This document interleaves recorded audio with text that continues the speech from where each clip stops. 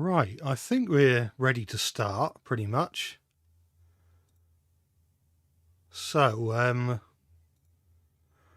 for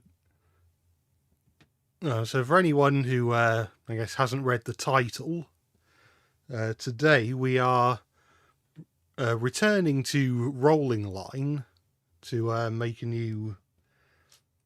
another map.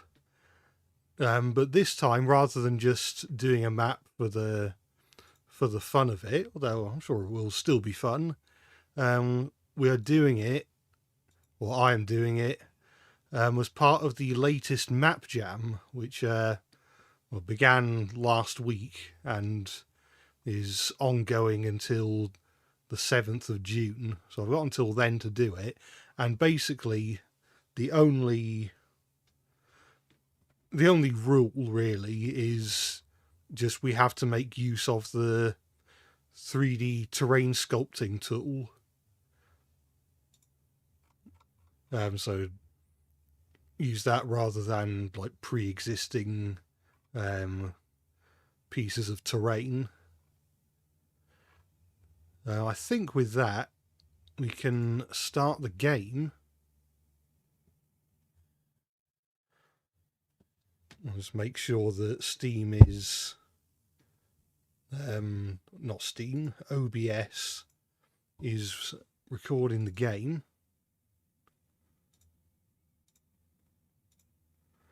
There we are.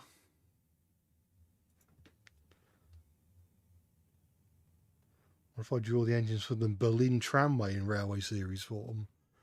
Well, who knows? Maybe if I can find an excuse to draw them, then quite possibly we can do something like that. I might actually, because on my end this is a bit loud. Mind you, it says it's only at. Well, mind you, the ambience is louder in the main menu, isn't it? I think.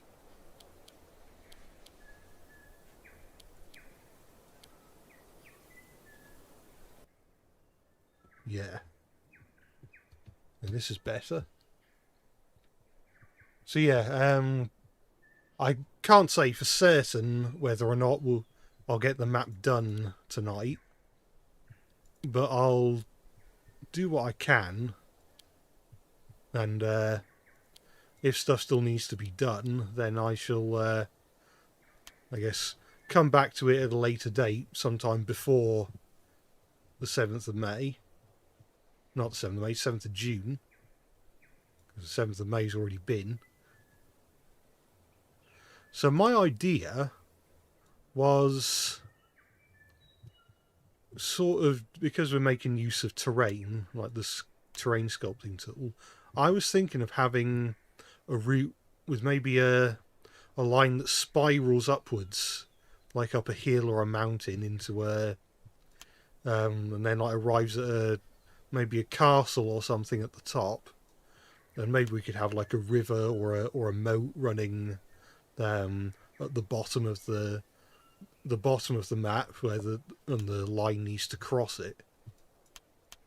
But I'm going to start by placing a bunch of squares.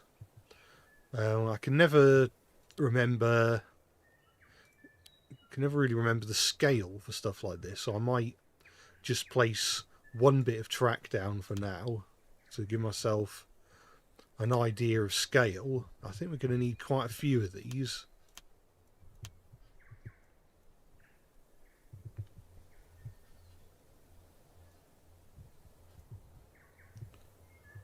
Press the arrows to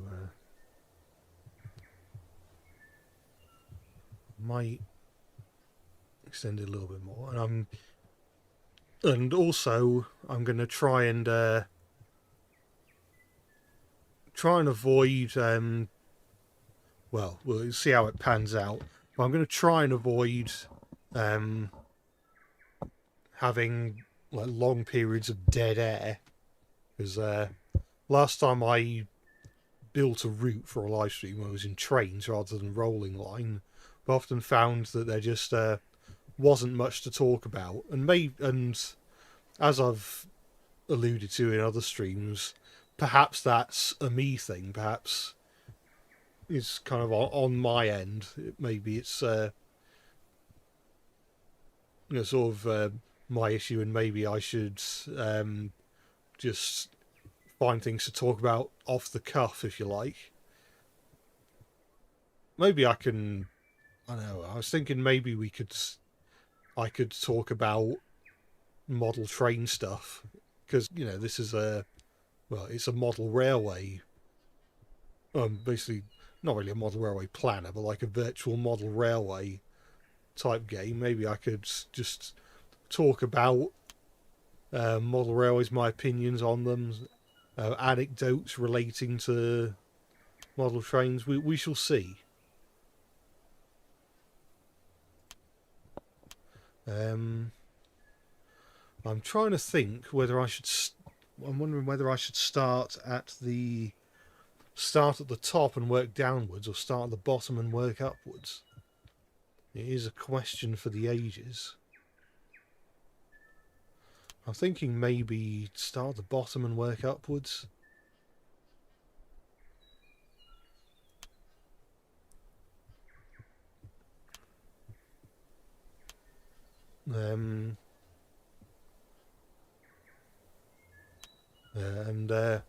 I think what I'm going to do is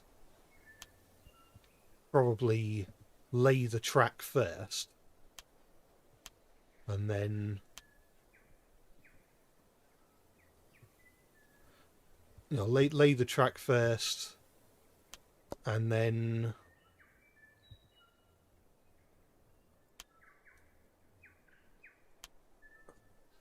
lay the track first, and then figure out the terrain and scenery afterwards.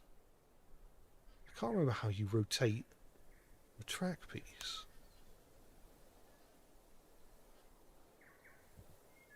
Surely... No, that's not going to work.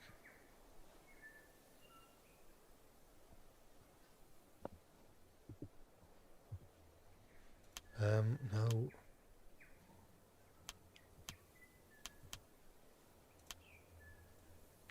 I mean, I did it in the last rolling line stream. Not sure why I've completely forgotten.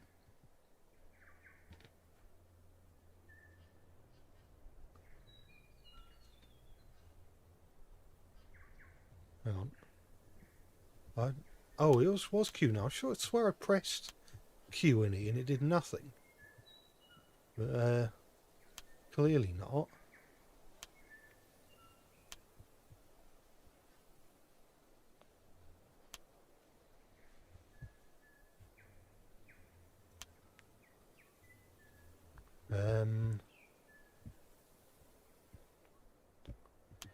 Actually, somewhere on the bottom we want I'd say we probably want a run-around loop of some description.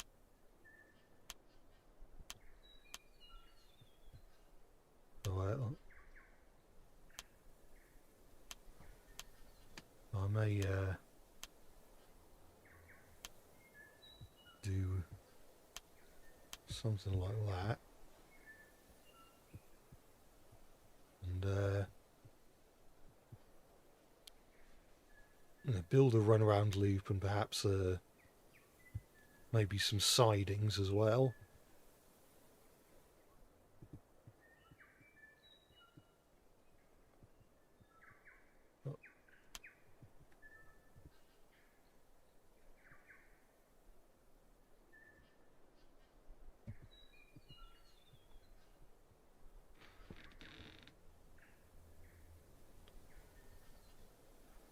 So,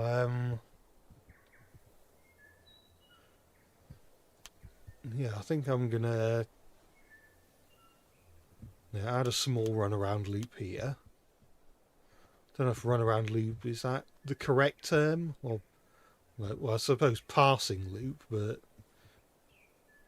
I mean, effectively a passing loop and a runaround loop are the same thing, but but I guess they sort of serve different functions, because one is for one train to pass another one going the other way, and the other is for an engine to run round its train.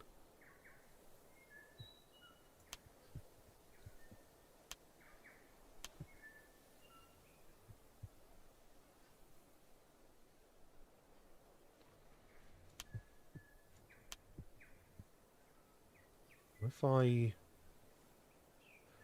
have the track begin to climb around here,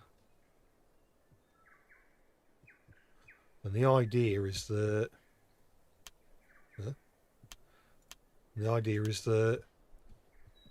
well, the track will sort of spiral further inwards, and gradually get higher and higher. I don't know whether I've made this, well, still made this baseboard too small, but we shall, well, we'll find out when we find out, I guess.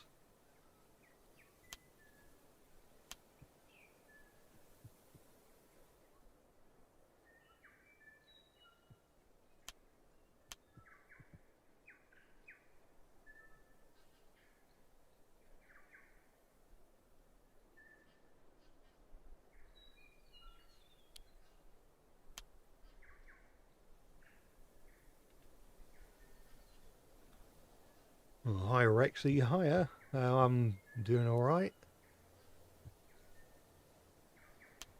Oh, I keep pressing R when I mean to press Q.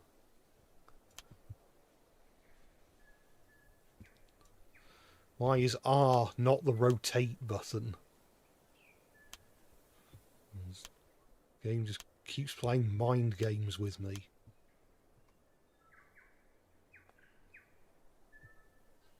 Yeah, to be honest, I get the feeling that I probably will have to enlarge this baseboard, because I honestly don't think that this is going to be large enough. Probably just extend it this way.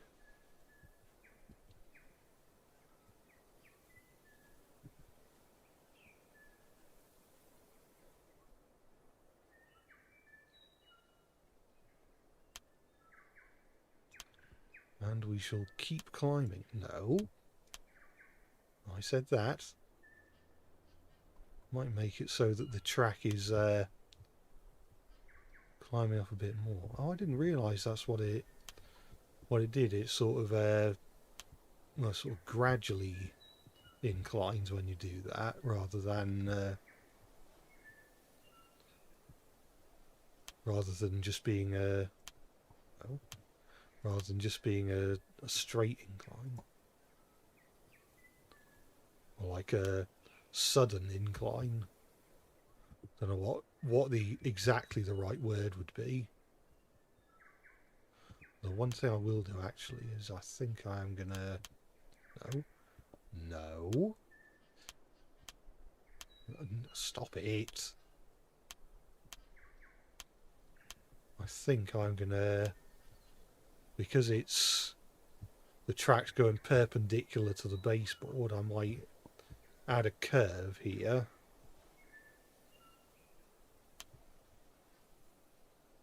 Down. And then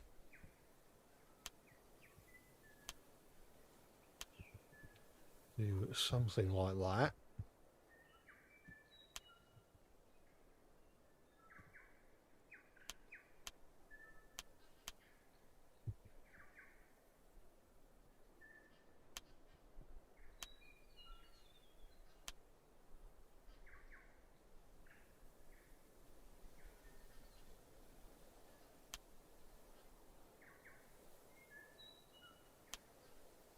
And I could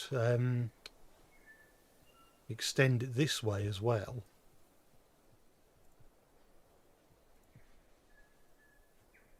Right, now this Oh, now this magazine stand is a bit hard to get to, but oh well. Yeah, then I could, well,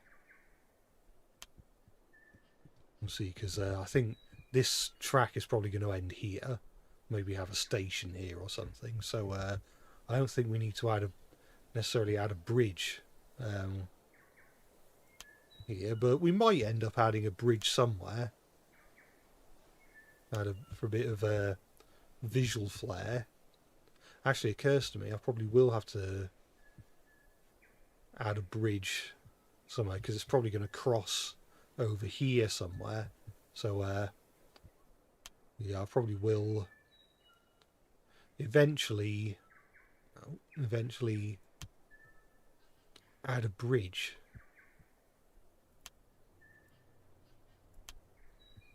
I think I want the track to start curving.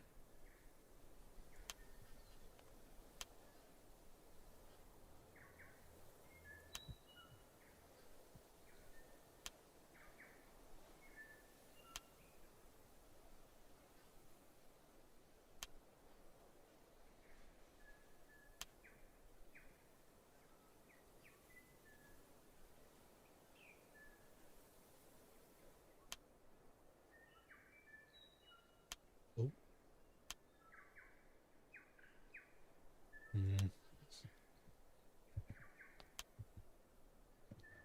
I don't know where my Arthur rotate muscle memory is coming from. Possibly Blender. Speaking of Blender,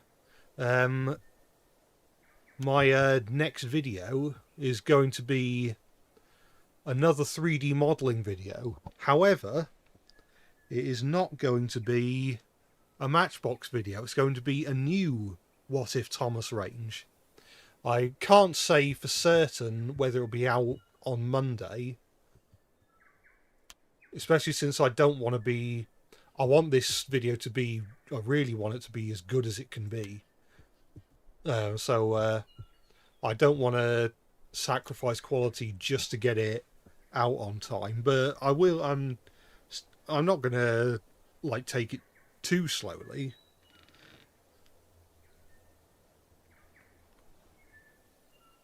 Where does Rolling Lines Route Builder rank compared to other games and sims?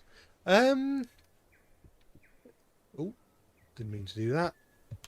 Oh, well, what have I done? Right.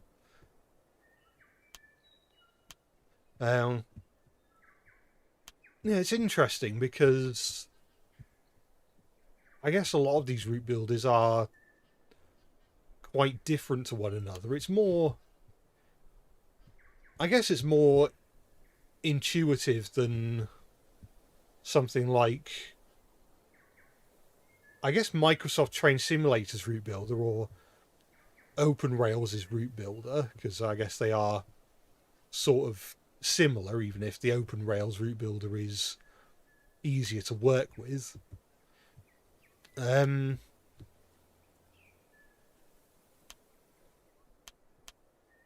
think Microsoft Train Simulator's route builder is probably the one that's easiest to compare this to, because both of them use, I guess, predetermined track pieces as opposed to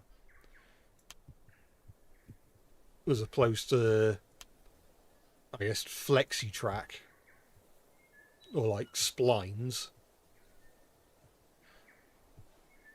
But this is, like I said, more intuitive. There's like if you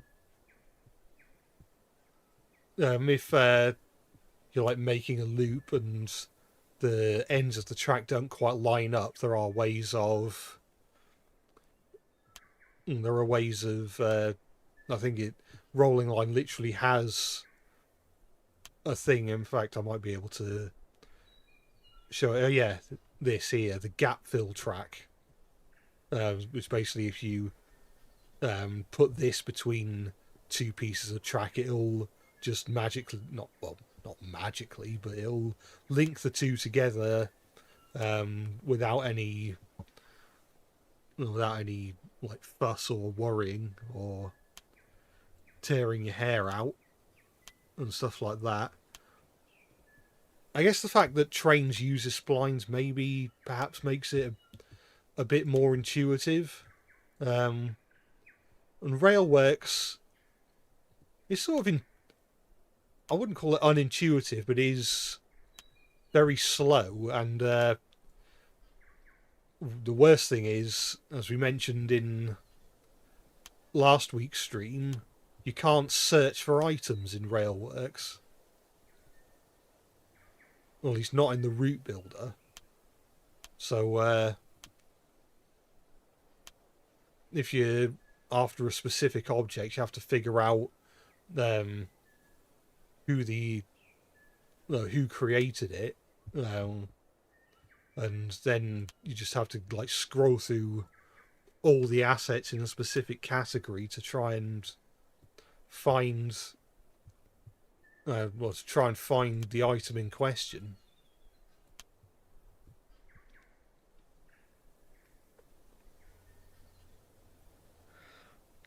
A new video of a new Thomas range made in Blender, perhaps a tin plate Thomas. It's not a tin plate Thomas range. Perhaps I will revisit that subject, because I did something like that for one of the Audrey diorama challenges a few years ago.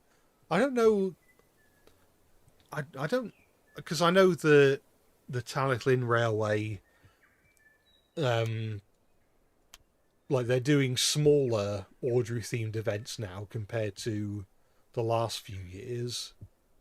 But I wonder if they're going to keep doing the Just Like Audrey challenge, because you'd think,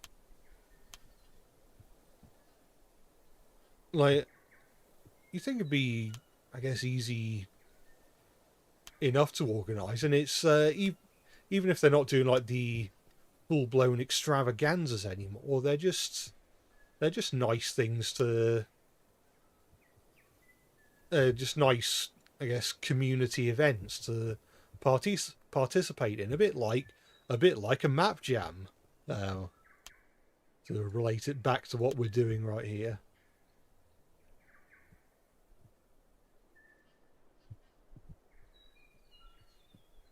I wonder whether I should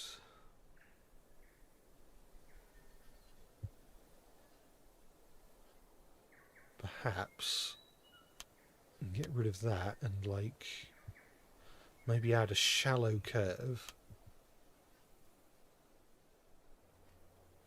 here, just so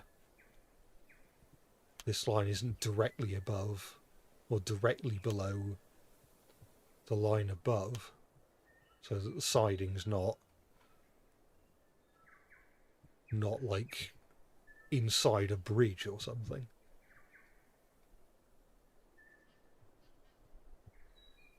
This might end up going all wrong, and I might have to restart all over again, but we shall see.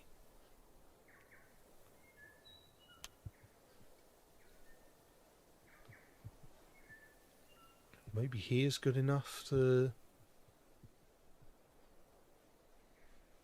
Now, the one thing is, I'm not entirely sure. And what I could do is put a bit of track here, go into edit mode, drag this bit of line up,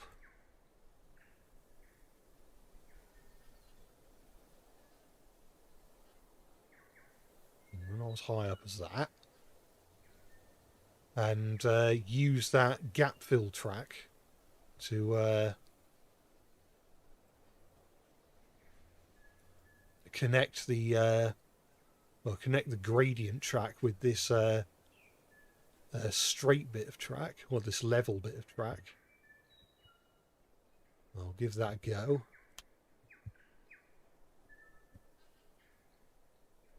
And then I could put like a... Why is it done like that? Why is it connected to the wrong end? What if I... That's better.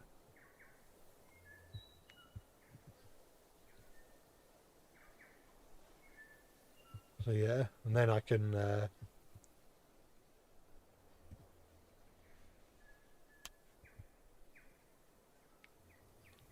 well, add a curve here or something, and maybe another run around loop. Oh,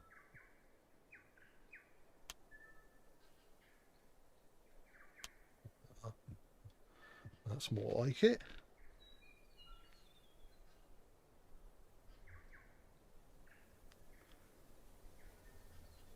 And found out some interesting info about the pre-production of Thomas the Magic Railroad recently. Before Diesel 10, the main villain was supposed to be Class 40 returning to Sodor for revenge. Oh, is that right? I did see an edit somebody made of Class 40 in Tidmouth Sheds in the scene where Mr. Conductor is cleaning James's nose, but they've replaced James with Class 40. Didn't know there was a semblance of truth to that particular edit. I just thought it was a funny post.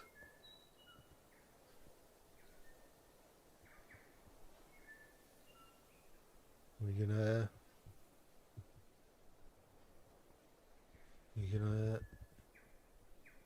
face the right way.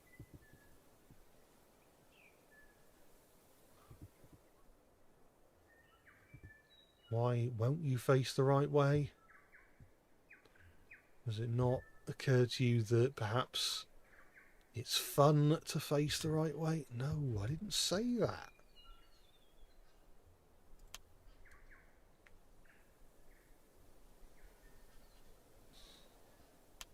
Maybe I have to build ground underneath in order for it to do as it's told.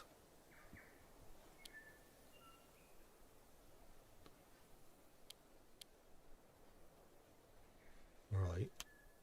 So here we're gonna select this, or select the match track option.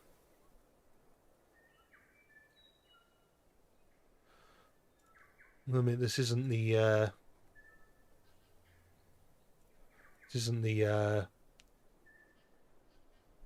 the finest tool in the world. When I say finest, I don't mean fine as in like fine as in all right. I mean, oops. I mean fine as in sort of well, fine as in fine, I guess. Fine as in like finely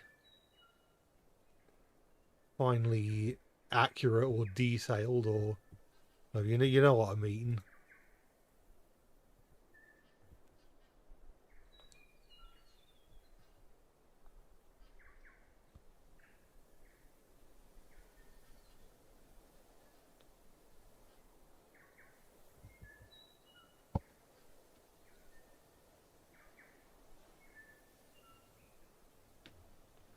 I like how me and the Unlucky Tug made Spencer a non-Silver Jubilee A4 instead of an actual one. Now, I just thought it'd make things a bit more interesting. I heard that Kingfisher was... There were plans to preserve Kingfisher, but I think it was like... Was it cracked frames or something that meant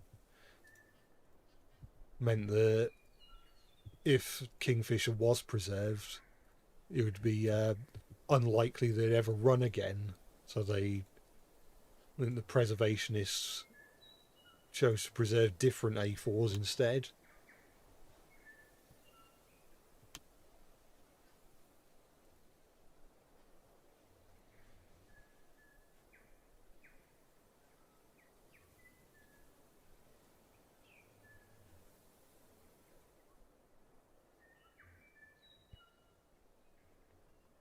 What I might do is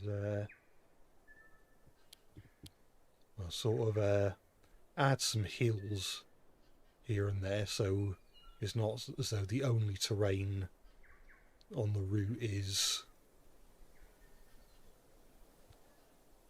the stuff directly underneath the track.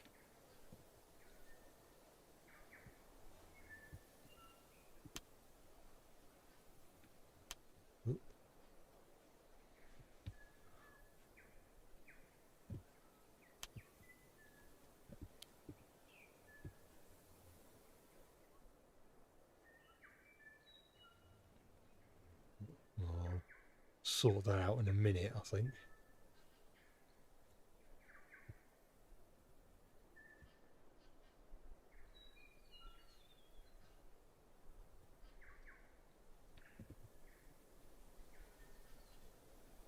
And add some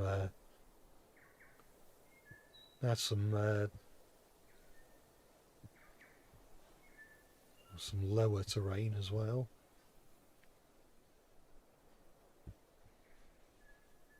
And now I can get back to matching the track.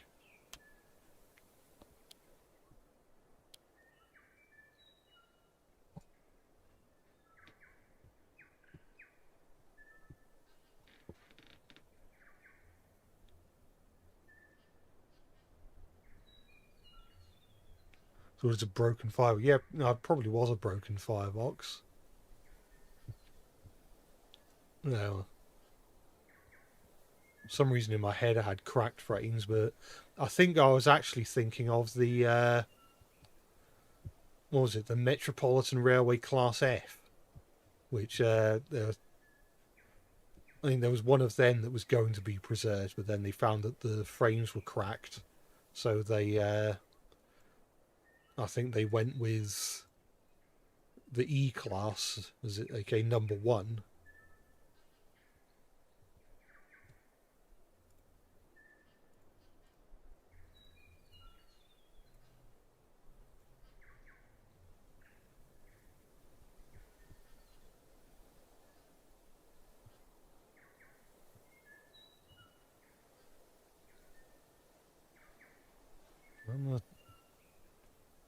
It's slightly irritating, the fact that if the track is underneath the terrain, then you can't select it. Also, if you're too far away from the track, you can't select it, apparently. Actually, it's not even if the track is underneath the terrain, it's if the ballast is underneath the terrain.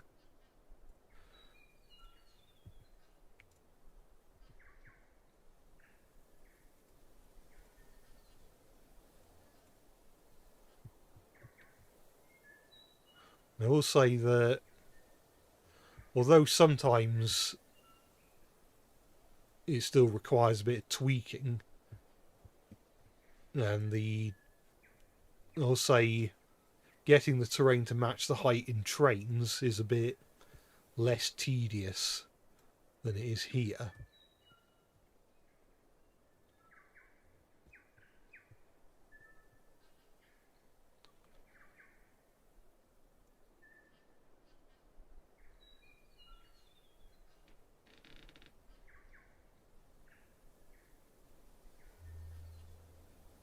Seen Railway Series Diesel 10 edits where they just recolor spam can. Yeah, I think that was brought up in another stream as well. It was basically just making Ertl Diesel 10 canon to the Railway Series. I wanted to keep him as a warship when I did my version. Hence why he is a warship in my version.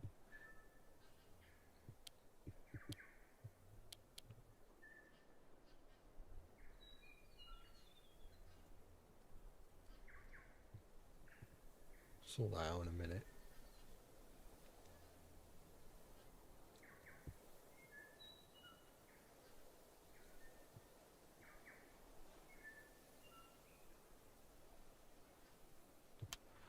It's a bit annoying that you can't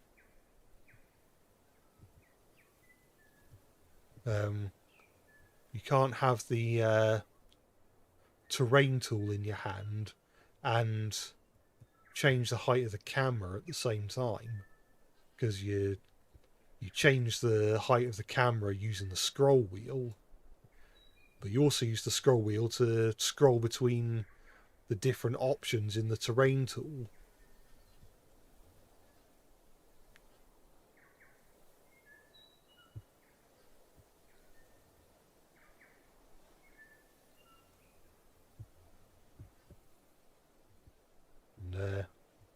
And I think we're going to have a bridge here.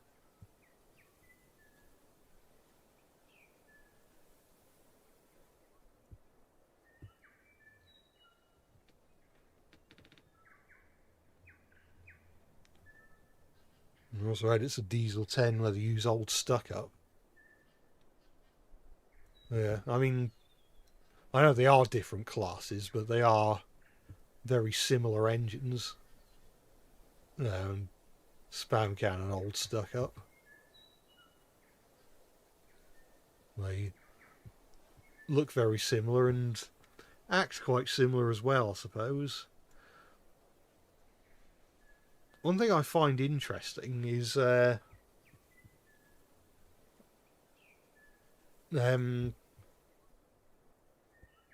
fact that old stuck-up is like, I'm not sharing a shed with steamies. I want, because I'm ultra modern, and it's like, which is a bit strange when you consider the fact that James and the Diesel engines is set around the time that the Class 40s were in the process of being withdrawn. So I don't know if old stuck-up is just meant to be, is meant to just have no self-awareness, or what.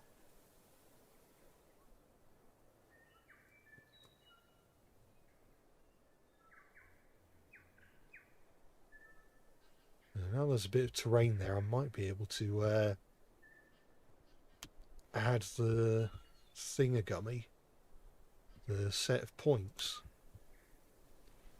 without it facing the wrong way. Ha.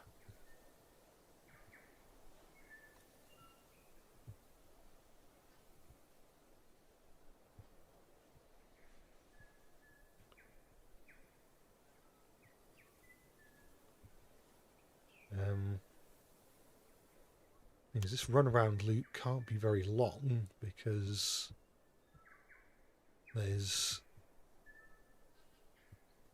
track underneath. Well, there's track almost underneath.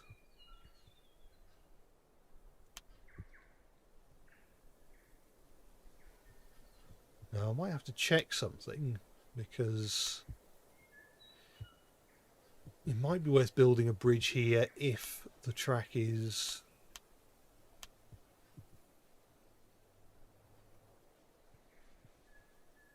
something. If the track is if there's enough clearance.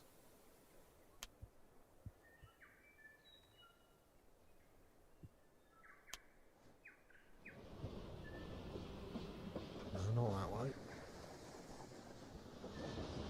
Oh, and there's not a huge amount of clearance. There is some. Oh yeah, and because rolling line actually has physics to some extent, if you place a car or a piece of rolling stock on a gradient, then it will be affected by it. Oops.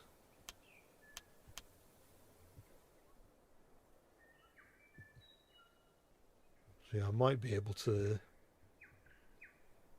do something, although I might have to add yet more tables.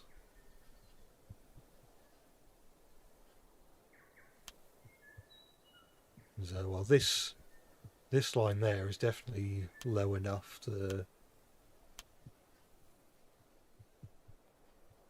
low enough to be part of a bridge.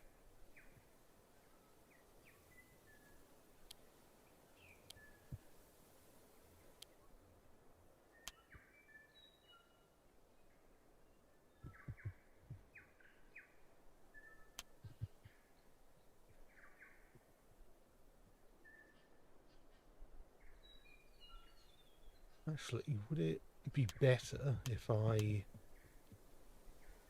made this a curved track instead?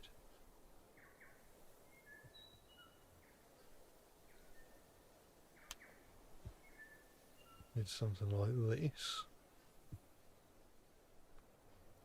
Well, why is...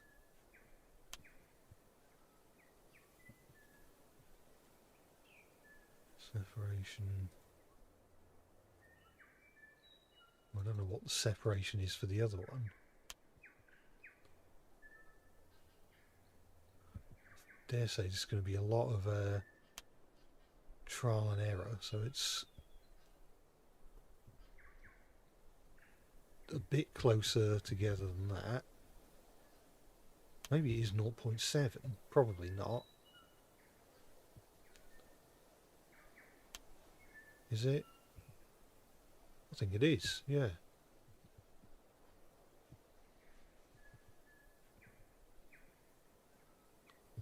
That's the other one, isn't it? This one.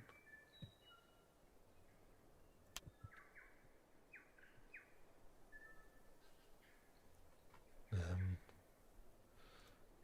dare say I'm going to have to add yet more.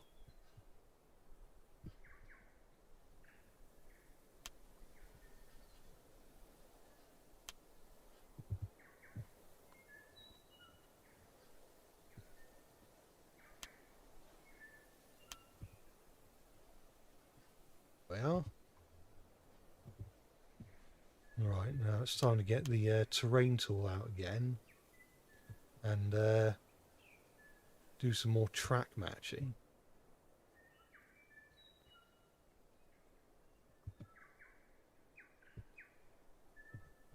We're not there.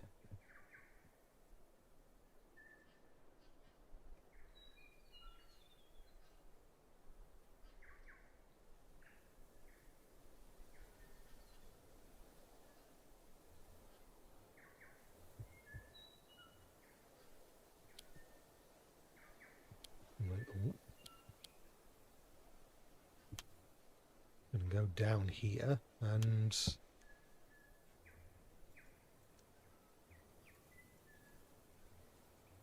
match that track.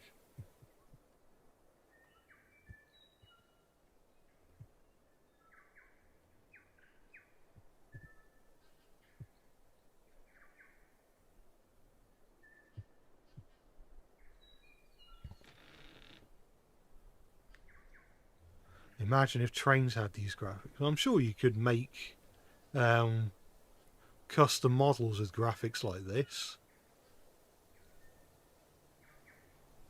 Well, maybe not mods to get the handheld tools into the game, not functioning anyway.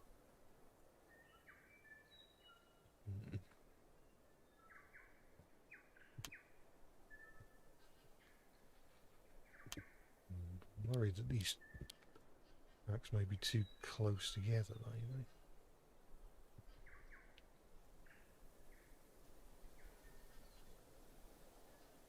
Now, I think we're all right for the time being.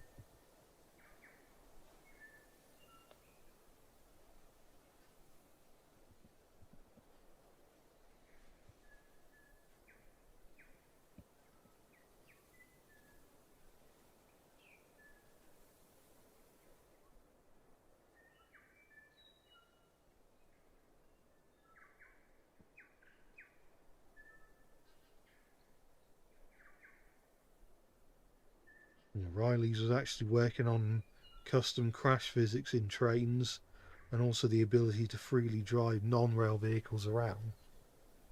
That's interesting. I don't know if the project if that project is still ongoing. It'd be cool to see. I'm certainly not going to say no to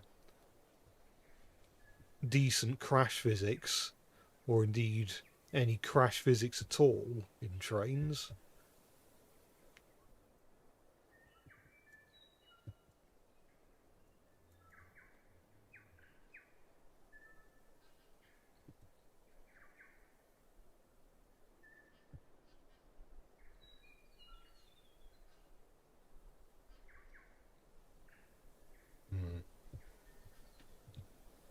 That's annoying. So that... I don't really want that to be a bridge. I wonder if I...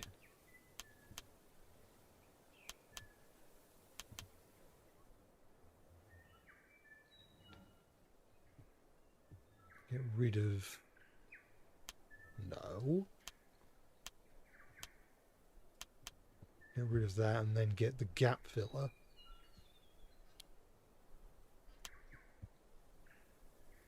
Can I make this curve tighter?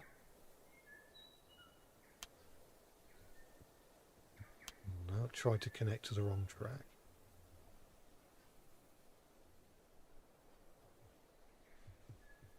It still tried to connect to the wrong track.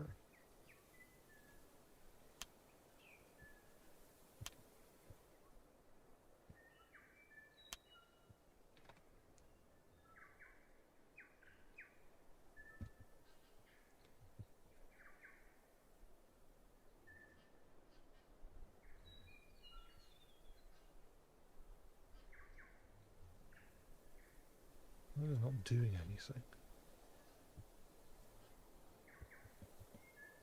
Connect to this.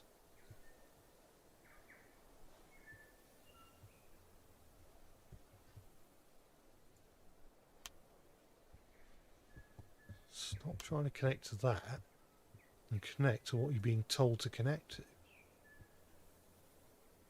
No, hang on, E.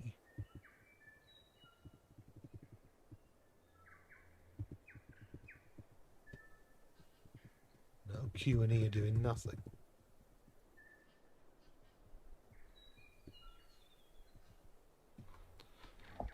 I fear I may have to start from the beginnings. I think I may have screwed this up.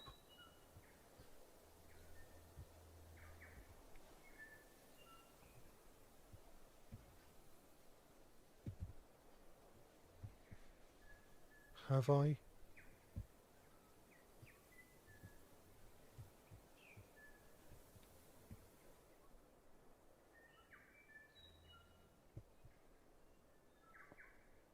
Not you. Stop it.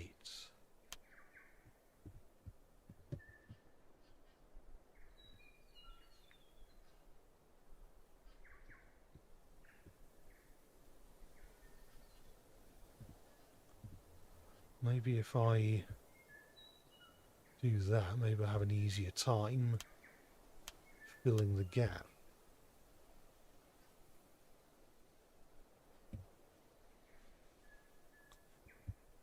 Well, it's still nothing. No, now it doesn't want to connect to anything.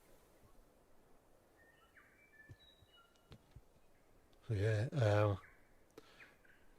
tragically, I think I'm going to have to restart because I think I've ruined that one.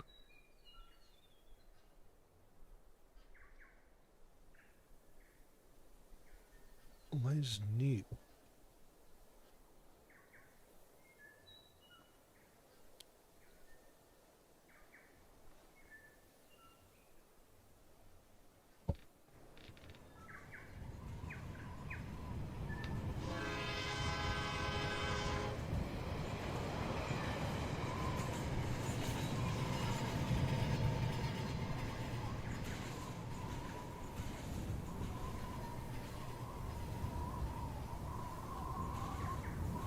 Remember Top Casfat? Yeah, I remember I remember his work.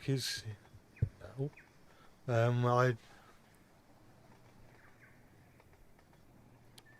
remember Top Kazfat because he was one of the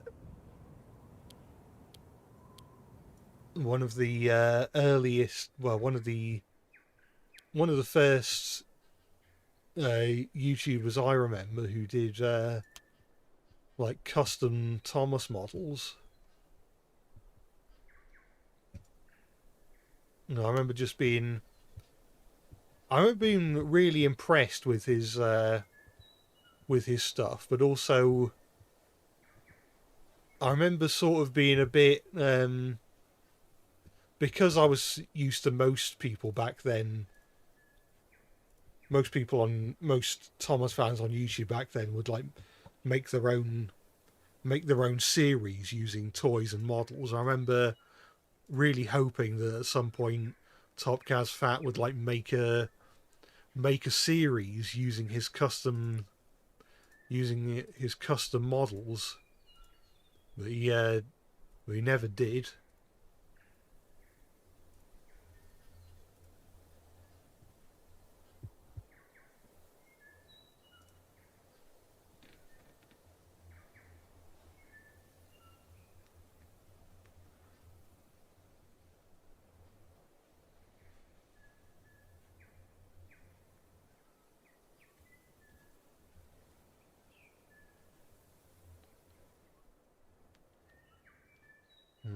Have I seen Ben 10 Life's custom Lionel G-scale models of Edward, Toby, Percy, and other pieces of Northwestern Railway rolling stock? I'm sure I've definitely seen a Lionel G-scale Percy custom. I don't know if it was his.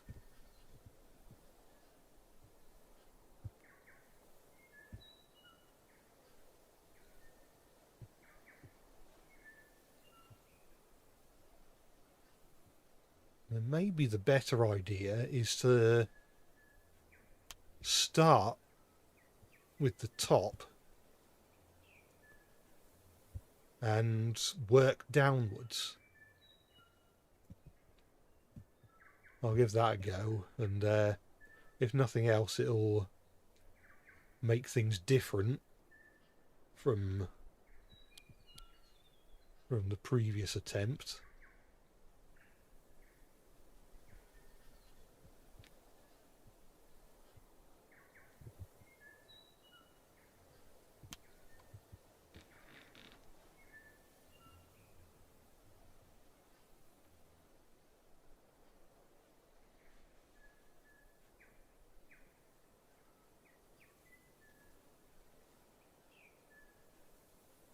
Well, can't I just undo the sets? Well, I could have done, but I think I was more... it was more... I was getting the feeling that it may have been something of a lost cause. Because it would mean having to change entire bits of track and the terrain.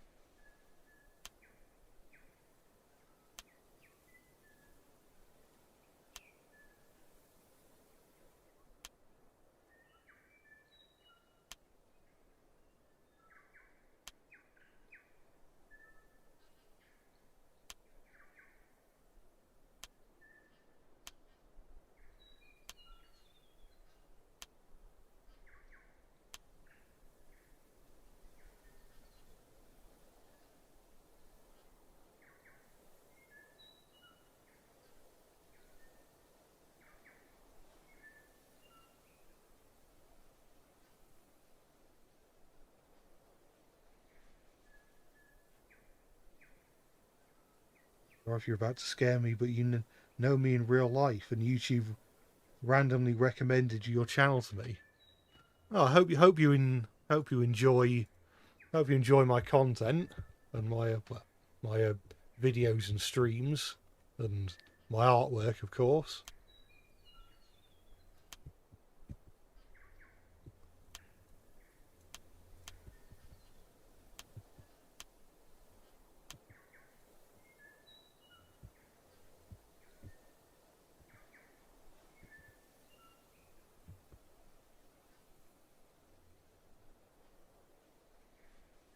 I may remove some of them as I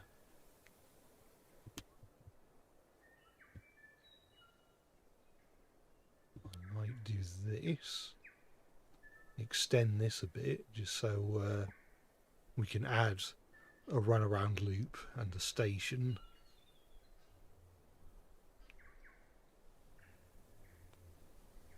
I dare say I'll probably mean having to extend these even more.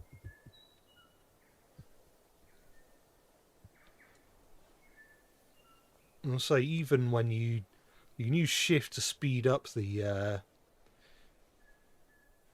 process of well, lifting the terrain, but it's still not the quickest thing in the world.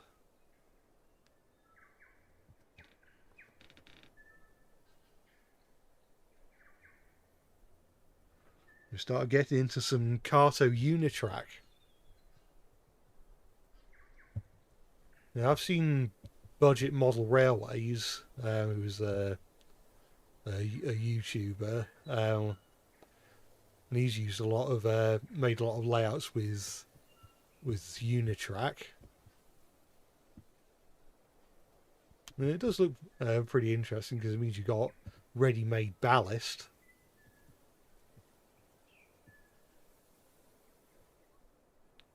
Oh, that's a bit of a worry. I've going to block the draw.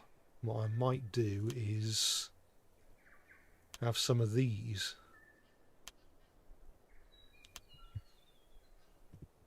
Now it looks like someone's taken a bite out of it. Well, what I could do, something would probably be even better, is use these.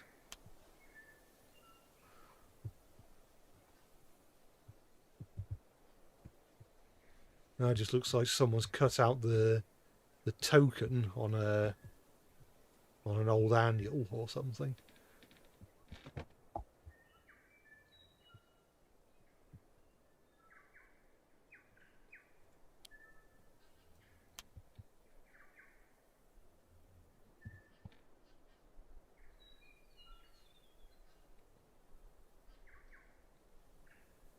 And the Marklin engine feels like an anomaly in Thomas. Is it? Yeah, it does seem like a bit of a strange. Well, not.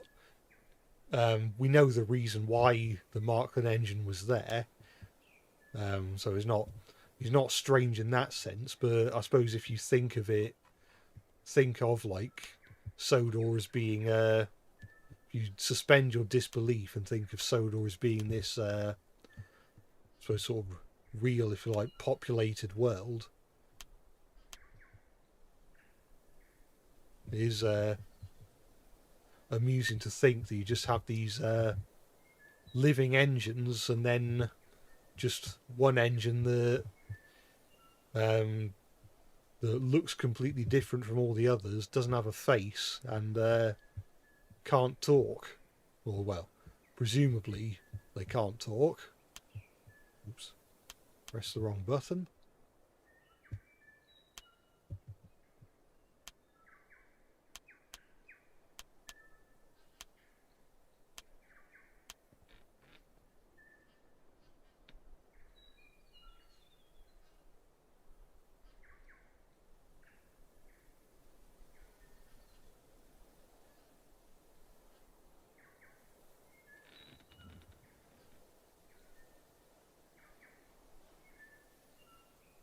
And 3 characters named James and are involved with Red. Calamity James from the Beano, the Mouse from Gregory Horror Show, and James the Red Engine. What's Gregory Horror Show? I'll have to very quickly look that up.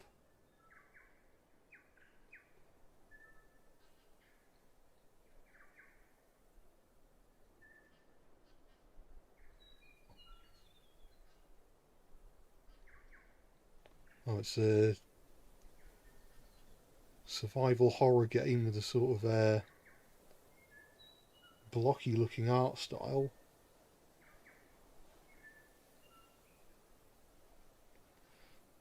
It's quite an interesting looking art style. I've somehow never come across this game. Well, maybe that's something to look into at a later date, although I don't know how many people would tune in if I wanted to stream it.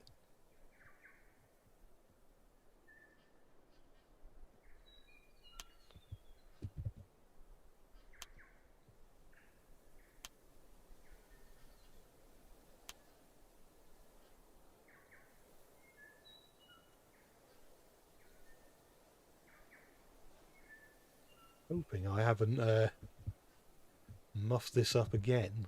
I will keep going until I know for certain that I have, but didn't want to do that. No, it's because the arrows from the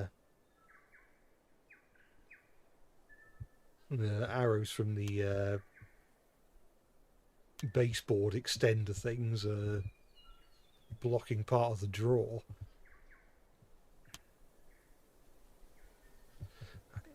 There isn't a way to like just select everything and move it, is there? I don't think so anyway. I could very quickly attempt to look up how to do something like that.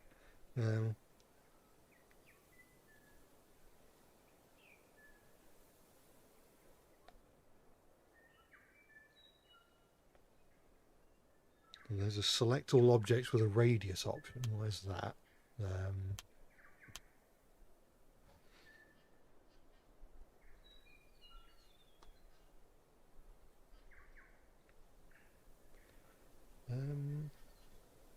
There's somewhere here is a bulk move tool. It's not either of them.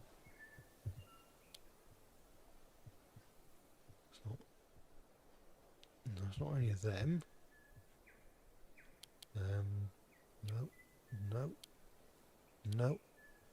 What are these? No. Bulk move tool. So, okay,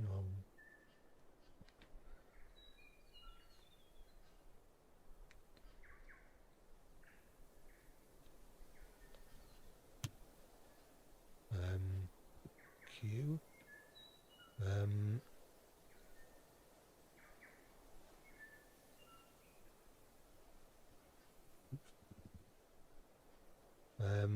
If I just put 50, then what?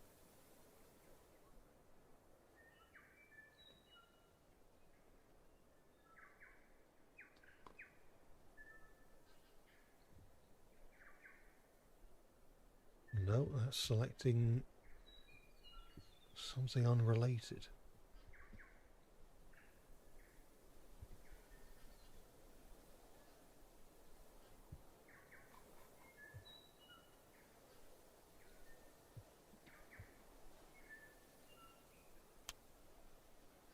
And I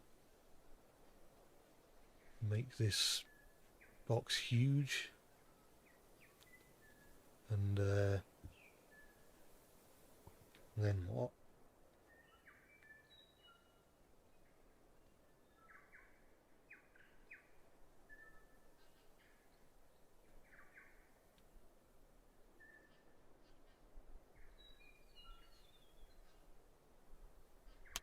No.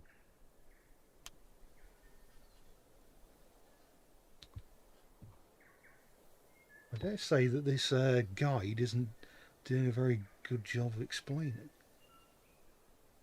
No, either that or I just can't read.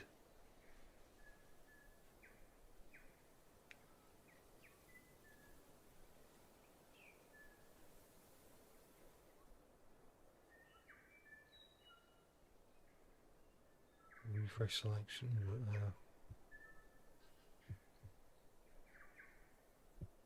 Okay. And then move.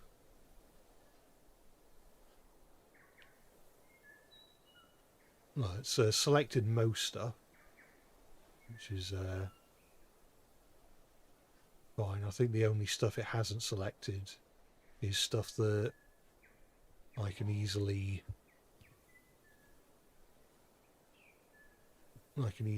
replace.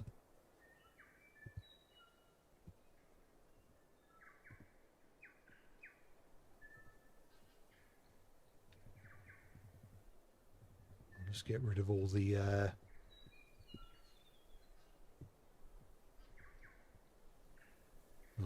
all the boards that didn't survive. Now, I'm not sure for certain whether I think that's all of them.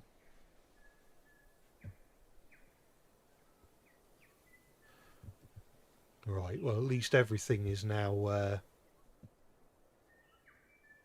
away from the drawers and the edges of the room.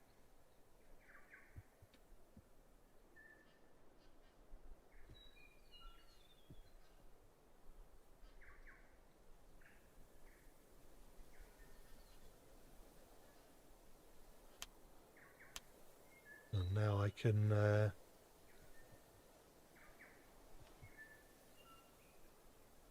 probably want to use the flatten tool.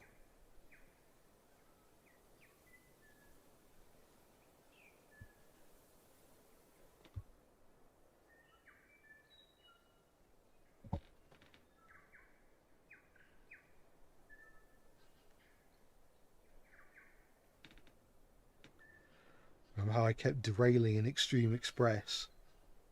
Oh, I should have used the new 2026 Trackmaster track. There you go. I have heard that it's that it can re-rail derailed rolling stock, which is pretty interesting, I think. It is a shame that, from the looks of things, the motorised engines seem very underpowered. And I don't know whether it's just a bad batch that's going around at the moment. But they all seem to be a bit slow and weak at the moment. I guess time will tell. I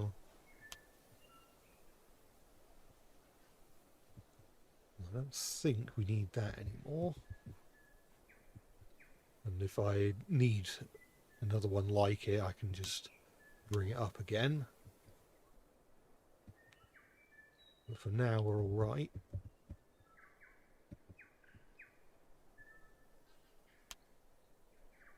I didn't want to select that. I want to select this.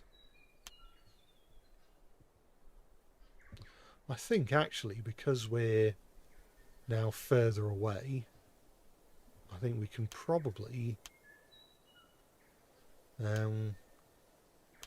afford to add some more full-on baseboards.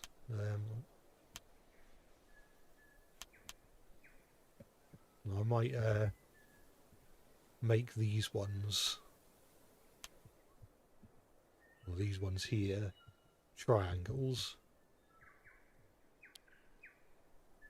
That's already in the right category. Yep. they are.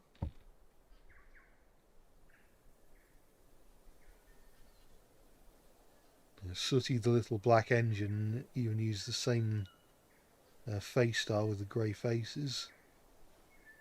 Yeah, I did hear about Sooty the Little Black Engine with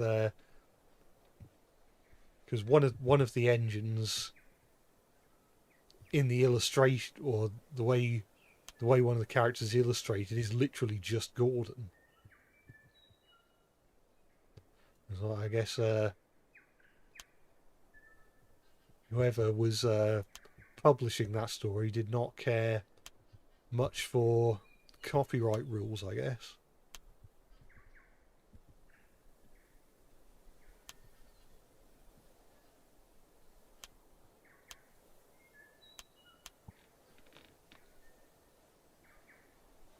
Do I think one day I'll draw Mortal Kombat characters as engines? I'm not sure. Maybe if I've really run out of ideas.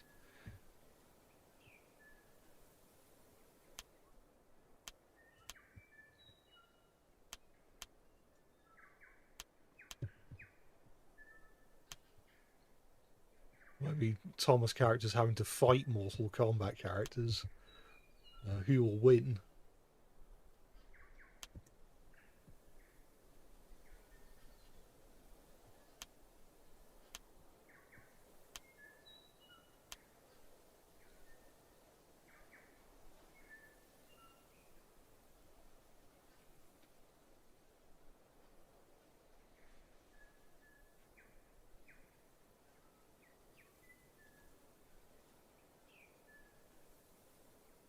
I've heard of Elva Sungeon. They're working on obtaining clean versions of the music from the original Thomas series by filtering to remove sound effects and stuff. No, haven't heard about them. I assume their name is a riff on Silver Engine, aka the high quality rip, or the channel who does high quality rips of Thomas music. Oh,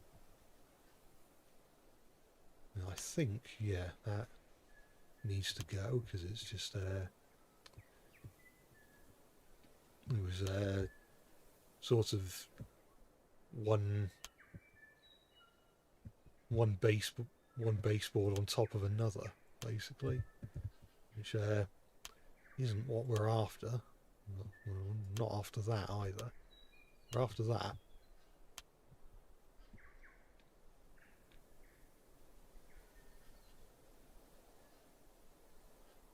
Yeah, it's based on Silver Engine, which is based on Silver Gunner. Yeah. And obviously I assume they're pronounced like that, even though the lowercase L's are actually capital I's.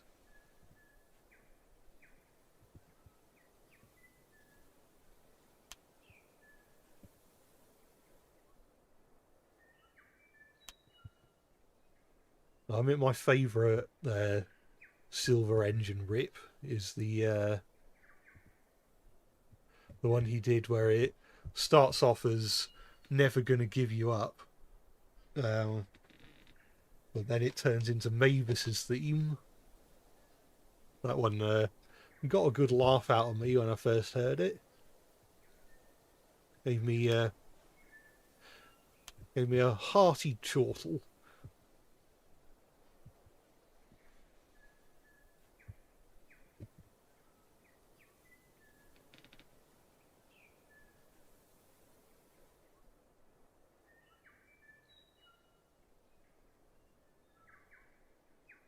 Sooty the Little Black Engine has the green engine whose face looks like Henry, but looks like a BR standard design. Yeah, I did know about that.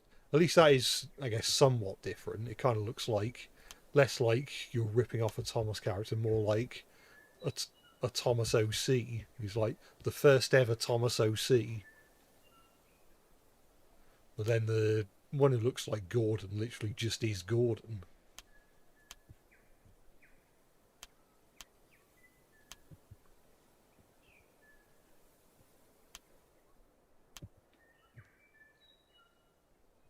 Yeah, this is working out better, I think. Well, I say that.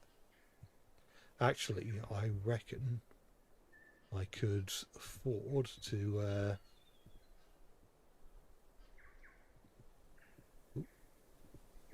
want to do that. Yeah, I think I would quite enjoy having more of a distance between these two lines.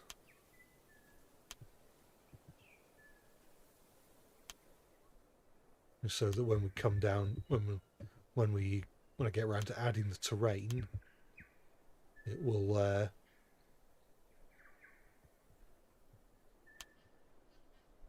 we won't run into the same problem as last time.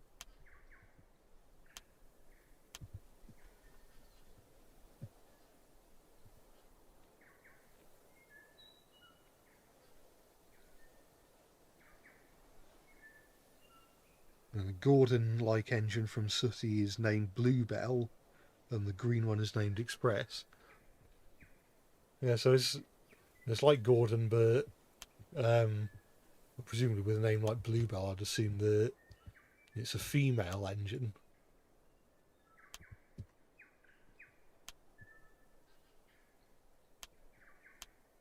Which I suppose that's one thing, because there were never any female steam engines in the Railway series.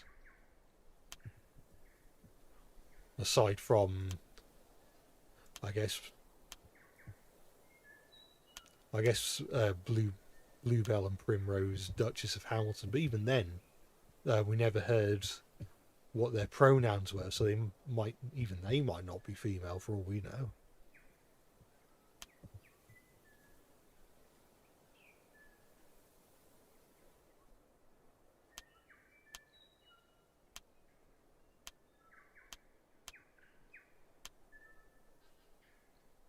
So what I'm going to do now is I'm going to add a bit of track here. Actually, I think I can afford to...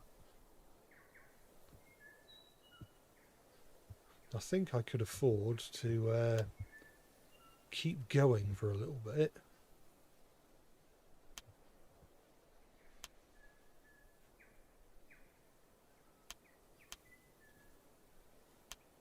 And then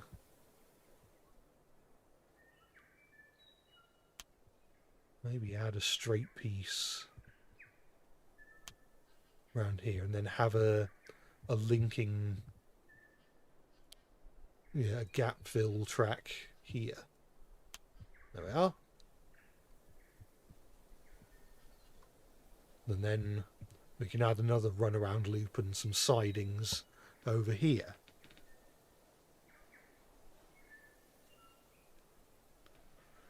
And Duchess of Hamilton doesn't have makeup or eyelashes. The face just looks male, though Duchess is usually female, so who knows. Yeah, I'm not sure.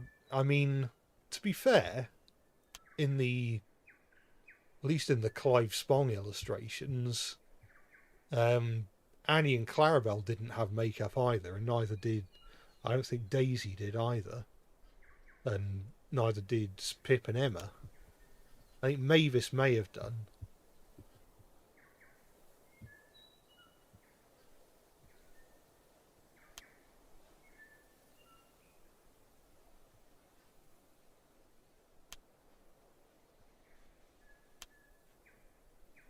Having a shallower curve around here. I'd have said so because that's what I've done.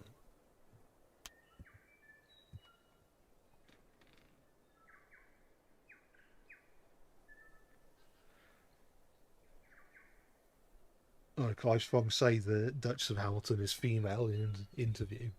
Alright, so we've got one confirmed female steam engine in the Railway series at least.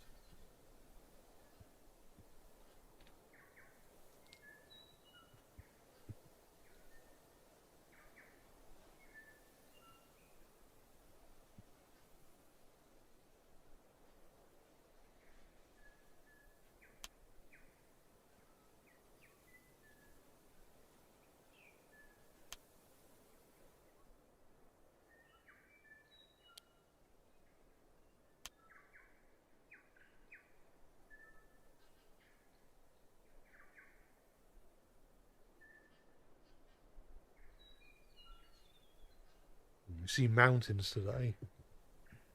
Yeah, we are. Yeah, there's going to be some definitely going to be some mountains in this route because it's all about making use of the terrain sculpting tools in rolling line.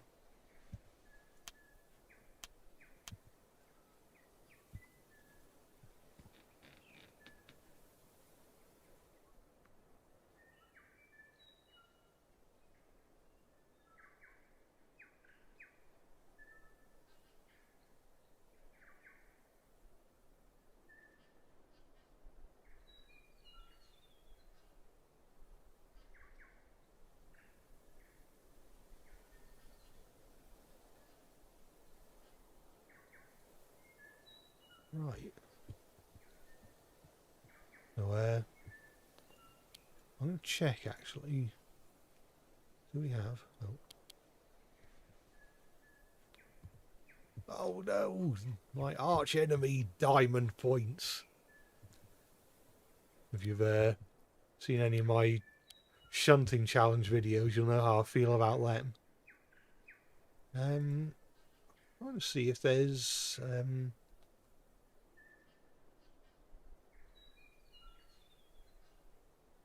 a way of having like a turnout. I'm trying to think how to describe it. Like 2 lines with a turnout or set of points connecting them. But I'm not seeing anything relating to it. Maybe there's a mod for it. Track styles. Well, these are track styles, aren't they? They're not pieces of track. They're just basically how you want a bit of track to look. So, yeah, I'm not sure how you do it. You thought there must surely be a way. Oh, mind you, here it says you use the group tool to combine track yourself. So what does that mean?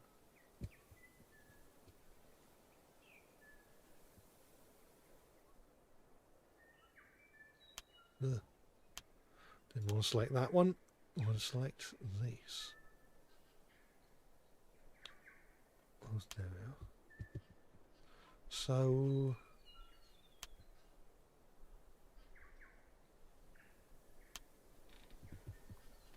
I'll have to figure out how to use the group tool.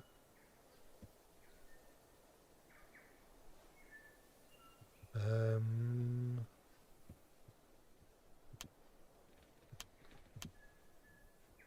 not sure if I get it. If I just, I don't know, put something like that there or somewhere, and then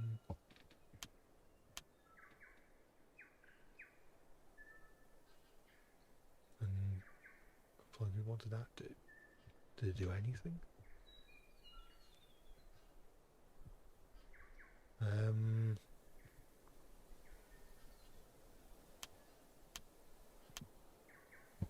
No, I think no.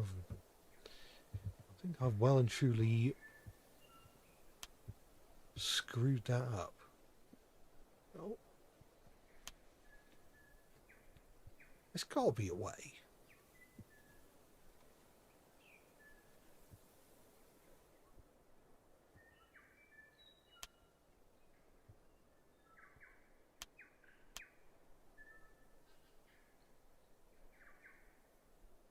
I don't know how you do it.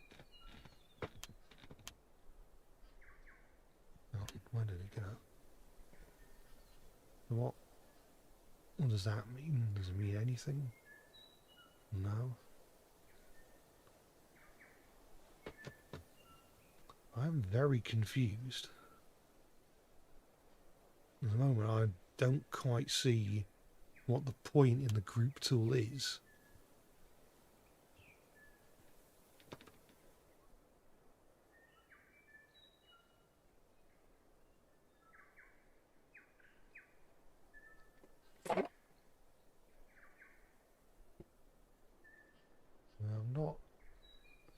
not really following through with this.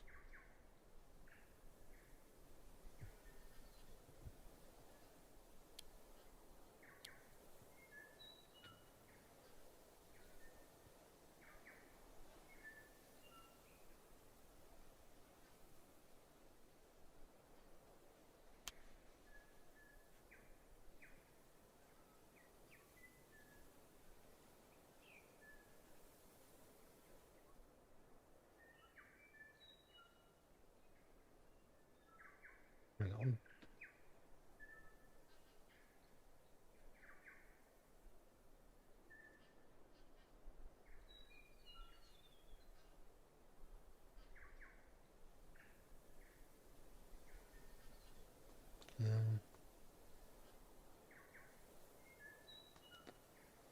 Again, I'm not exactly... again, this isn't the first time I've said this in a stream, but I hate how every tutorial now has to be a video. Let me, well, one, learn it at my own pace, and two, just make it as concise as you possibly can. Just say, press this button to do this. That doesn't need to be a video.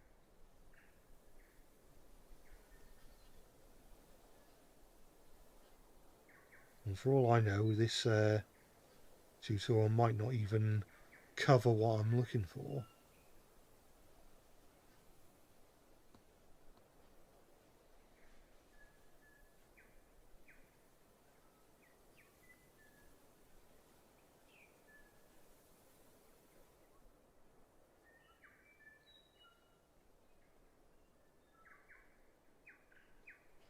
Now,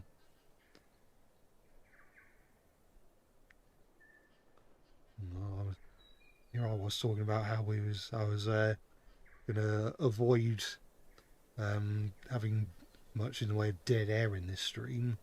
So I'm going to keep talking and to avoid having dead air in my video as much as I can.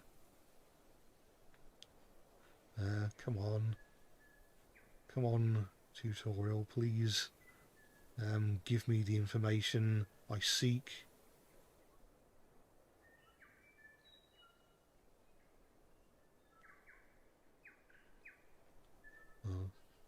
Not finding it so far. Oh, what's this? Is this? No.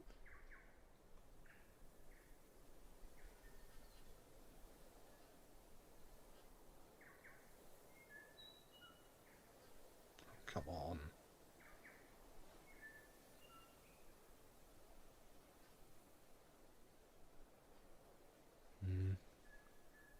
The chances of this tutorial having what I'm looking for are getting slimmer and slimmer the more I skim through the video. My thumb has been double tapping a lot. I'm still no closer to where I have to be in order to find the information that I'm after.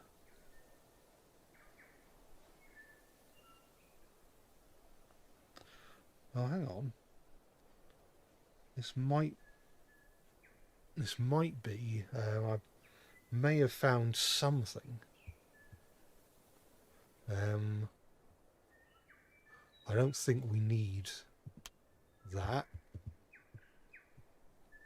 I think what I want to do is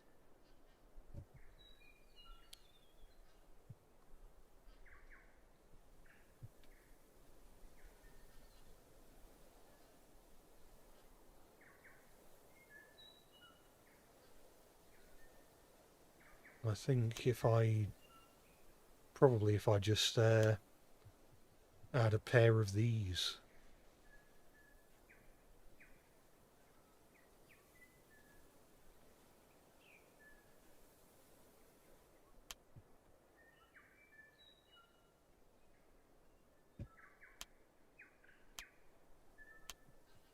Yeah, something like that. Well, to be fair, I partially blame myself because that seemed like a very obvious solution now that I think about it. So I apologise for wasting everyone's time. Have I experienced any Mandela effects regarding Thomas? For example, you thought George had a white roof like in his merchandise. He actually has a black roof in the TV series. Yeah, I think I probably thought the same because we don't really see many aerial shots of George in the TV series, and the Ursel George at least had a white roof. I'm trying to think. Thing is, the Mandela effect. Mandela effect specifically refers to like collective false memory rather than just any old false memory. Uh, I'm trying to think if I have any like specific like or like personal false memories regarding Thomas because I'm sure I have some of them. I think I seem to remember I once thought that in Paint Pots and Queens, Thomas asks the Fat Controller if Gordon can pull coaches again, like he does in the book, whereas in the TV episode he never gets the chance to say it. But I could have sworn when I first saw the episode he did ask if Gordon could pull coaches again, but I'm guessing I probably got it mixed up with The Trouble with Mud, where he does ask if Gordon can pull coaches again at the end of the episode.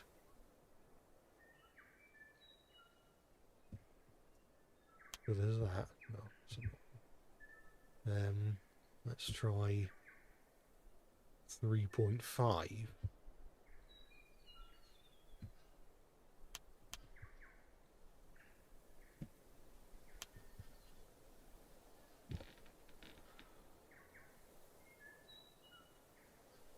You could have sworn Thomas's anthem had one verse before the main chorus. I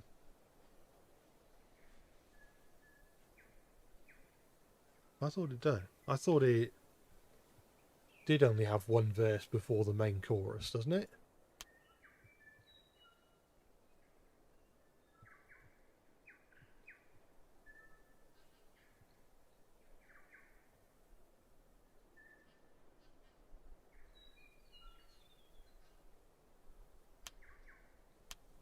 I'm trying to think what. Yeah,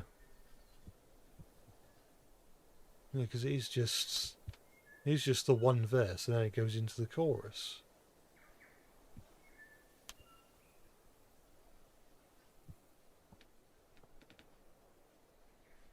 Oh, you meant one more there?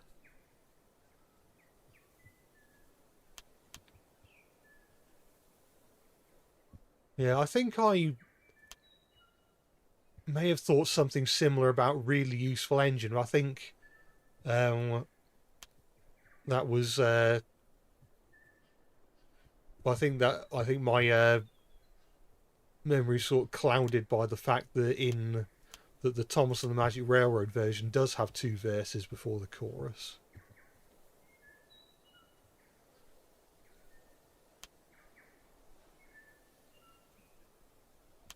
Oh, I pressed the wrong button again.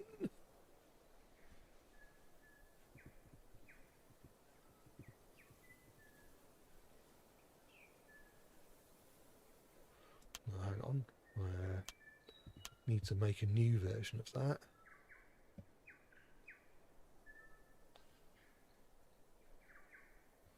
Oh, and it's reset. Brilliant. I'm really glad it did that. I don't remember what the dimensions were.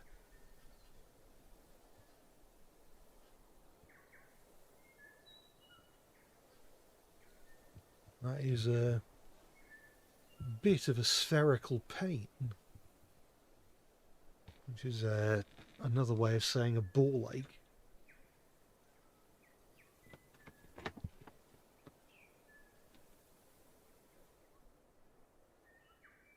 You saw an edit of the scene from Paint Pots and Queens where someone asks, or where someone made an edit where Thomas asks the Fat Controller if Gordon can pull coaches again.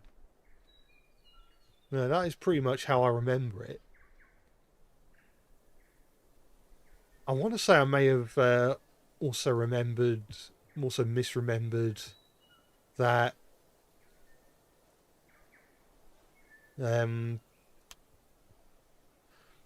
I want to say I may have misremembered that Oliver helps Thomas out with the coaches in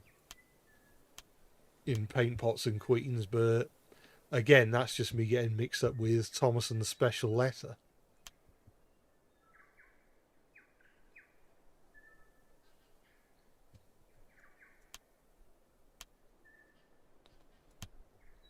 That's not long enough.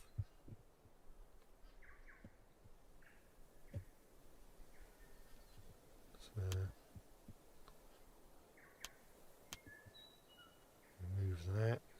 Now, can I change to that? Will it help?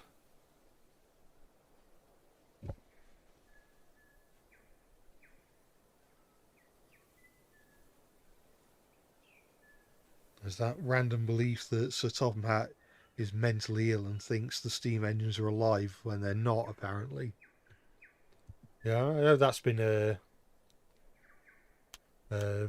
sort of running joke in certain circles for a while.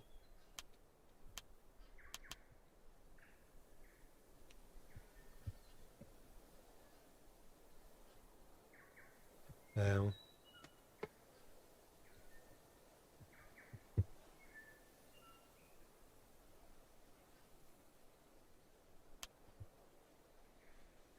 let's try this.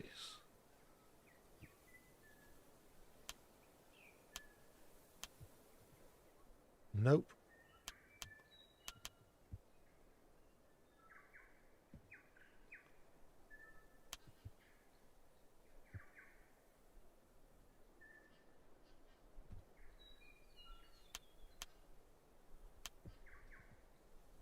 No.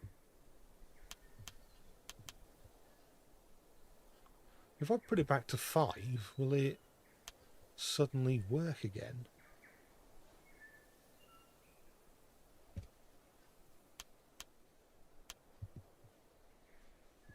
Oh no, 5 is still too long. Let's try 4.8.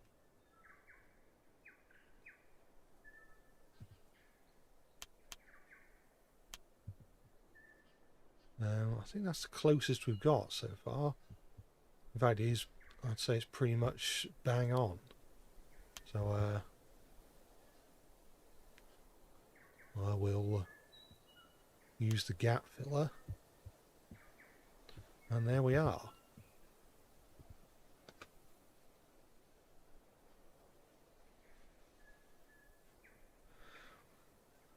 And for years you thought Stepney's name was Stephanie, despite his name being printed on his tanks. Yeah, I suppose it's because Stephanie is a somewhat common name, whereas Stepney isn't.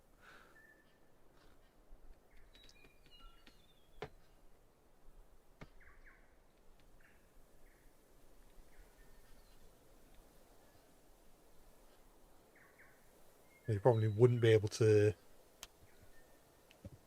guess that someone's name was Stepney if you couldn't read the name or something.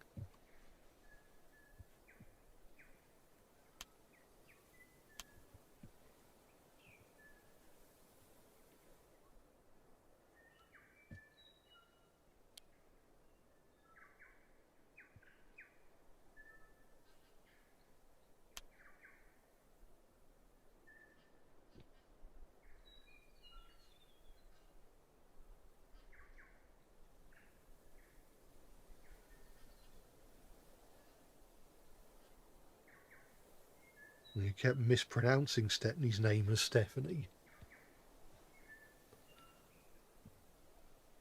You know, I sometimes have misinterpretations as a kid. I know I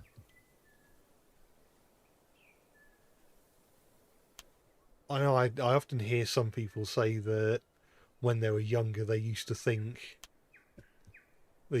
certain Thomas characters were female when they're actually male. Like for some reason I hear a lot of people saying they used to think Edward was female, which I guess is a interesting coincidence when you consider the fact that in the American dub they were literally going to make him female, and then they changed their mind.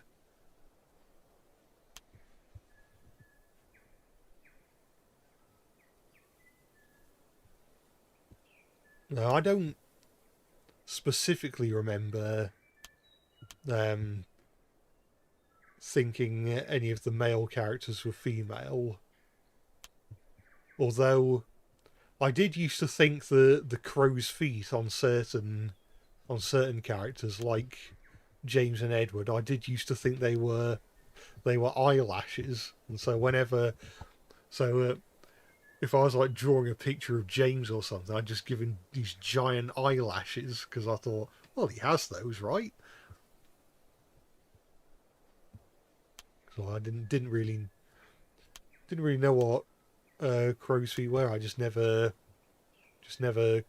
caught on to the fact that people have them in real life.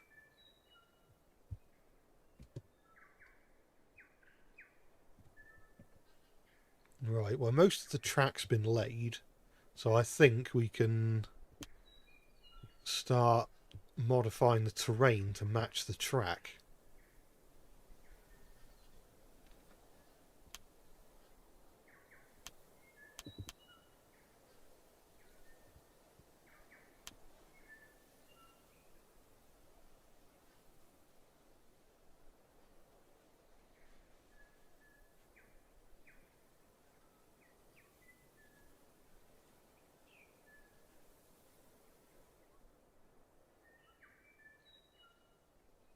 I think or changing Audrey's first character seems a bit disrespectful. You know, like, perhaps that's the reason they decided not to go along with it. Like one of the reasons, perhaps.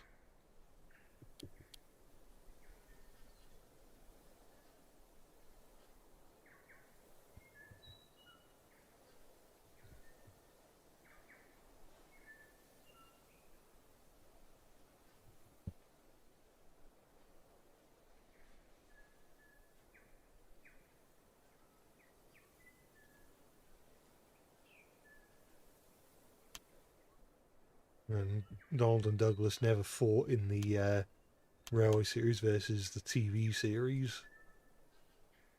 And I think it was all right in Twin Trouble because it, I guess it was part of the plot that Donald and Douglas, that this is like not a common thing, and that they had to learn to patch things up. But I thought it was a bit of a shame in the CGI series that arguing just became Donald and Douglas's thing. Like we already have Bill and Ben. We don't need Donald and Douglas to be bickering and squabbling as well.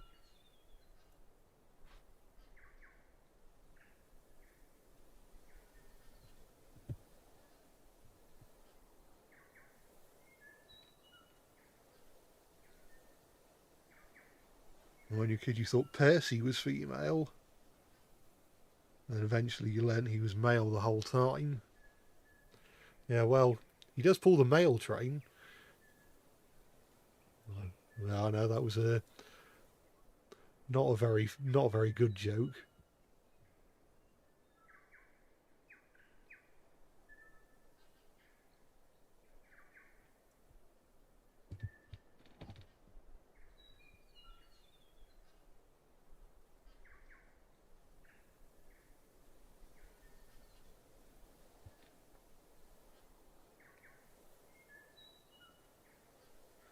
Never really watched the CGI series. Was that what happened to Donald and Douglas? That's sad. Yeah. I mean, they didn't. Donald and Douglas weren't super prominent in the CGI series, but I think it was in Emily in the Middle and Love Me Tender, which I think were the two episodes that Donald and Douglas really played a major part in the CGI series. Their sort of the two of them bickering was just their kind of their shtick. I swear I remember. I never hear anyone talk about this.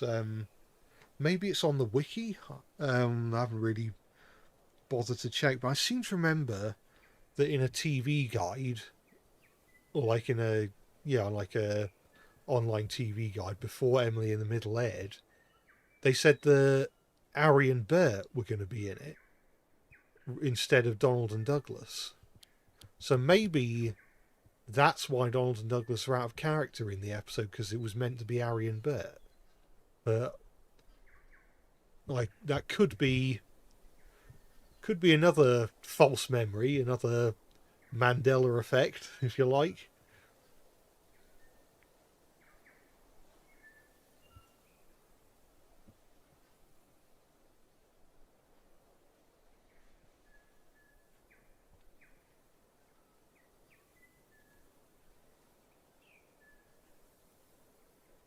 Once a person posted a screenshot of Train saying person was pulling the email. He also posted a screenshot of Thomas and Annie and Clarabelle, so I said Thomas is pulling the female.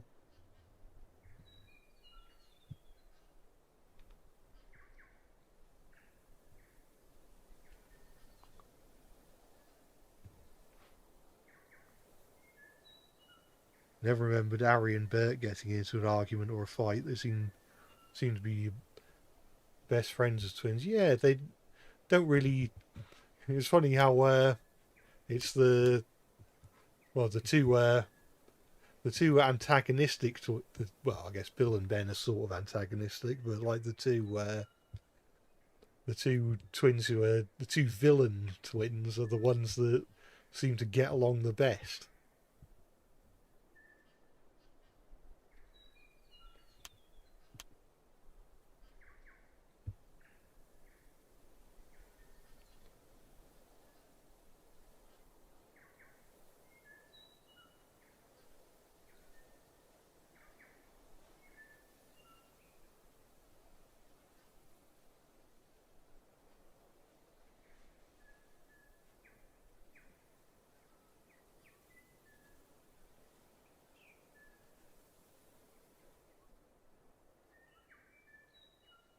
Harry and Bert always seem like a single entity.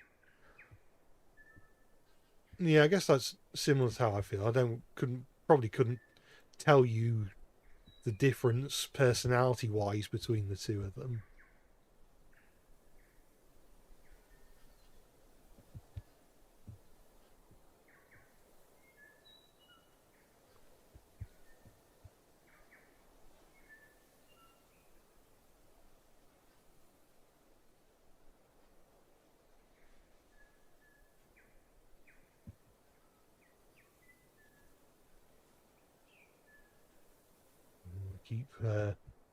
Keep using the scroll wheel to move the camera up and down. I keep forgetting that's I can't do that when I'm holding the sculpting tool.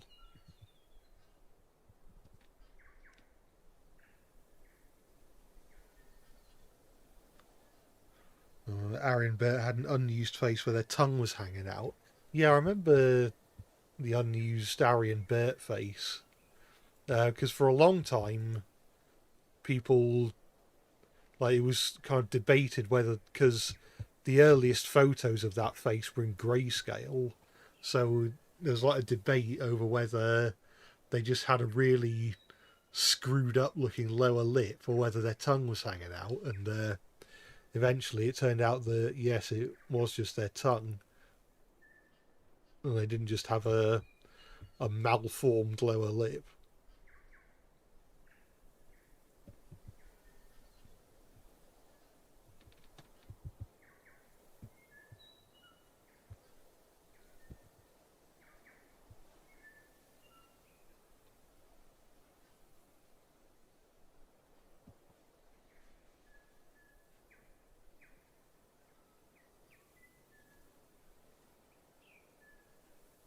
rewritten Twin Trouble and Love Me Tender, where they just combine the stories.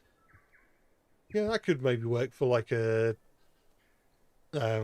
maybe maybe an expanded story to like lengthen it to 10 or 15 minutes.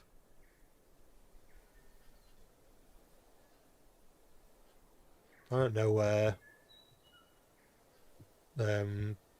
I don't think we have any information on how long the episodes of the upcoming reboot will be.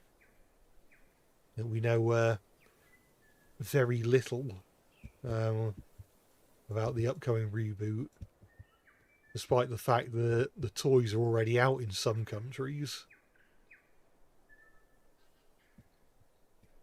And we're meant to be getting some sort of content relating to the upcoming reboot later in the year.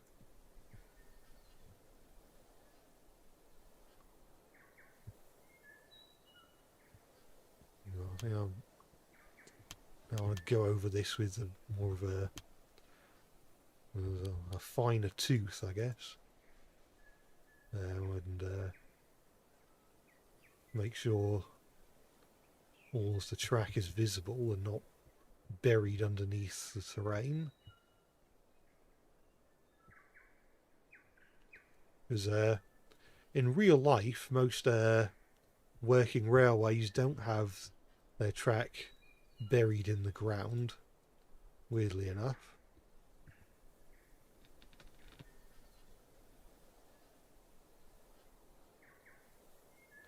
Oh, hey Rexeljet, love your videos. I was glad to know that you like them.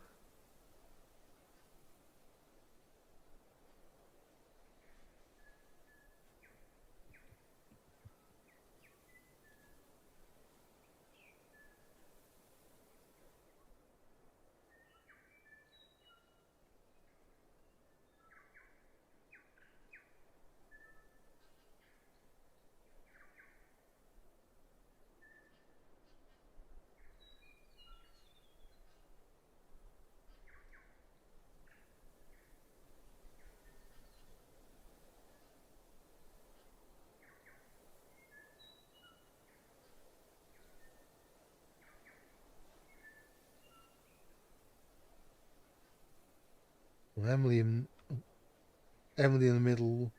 It's about other twins in the franchise like Bill and Ben, or an off-rail story about Max and Monty, and that could work. And Splatter and Dodge had the unfinished laughing face that was terrifying. Oh yeah, that was the one with like the massive distorted grin. Was that unfinished or just they didn't use it because it looked terrible? I know everyone's made references to like when the imposter is sus face with regards to that particular face sculpt. Maybe it would have looked better painted, but I can't imagine it would have looked great.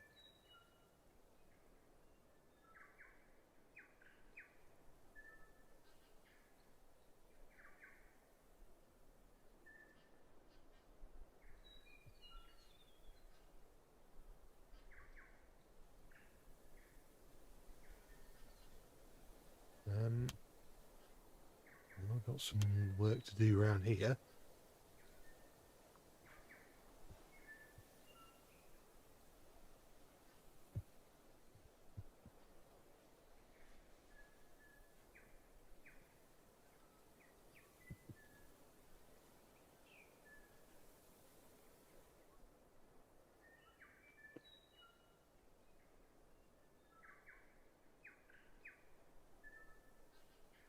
I don't think they made an actual finalised version of that particular face for Splatter and Dodge.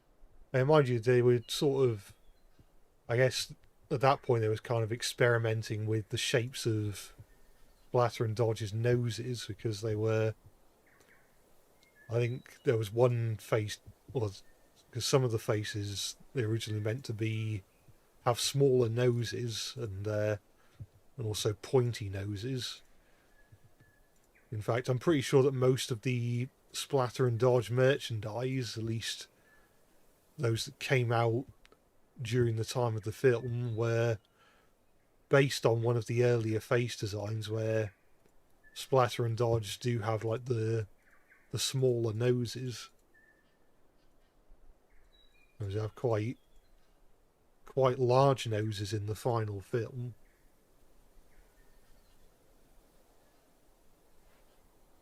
I remember right, the Ursel Splatter and Dodge actually the prototypes actually reflected the final faces, whereas the final toys reflected the prototype faces. But I could be misremembering on that front.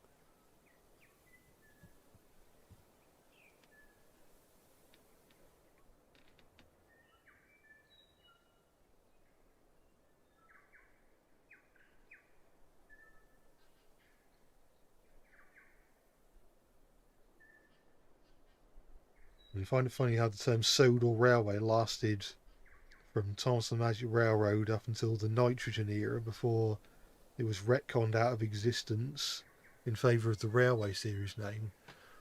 Yeah, I remember, I think they used Sodor Railways, I think its first usage in the TV series canon was in that Thomas the Tank Engine fan club audio cassette, where the Fat Controller asks them, or answers even, some frequently asked questions. And I think Sodor Railways was also used in, was it the Surprise Packet, the Railway series one? So I like to think that Sodor Railways is sort of a consortium, or like just a collective brand campaign for the various railways of Sodor.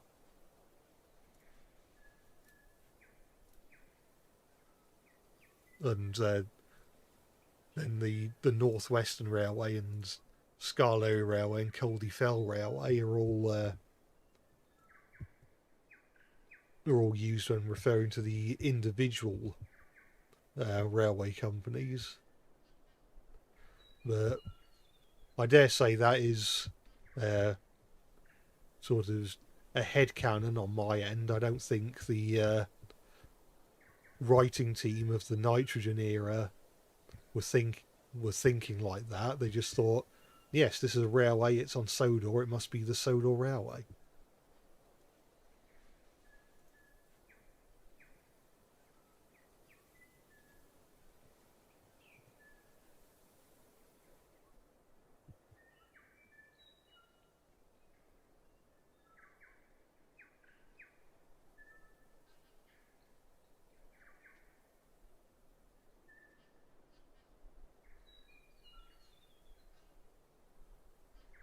And when some people thought the unfinished, unused Henry face was going to be a model of Eagle/Winston for some reason. I don't know, I think you mean Kenny the Fowler engine. Yeah, it's a strange theory. I don't think they would have made a model for a character who only shows up once and had a role that could have been used by basically any engine other than Percy or Toby, I guess.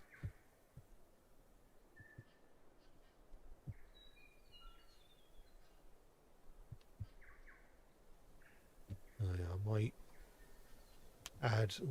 Didn't want to do that.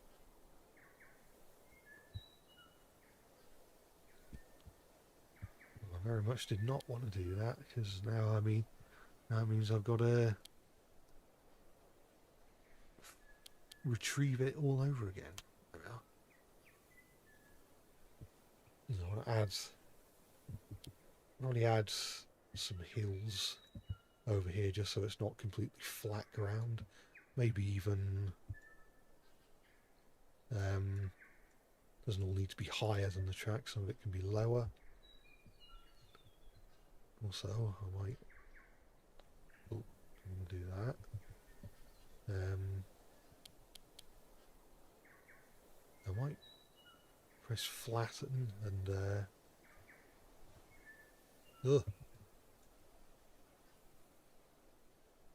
Well, I can do that, and we can, I guess, solve one problem at a time. I just think this looks more, well, having. I think I've. Oh, not that one. One of the others. That's. Oh, they're not that one, I'm guessing. No. If I remove all of them, then I can re-add them.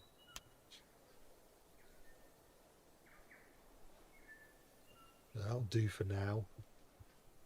Obviously, this looks a bit janky at the moment, but it will. I promise it will look better soon. I just want to make it so there isn't like a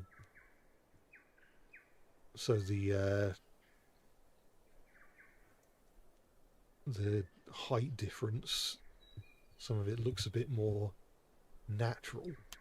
Ugh. Oh, I've removed it again. Go away.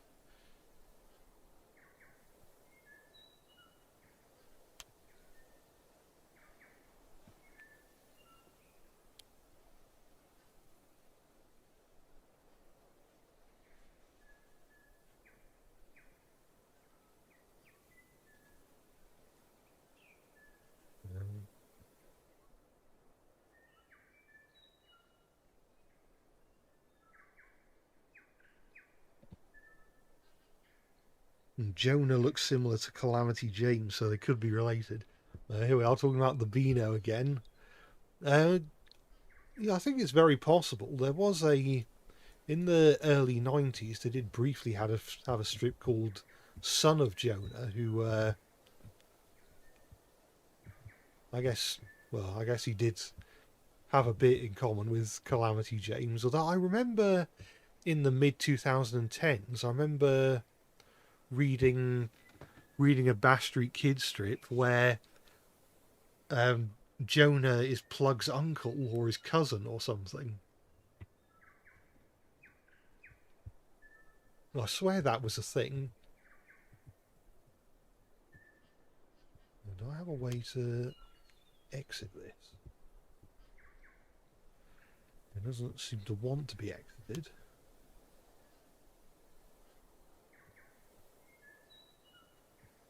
Oh, I guess it's stuck there for now.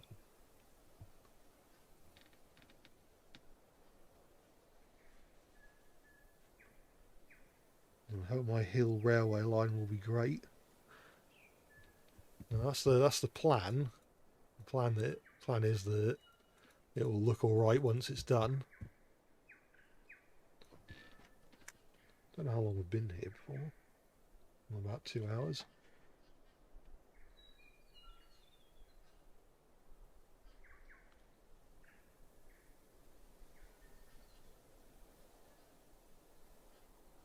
And Jonah from the Beano seems like Calamity James if he causes bad luck rather than having bad luck.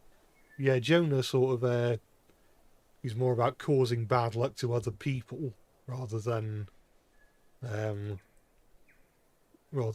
to himself.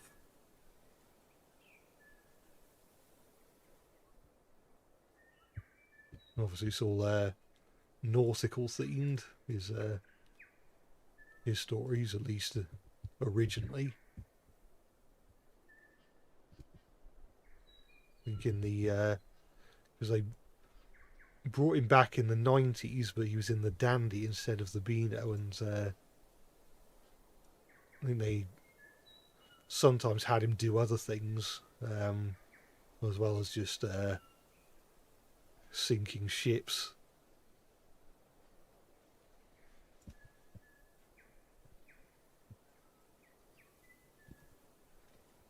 That's starting to look a bit better. I know I'm burying the track, but I will come back to that.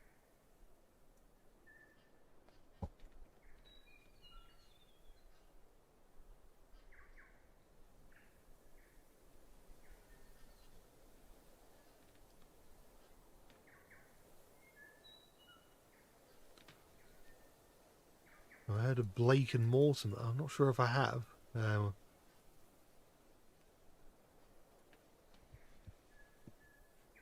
Heard of Reeves and Mortimer, but I'm guessing that's not related.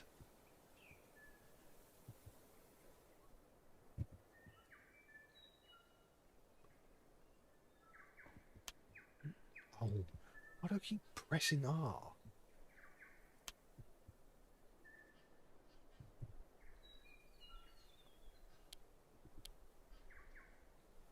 Oh, doing the wrong thing.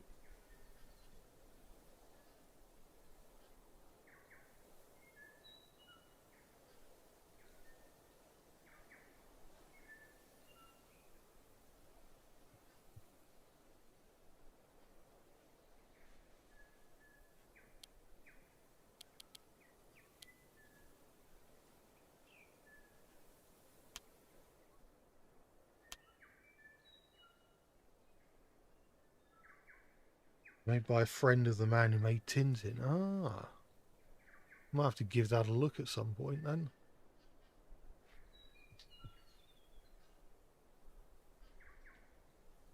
Maybe I have heard of it and just forgot the name. Oh, I might quickly check to see if it looks at all familiar to me.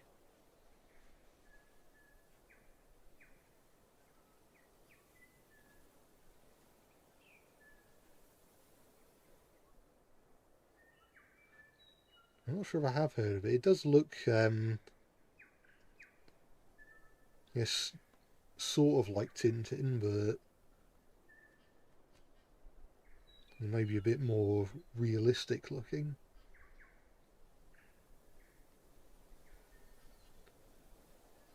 And by looks things, there was an animated series as well. Yeah, maybe that's something to check out at a later date.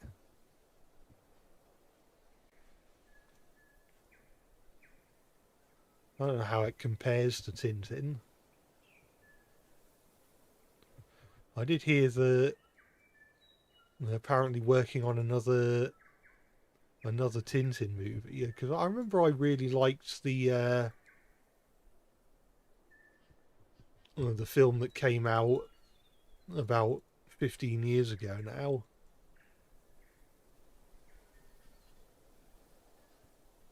I think it. And you think that like a realistic CGI animated film like that uh, wouldn't hold up that well in this day and age, but it still looks great even today.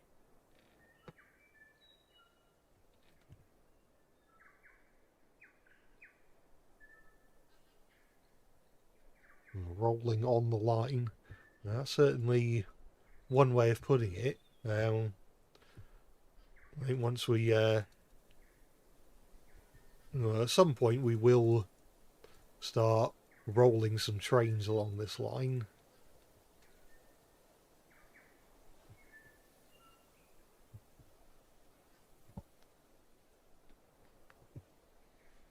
So I can't promise can't promise that that I'll get the layout finished by tonight, but I want to get as much of it done as I can. We've got until the 7th of June to submit it as part of the map jam. So I suppose technically it doesn't have to be finished by tonight, but it would be nice to have something to show by the end of the stream. I don't know how long this stream is going to be, whether it'll be a 4-hour stream or a 7-hour stream or what. Depends on how far, well, how quickly I can get the route built.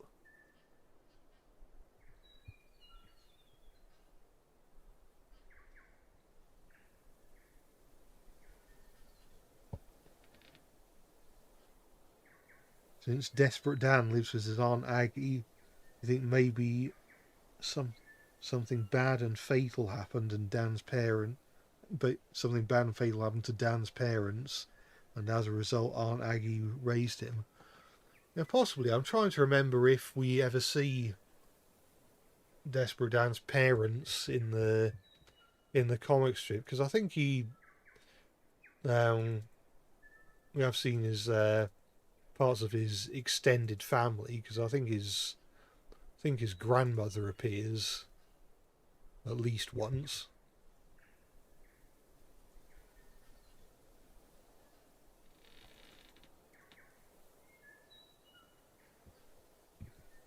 I think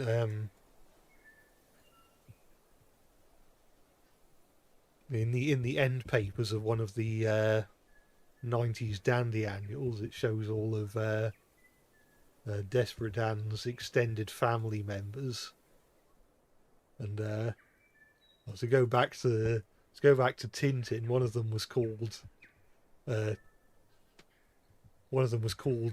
Chin Chin, which was basically just Tintin with Desperate Dan's chin, which was a mildly amusing reference. And this track doesn't want to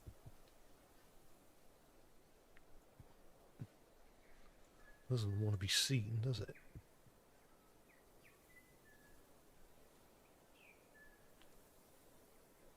Oh, we're getting somewhere. There we are. Duping out.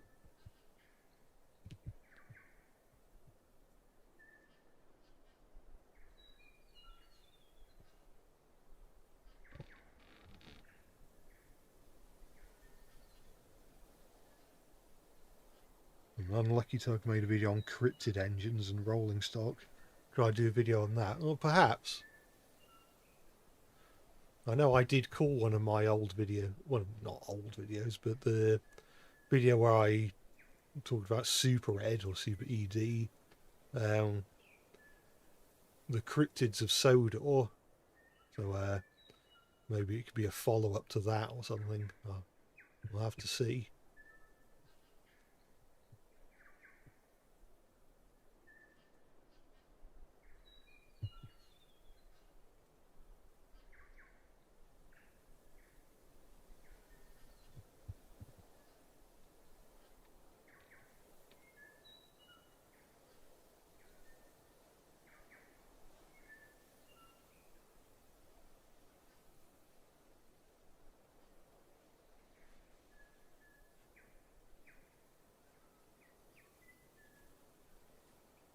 And do I think a Tintin and Thomas crossover could work?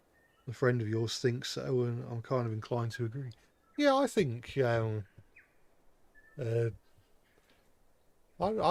certainly be interested to see it, see something like that.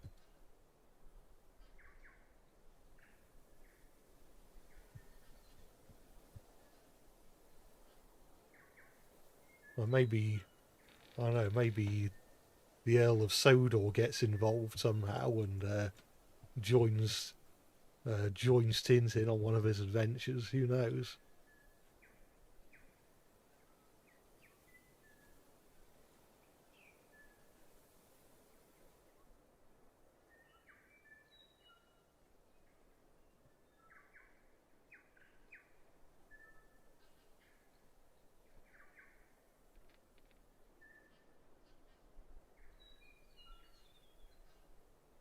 A cartoon called Walter Melon, Achille Talon in French.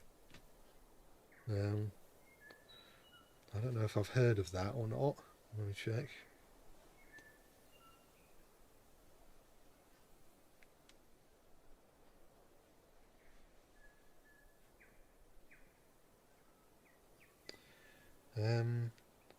I can't say I've heard of Walter Melon. Was it a comic originally? It looks, that's got to be a comic. The comic does look very French, like very sort of Western European.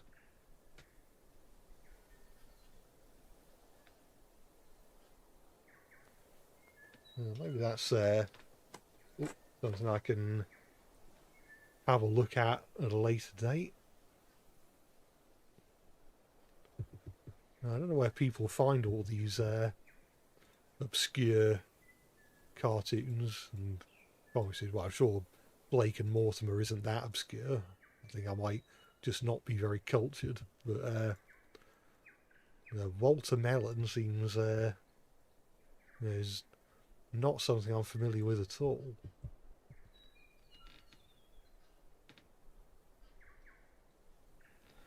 You think Hergé and Audrey would get on fairly well too? Yeah, quite possibly. I don't know how big of a train enthusiast Hergé was. I know trains sometimes do show up in the Tintin books.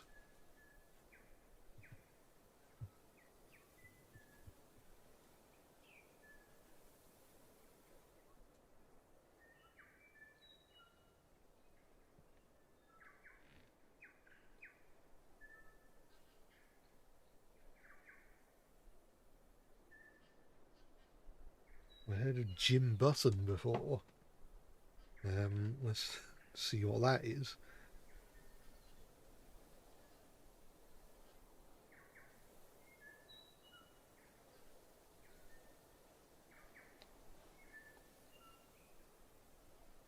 I have heard of Jim Button, or Jim Knopf. Was that the original name? And I did hear. I'm sure I had heard of the film Jim Button, and I'm trying to remember. I swear I remember Brio did a Jim Knopf or Jim Button range. Like it may have only been in like Germany or something, but I'm sure I remember like seeing a scan of a Brio pamphlet with toys based on that particular set of characters.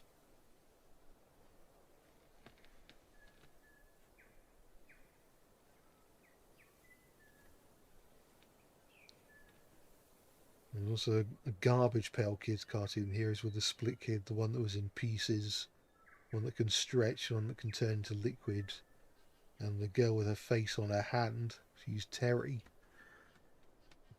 Yeah, I'm trying to remember.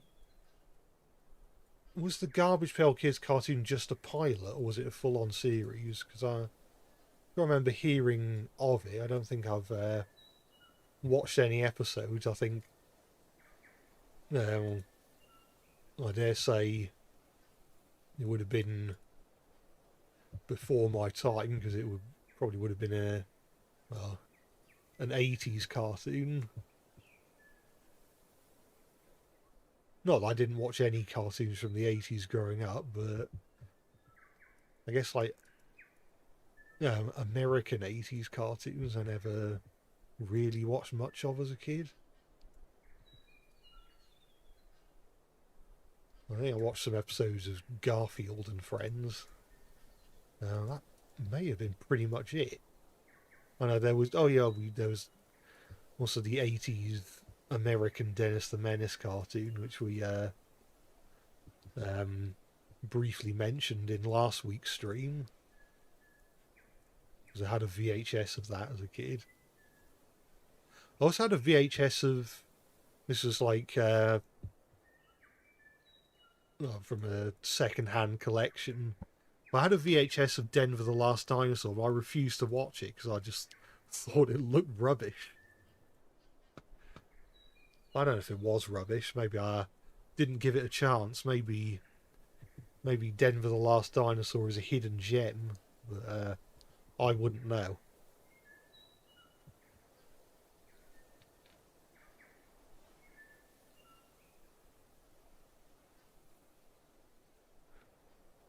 British Railways complained to Hergé about a depiction of Tintin, about a depiction in a Tintin comic where Tintin jumps onto the roof of a moving train because kids might not realise how dangerous it is. Oh, that's interesting.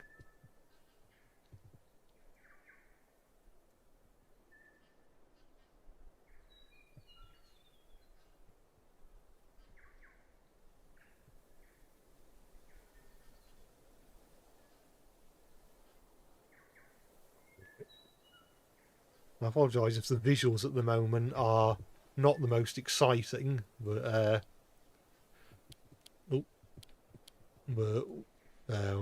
it's just something that needs to be done, I suppose. We need to make sure the track's not buried in the ground.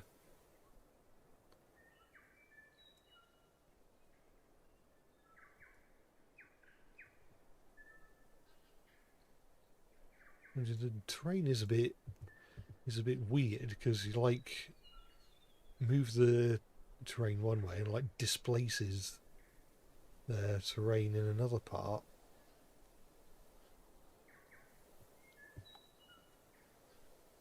And this sort of works.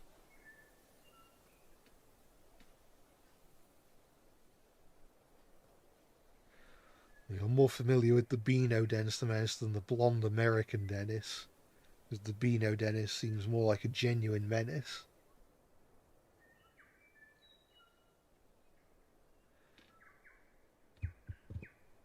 Yeah, I think I've always preferred the British Dennis to the American one.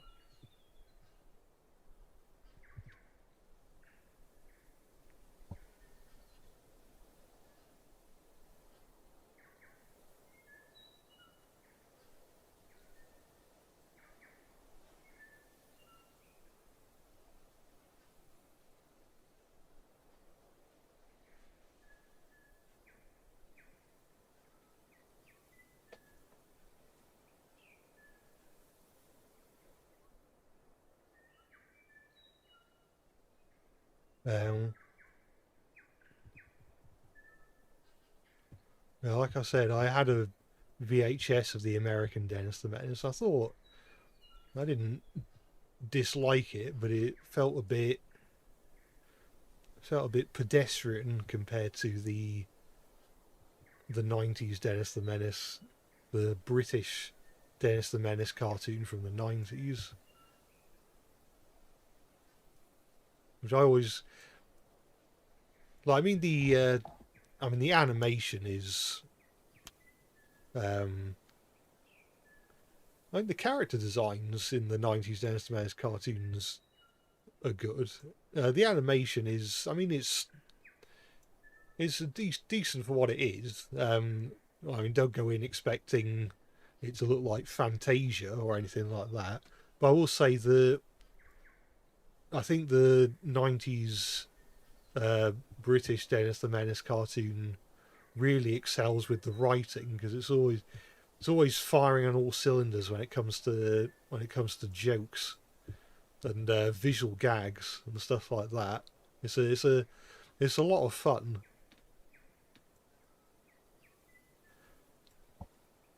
Also, in case there's anyone watches these streams who doesn't know about the Beano, because they never read it, or like grew up in a country where it wasn't sold, I would recommend a YouTuber called the Ash Tube, who does a lot of good short form videos on the Beano and other British comics. And he's quite a small channel, so I think you'd appreciate any new visitors to his channel and more people watching his videos.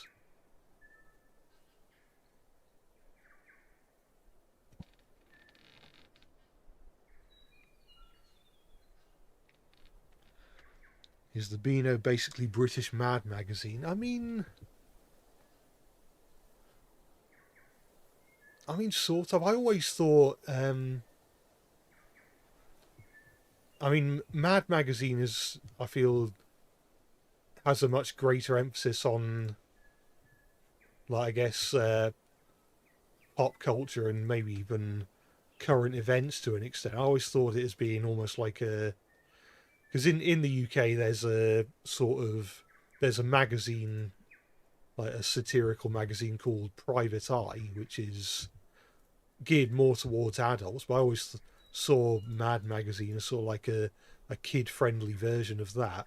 But I guess the Beano is, I'm trying to think what the closest American equivalent to the Beano would be. It would be probably somewhere, probably somewhere, um, maybe something like Archie comics or like Harvey comics or something. I'd say, I mean, I think they're funnier than, I think the Beano is, I mean, it's not like, a lot of the time it's not like proper laugh out loud funny, but I'd say on the whole the Beano is funnier than something like Harvey comics.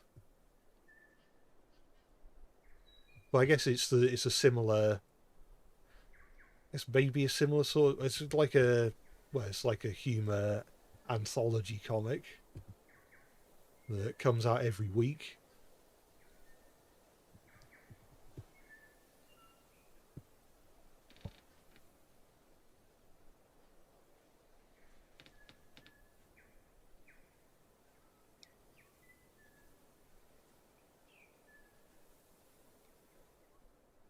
The UK Dance Menace is definitely a true menace, whilst the American Dance Menace is mischievous, but has a good heart and redeeming qualities. And that is pretty much it. Um, Thoughts on Calvin and Hobbes? I do like Calvin and Hobbes. I think when it comes to newspaper comics, I would definitely say Calvin and Hobbes is my favourite. I don't think that's a particularly cold take, or particularly hot take even. Probably is quite a cold take. I think a lot of people um, would probably also rank Calvin and Hobbes as their favourite newspaper comic.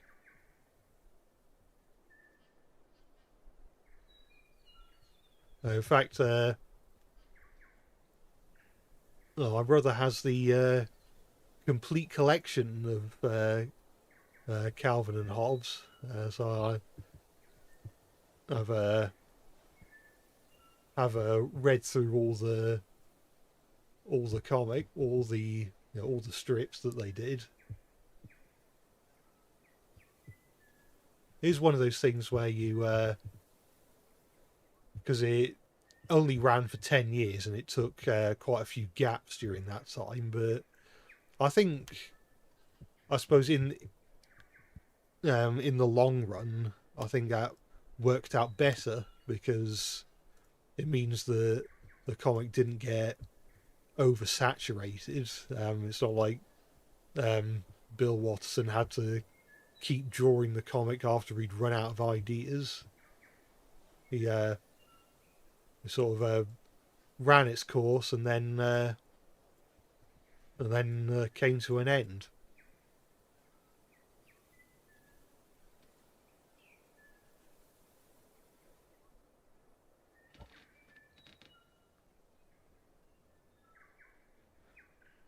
How do I feel about people changing Thomas's class to make him younger than Gordon?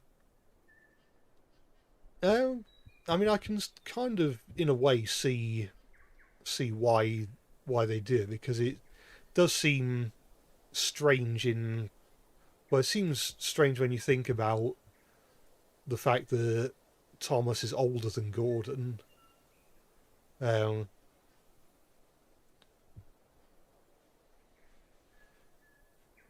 but I suppose ages of locomotives don't work the same as they do for humans, if that makes any sense. Because I feel like one of the reasons, um, well, I mean, one of the reasons why, um, one of the reasons why it makes sense for Gordon to be younger than Thomas, because it makes sense for Gordon to be I guess, more modern than Thomas because he's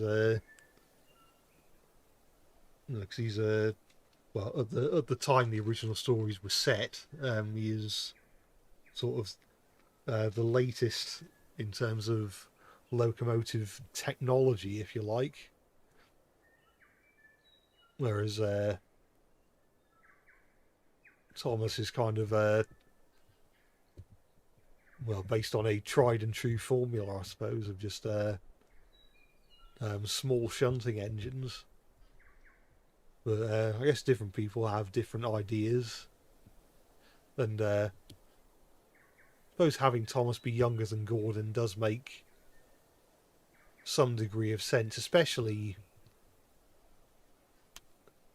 especially for something like All Engines Go, where Gordon is um, sort of the father figure to Thomas and some of the other engines as well.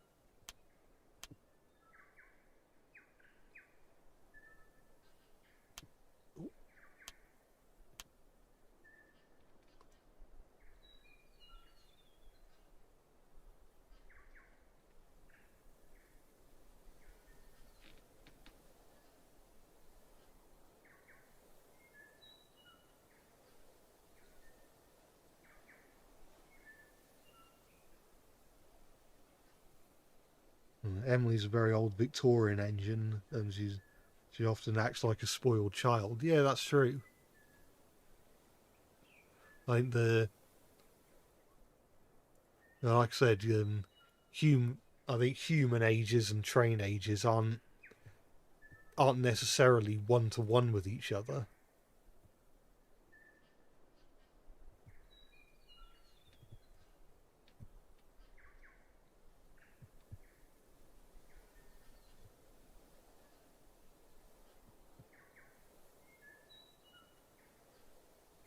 And there's I've still got to do all this bit down here. I'll try and be as quick as I can.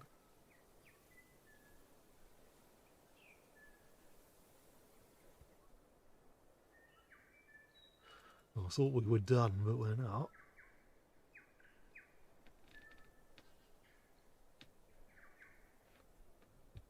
There's one episode where she tries to be a queen and bosses others around. Yeah, there's that one. I always like that episode because it's one of the few episodes in the hit seasons where Toby feels like himself.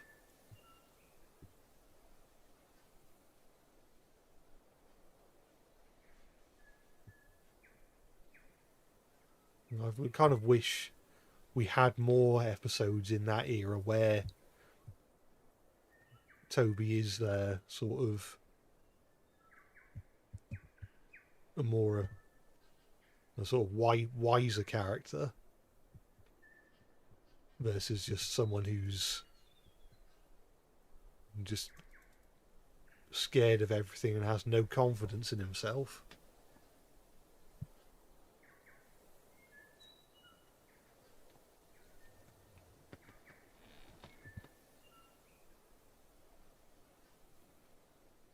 Yeah, there are exceptions when it comes to ages, and some old engines will act old. I think I think as engines get older, they generally will become wiser.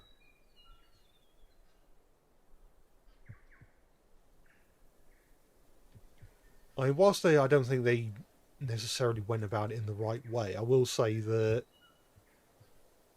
I suppose one thing you could say about the personalities of the characters in the hit era, like Edward, Toby, and Emily, and all that, is that they are showing that sometimes even old people might have to learn new things. But I feel like they could have.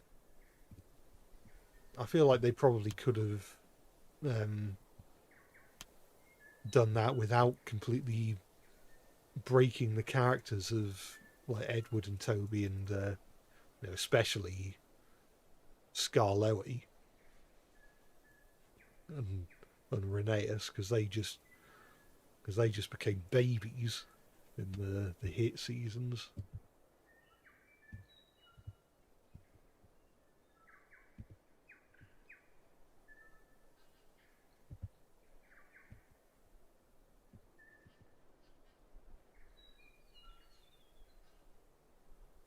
Building a heritage railway in Minecraft while I was watching it. Well, I hope it turns out well.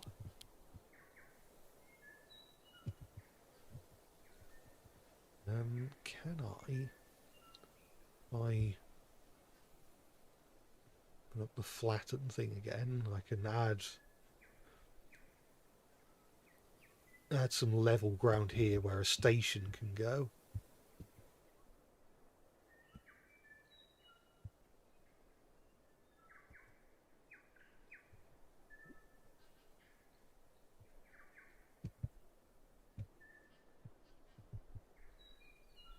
Yeah, I know I mentioned earlier about maybe having a castle. I don't know for certain. We'll see if we end up having a castle in this route, but certainly I wanted it to sort of be a spiral, and I mean it's sort of a spiral, I guess.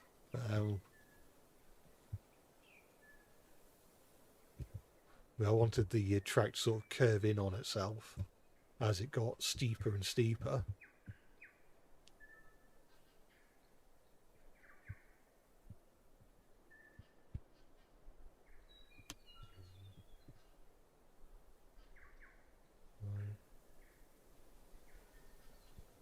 It's less flattened and more match track, that one.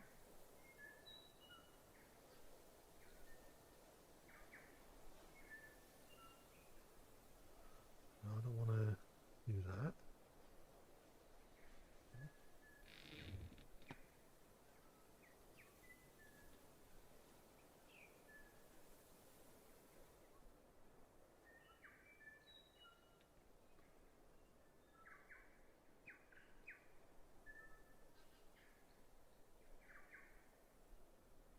In the discussion, once you said that the show ending with the Great Discovery would have been oddly fitting, a dumb era ending with a dumb rap song.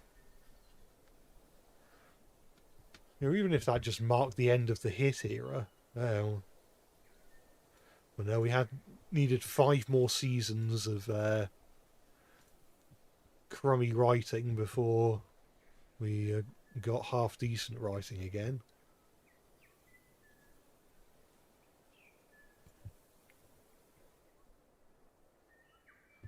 It is weird to think that, because the Great Discovery does feel like it's sort of got a sense of finality to it, like it's the end of an era, and it kind of feels awkward knowing that it wasn't the final.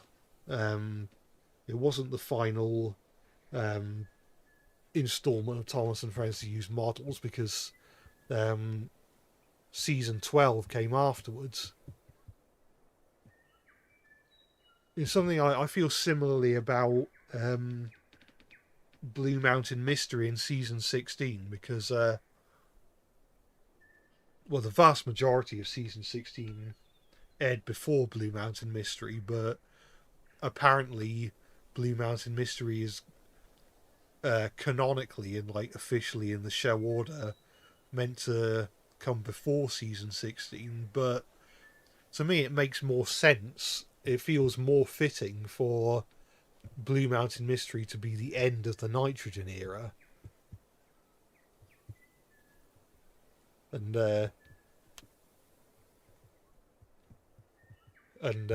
for either season 17 or King of the Railway to follow up on Blue Mountain Mystery. But no, apparently season 16 is meant to be set after Blue Mountain Mystery, even though I think that's rubbish.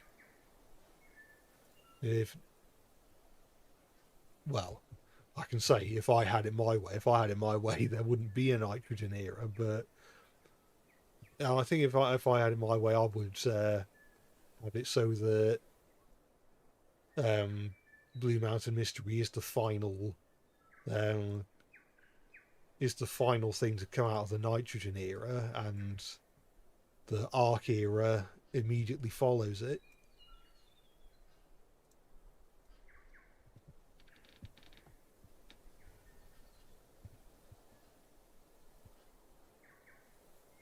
Now that kind of reminds me of a joke I once made about King of the Railway, because I said that King of the Railway had a medieval theme because it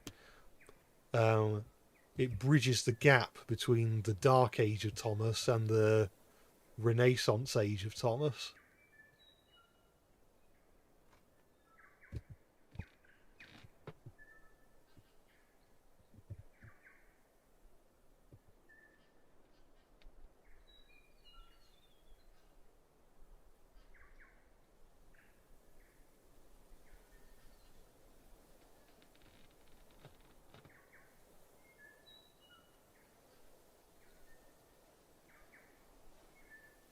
UK Dance the Menace was made by decent people. The American Dance the Menace creator did not so good things to his son. Yeah, I think I heard stuff about that in passing.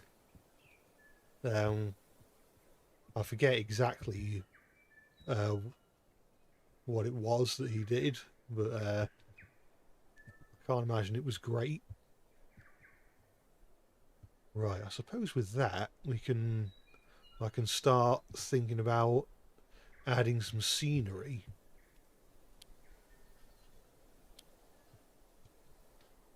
So I'm probably gonna use a lot of shrubs.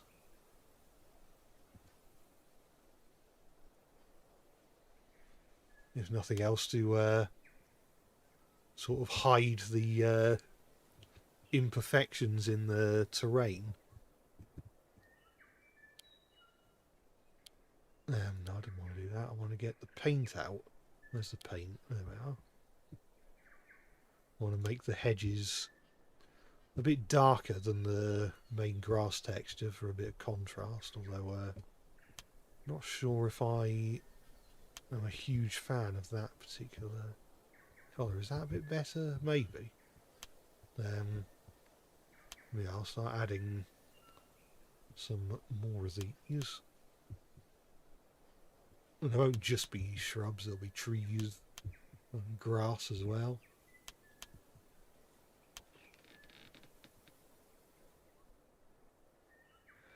It's honestly an interesting way of seeing King of the Railway. You never thought of it beforehand. Yeah, I can't imagine it was intentional. Maybe it was. But it is just a funny coincidence.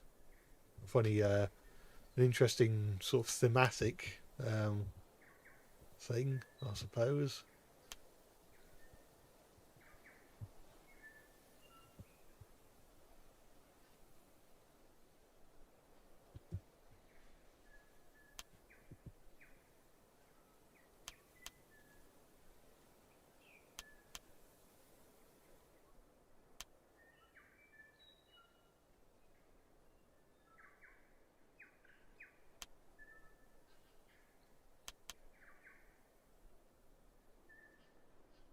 I wonder if I should focus on like building set pieces before getting into the nitty gritty with the shrubs.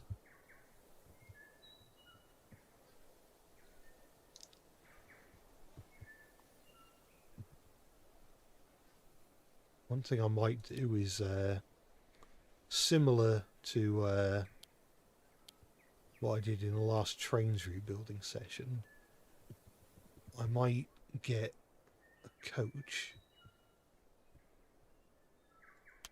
and put it where I want a station to go, so I know how high to build the platform.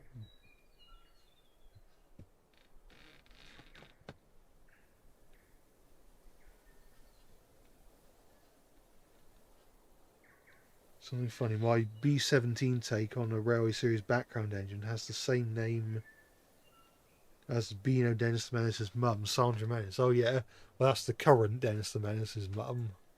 Because I think the original, well, the original Dennis the Menace's mum was literally just called Dennis's mum, and his dad was called Dennis's dad. That was literally their names, which is a bit weird when it's a bit weird when they talk to each other, and so Dennis's dad will refer to his wife as mum, which one of those things that always tends to throw people off when they're not used to how Beano logic works. No, I'm not after another piece of rolling stock, am I? I'm after either shapes or scenery. I'll have to check to see which one is what I'm after. And there are platforms here, or a platform. Or maybe there isn't. Maybe it's in the buildings section rather than the scenery thing. Oh, here we've got platforms.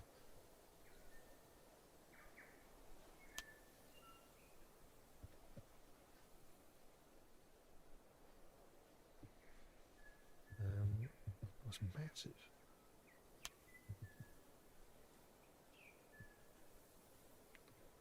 I think I want the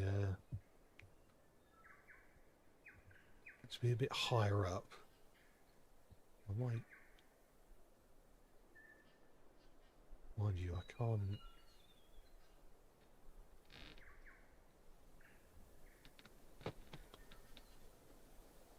Timmy Turner's name. Timmy Turner's parents weren't named, but Jimmy Neutron's parents were.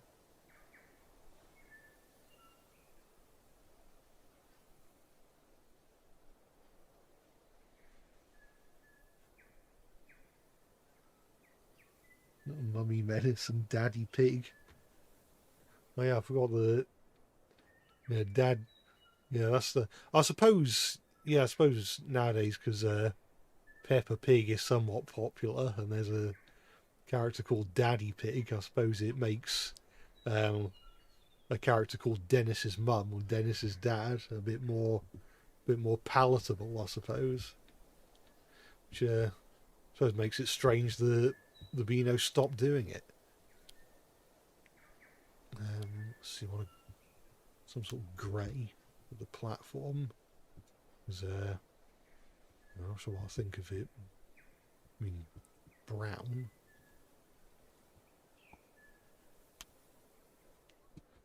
So, do I have a way of getting rid of this? Because close menu. That'll be it.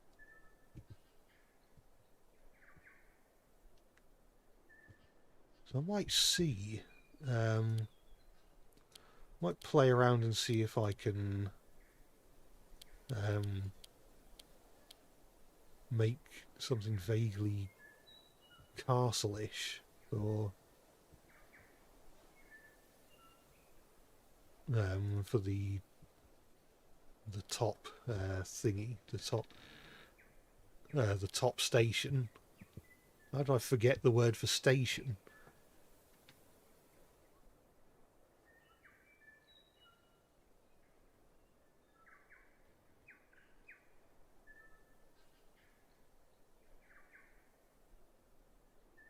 Liverpool and Manchester engines painted green. There may have been. I mean, Lion's not green, is he?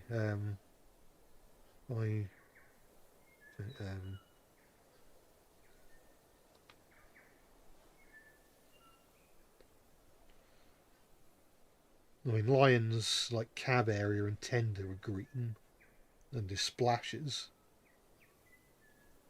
Um,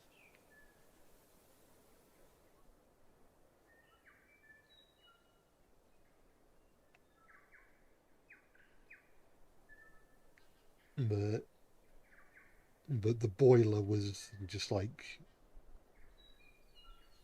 wood panelled.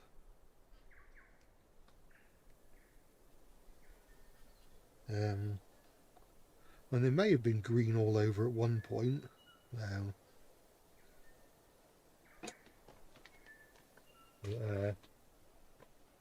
I couldn't tell you. I'm not a huge expert on the Liverpool and Manchester railway. You'd have to ask, I don't know, Anthony Dawson or someone.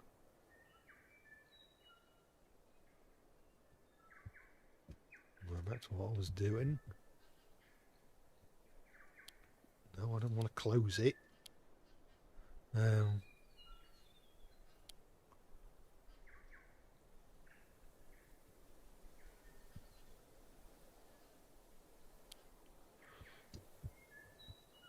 I mean, even if I don't find any castle assets,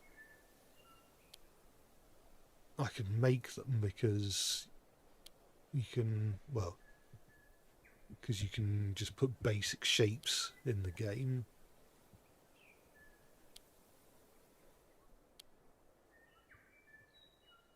I mean, you got stuff like this. This is more, I guess this is more cathedral than castle. Although, I mean, this is a bit castle-y, isn't it?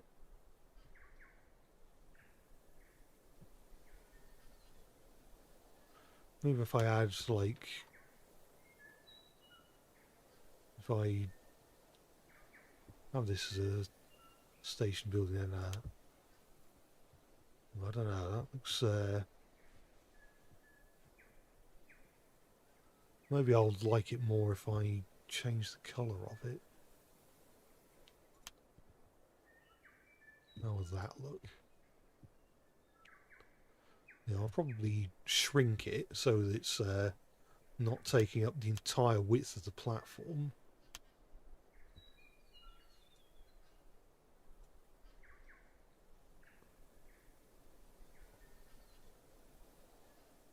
And make sure it's actually parallel with the platform.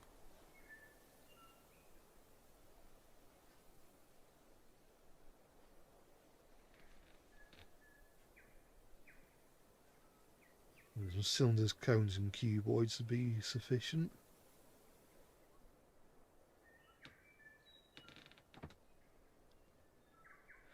And Anthony Dawson should be the voice of Stephen for the upcoming Thomas reboot. Now that would be cool to see. Or hear, even. Don't see a voice. Because he does have quite a distinctive voice, which I think would probably would suit Stephen.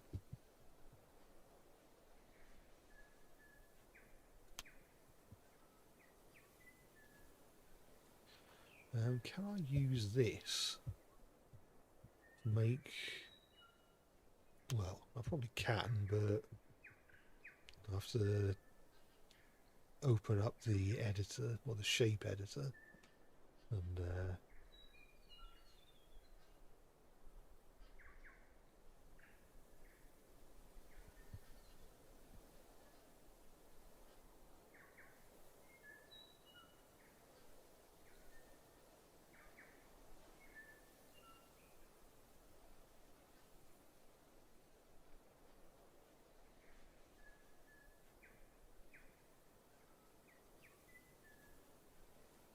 will I ever do a video on the locomotives of the Harwick tramway episode? We've talked about the Cronk and Harwick railway. I think it's been confirmed that that railway never had any locomotives. It was all horse-drawn. So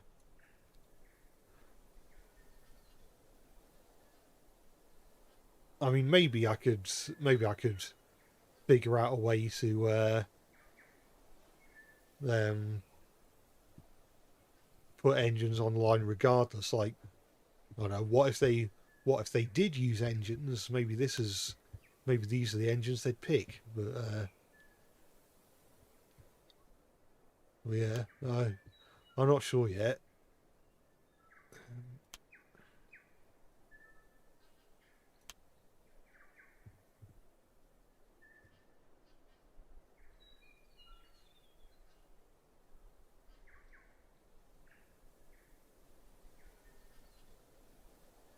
I'll put one on the other end.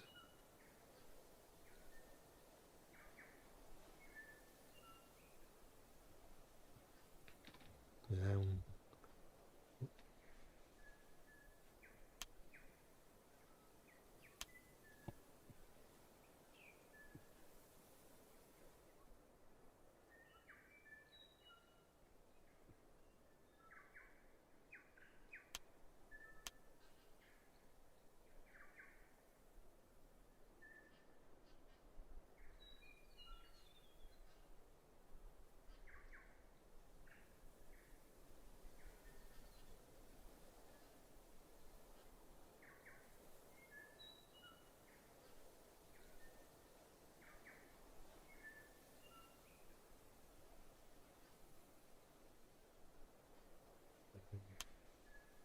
uh, um, I suppose. Oh, that's the wrong button. Aha, that's a bit better. I do that,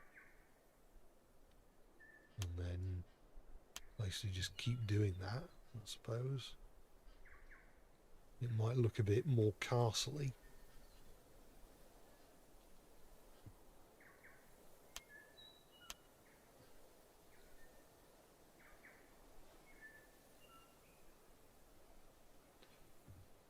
Perhaps one more will suffice.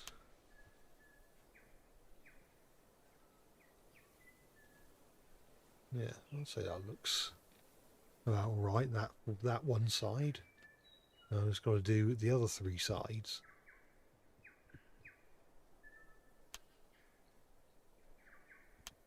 No.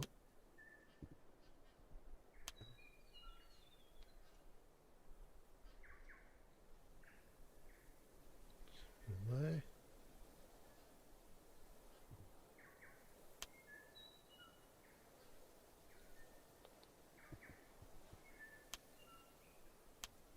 Oh.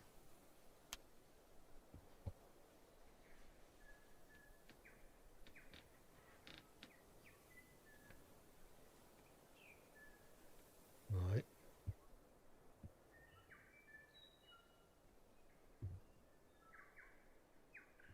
No, I pressed it wrong.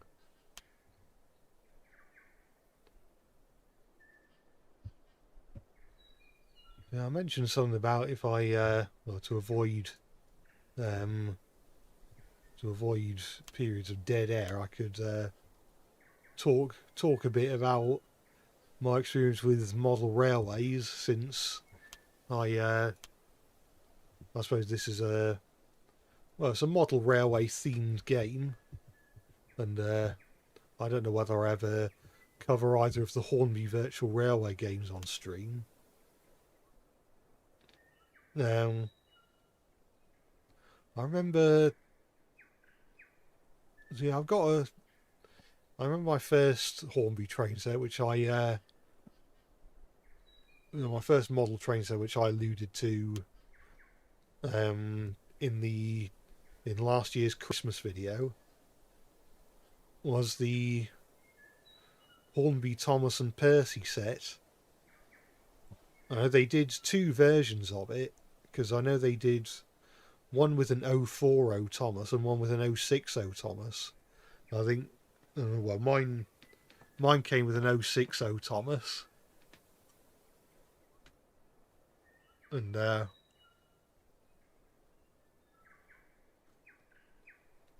I remember having a lot of fun with that, and expanding the expanding the track plan over the years. I remember, I think I mentioned this, it may have even been the last Rolling Line stream, that my first non-Thomas model train was a model of a Great Western King class called, well, it was specifically King Henry VIII. And I remember, as a result, for a long time as a kid, I actually used to think that Henry the Green Engine was meant to be a Great Western Railway King class. Especially since he arguably looks more like a Great Western Railway King class in the TV series than he does a Black 5. Because at least the Great Western Railway King classes have splashes, whereas the Black 5s don't. Mind you, the Black 5s, or at least some of the Black 5s, have domes, whereas the Great Western Railway King classes don't. So I guess it's, I suppose it's a bit of give and take going on there.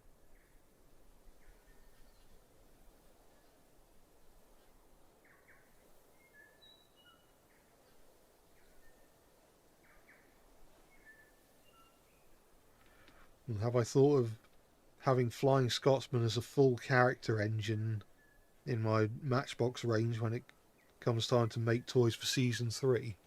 I'm not sure. I mean, I could introduce him because I think I mentioned this in a few other streams. I think I'll start covering.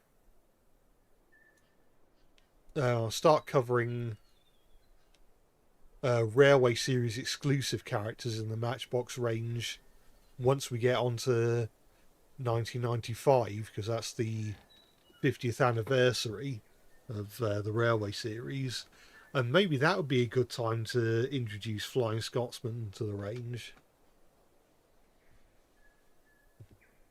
Bonus points if you could. Maybe I could also make him close enough to the real Flying Scotsman that they could have also hypothetically produced a non-Thomas version.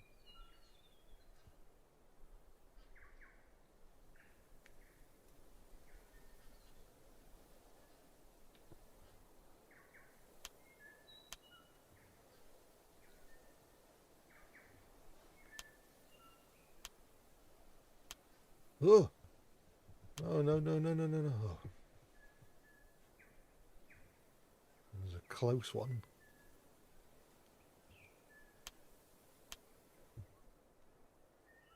I remember right, Rolling Line didn't originally have an undo feature, so I'm glad they have managed to introduce one at last.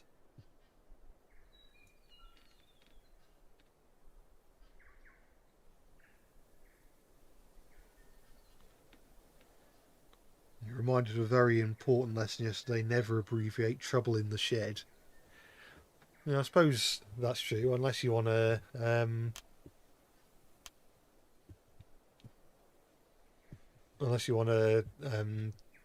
showcase your love for birds, I suppose. I mean, as in the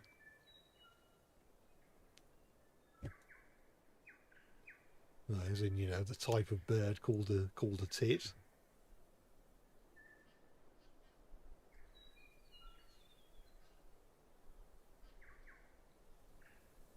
Hang on, that's not. This isn't rectangular. It's sort of sloped at one end. It's weird. That's not what I signed up for. I want something rectangular. That's weird. It looks normal here.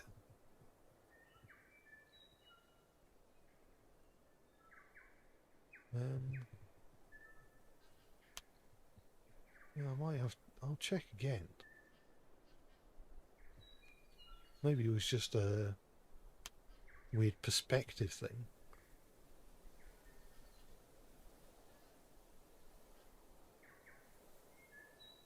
Is it a weird perspective thing? I don't know. Perhaps.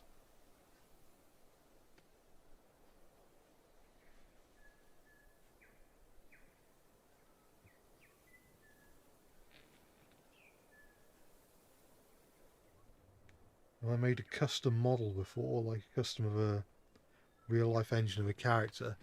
No, but not properly anyway. I would like to make. I like to make like maybe Tomy customs because I always liked the idea of like modifying Tomy or play rail trains to look like sort of real British locomotives. Like modifying Tomy Spencer into Mallard or something like that in like the prototypical livery and no face.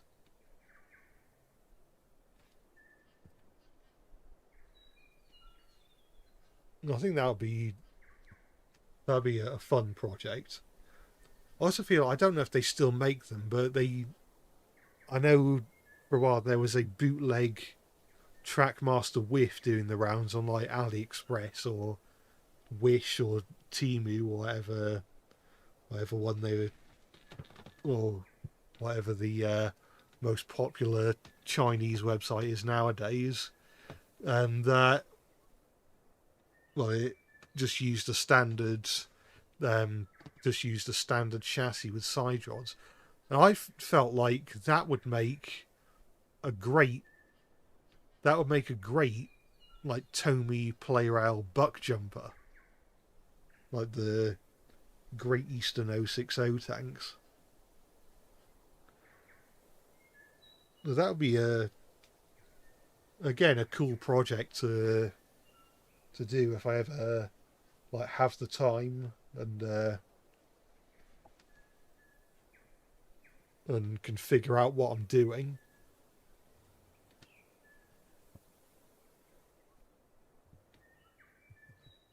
I'm gonna colour that in once again.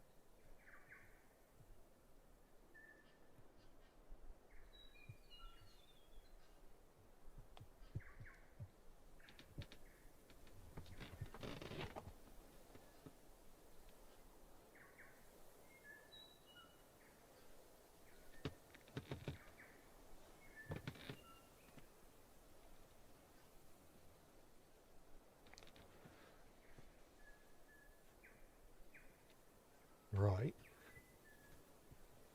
So where's me?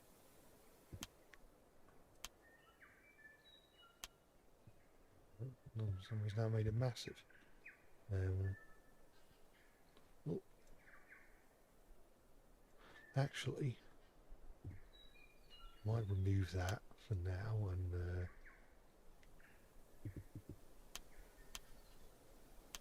do that. I knew that's. No, I've managed to.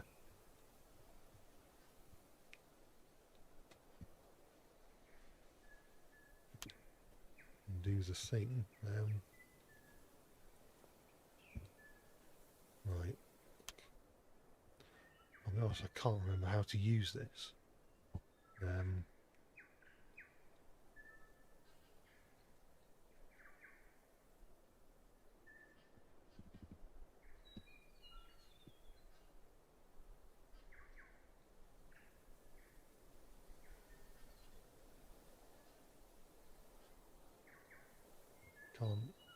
Can't do it that way. Let's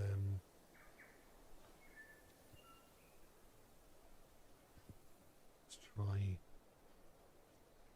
again.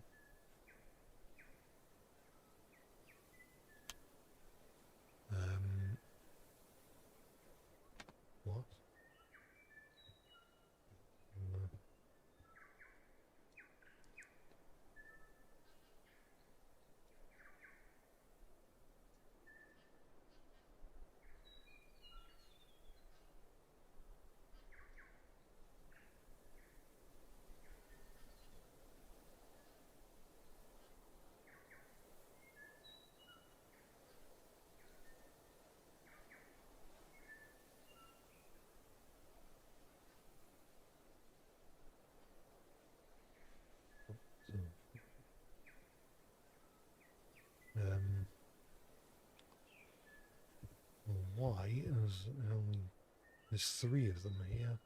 Why has it only selected 2? Is it?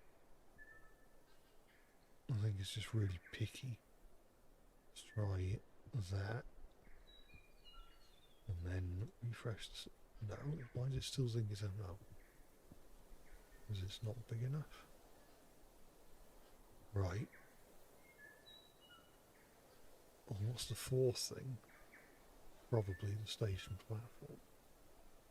Let's raise that. Okay, we've got the right number of things now. So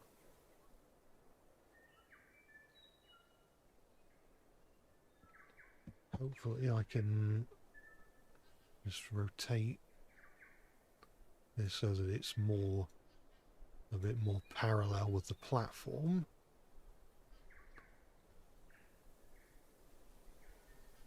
I think we're sort of alright.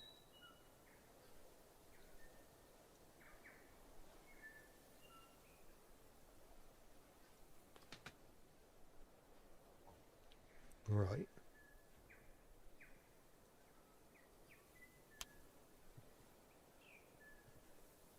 This time, actually, well, I might leave it there for the time being. Oh no,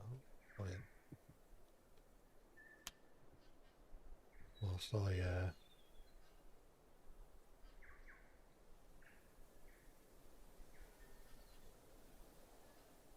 might make them a bit bigger than that.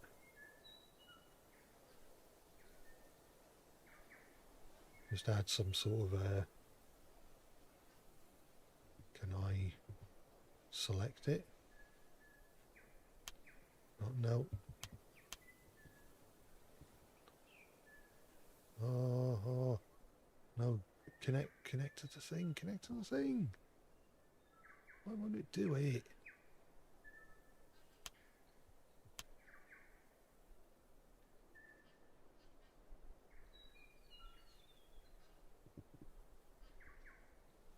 No, it doesn't want to do it.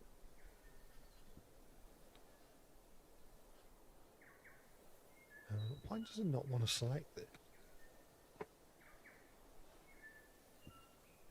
Is it because it's too buried into the ground?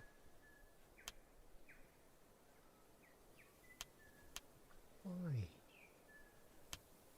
Just connect there, yeah, like that.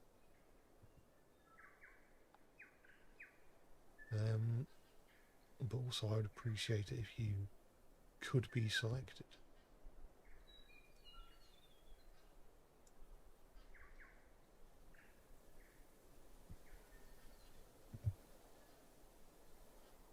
Right.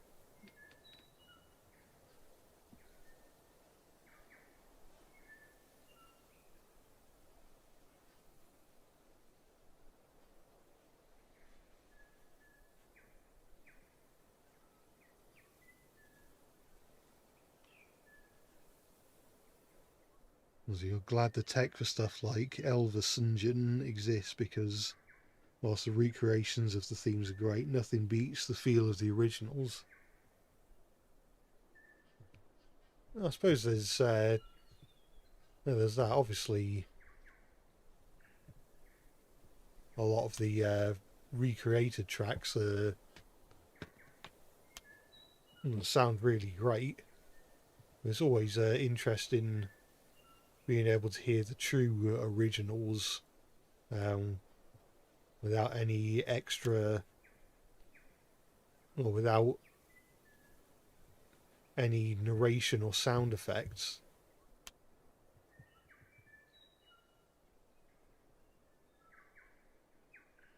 Now, I have to give some of that music a listen, because I've not, like I said, I hadn't heard of this project before today. Why does it not want to do it?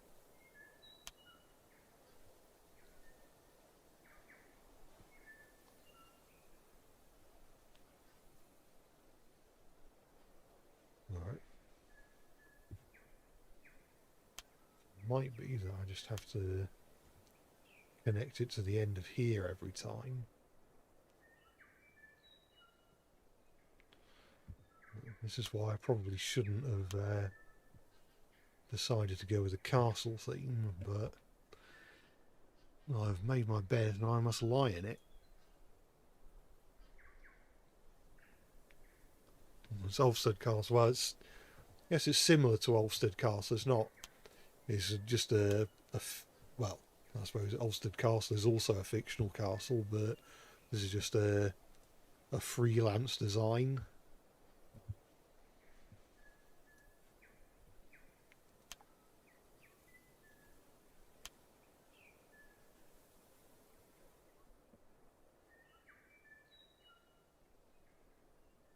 I think one more might do it.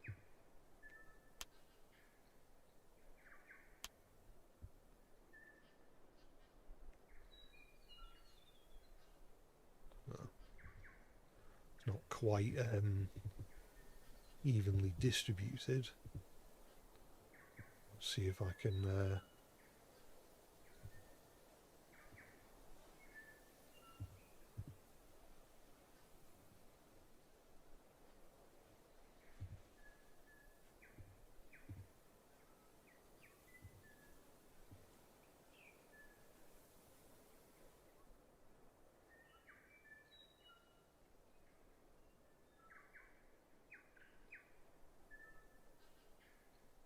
do for now, I think. Right.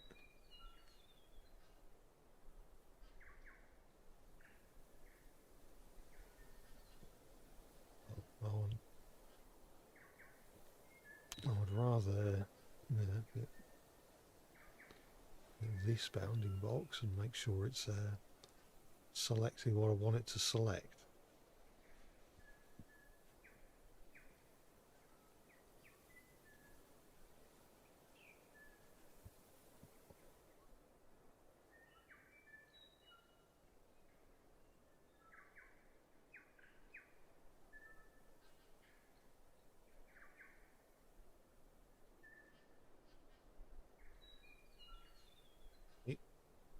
So if I... No, I'm going to do that first. There we are. And now...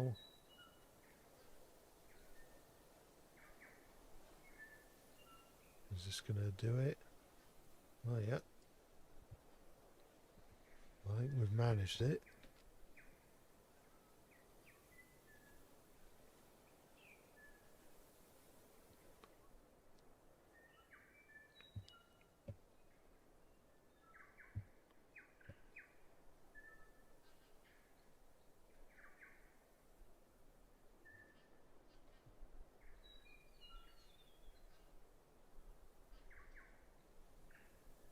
I could probably maybe add some doors and windows in that on the wall.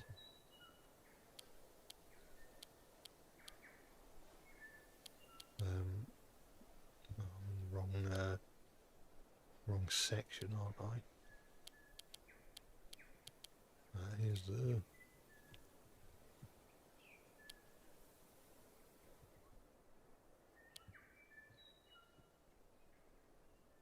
Here's the windows.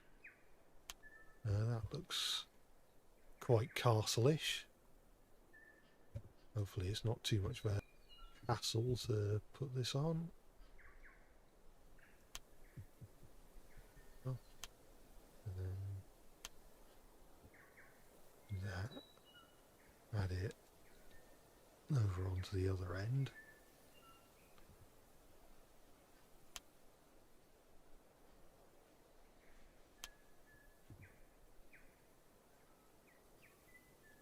And add that there.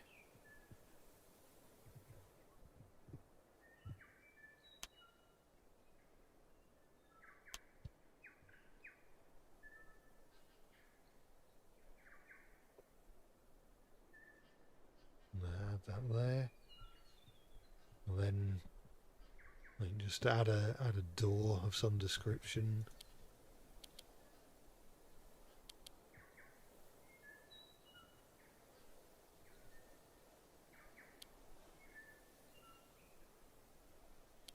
find a door of some description. Oh, no, I don't want to do that.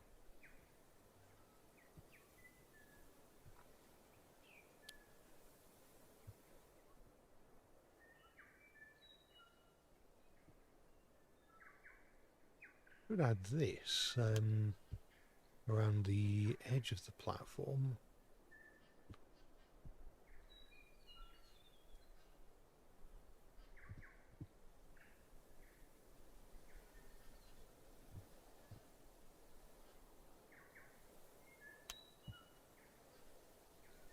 And colour that accordingly.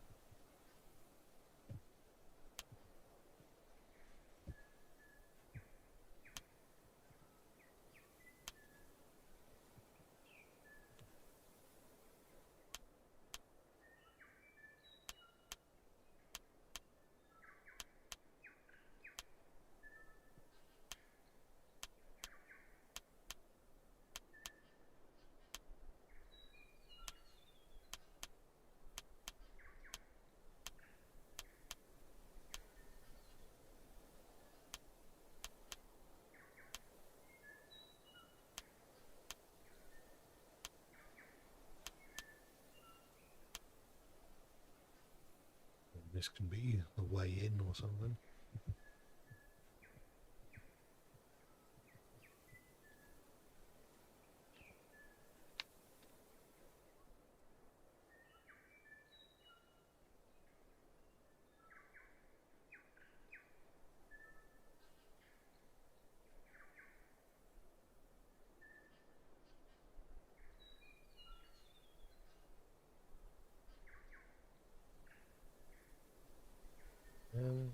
I still need to find a door for the wall.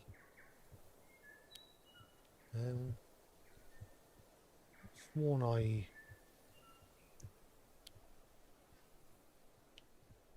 could have sworn there are already doors in the game.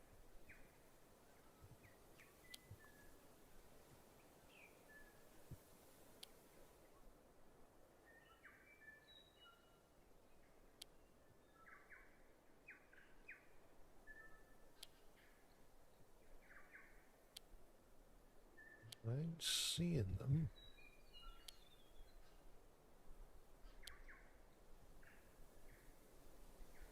Oh, here they are.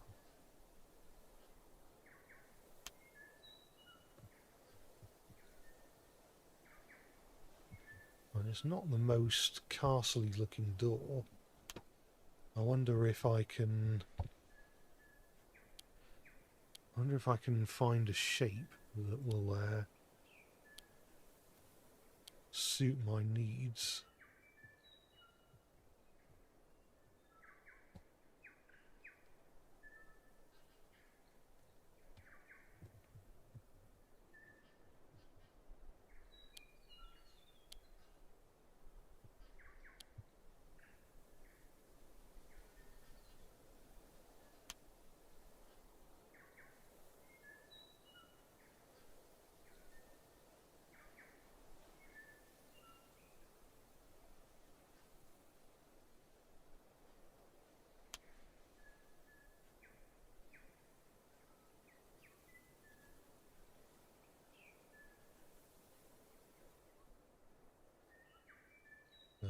Use darker brown.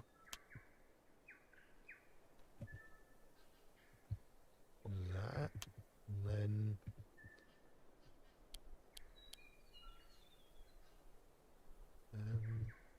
the semicircle.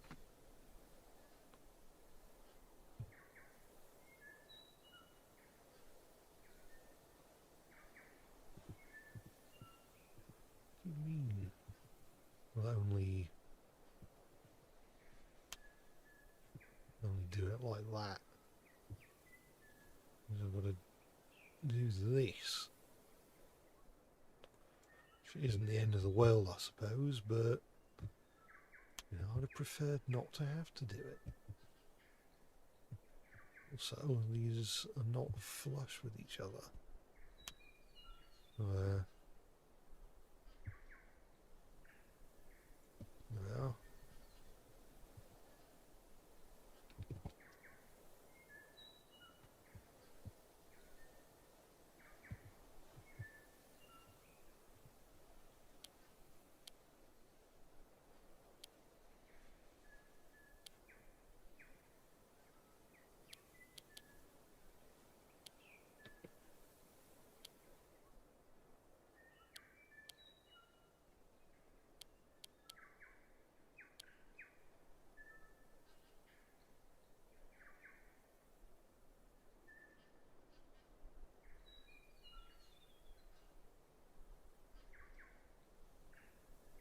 That's the point. If I go to the scenery section, are there lamps? Or benches?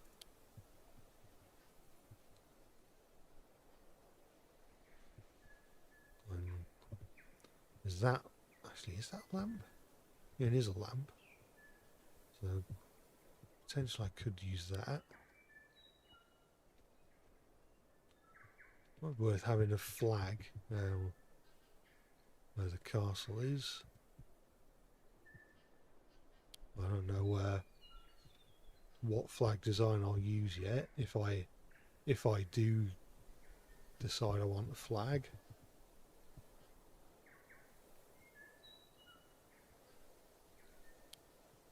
I'm not seeing much in the way of benches.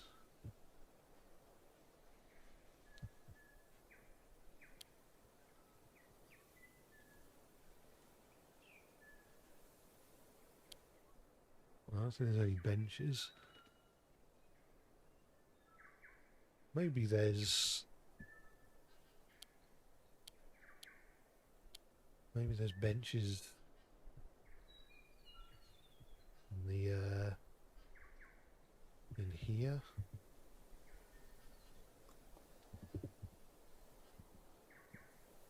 Yes.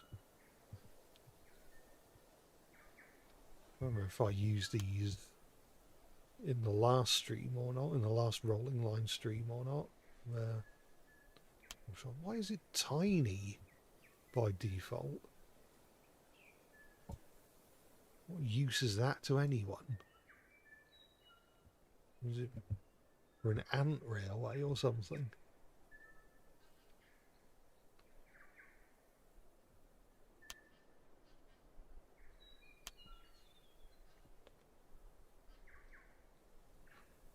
Let's make sure the two benches are in the same direction.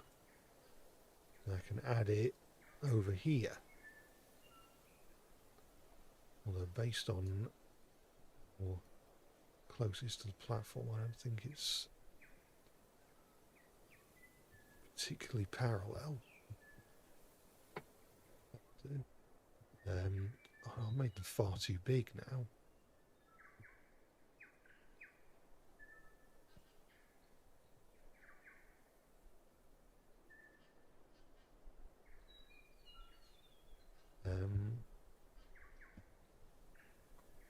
If I get person, hopefully this is scaled correctly. Yeah. So I'll shrink the bench so it looks so that it's vaguely in scale with the human, and then I'll remove this giant bench and make another one of these. Oh.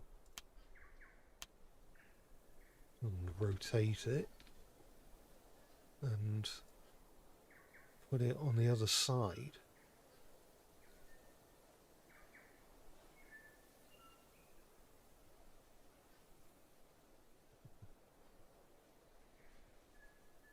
Well, hopefully there aren't many people waiting for a train at this station because there's only 2 benches.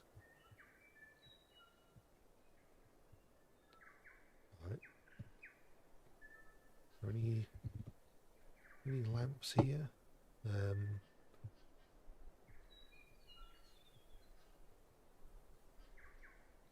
What's that? Not something of interest, I don't think. Well, there are those types of lamppost. I think what I want is something more like this.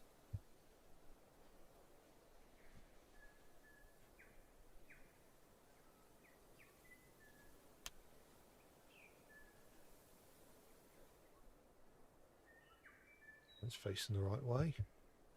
I want to change the colour because Not sure why the default colour appears to be turquoise. Oh, that looks a bit better.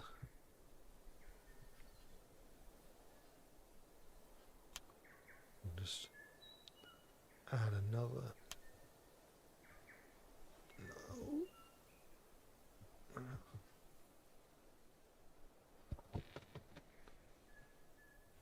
And,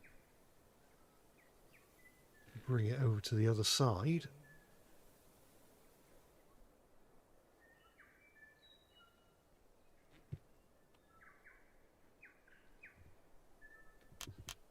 Look. I don't want it. No, I didn't say that. No. So I want to make sure this is. Well, it looks quite parallel anyway, but it's not quite. There we are.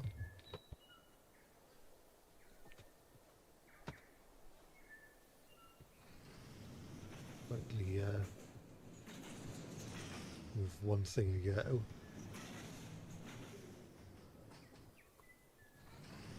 Get on the slope. No. Oh, there we are. Can it make it all the way down?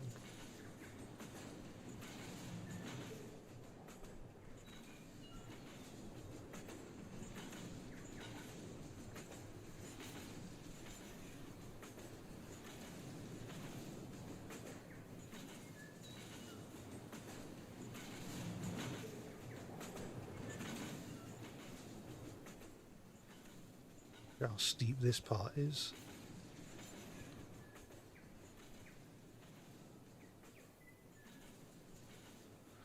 Yeah, we can make it all the way down to the bottom of the hill.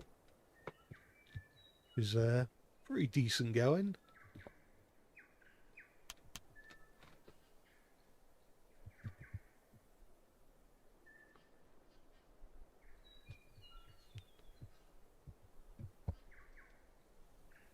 Right, well that's that sorted. I think the station looks more or less complete, I'd have said. Well, this station here at least. Still have to make the one at the bottom, but that can come later, I think.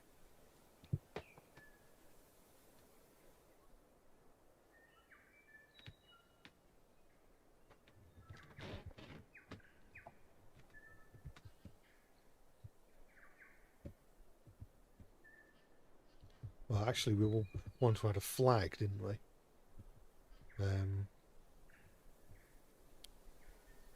Is this a flagpole? I think it is.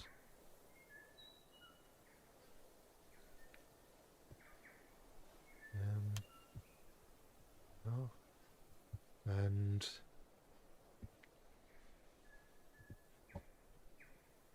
so look, right on the side. I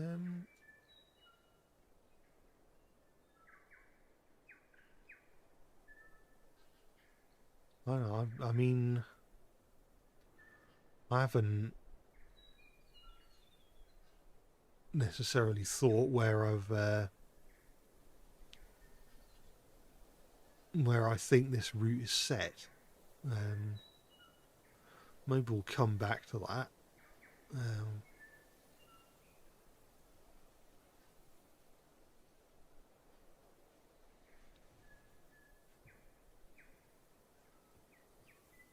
I might come back to the flagpole later.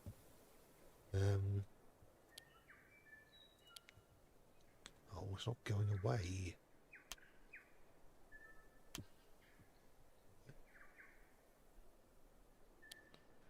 No, that's not what I wanted. There's like boardwalks and stuff over here.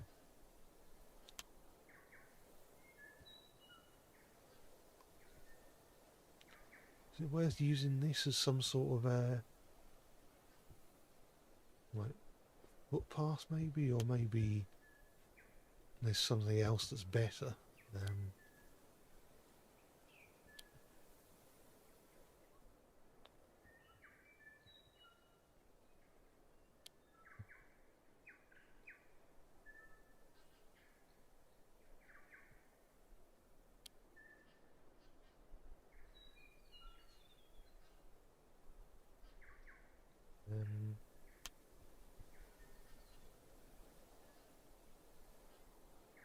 I'll see if I can make this a footpath.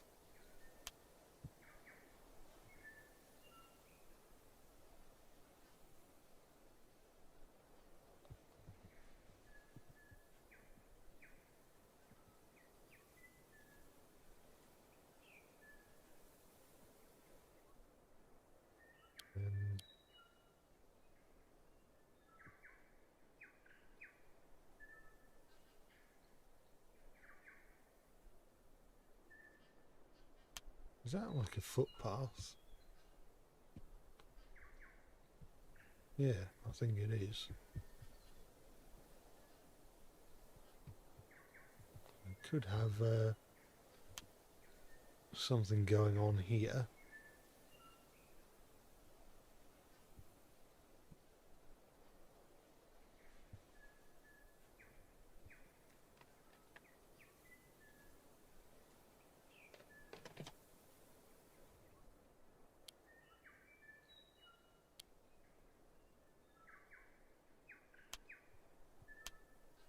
What have I done?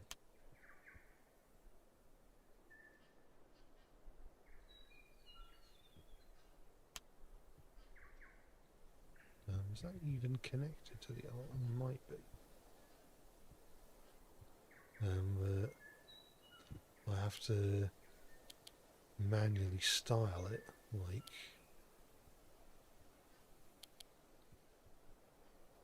the other one.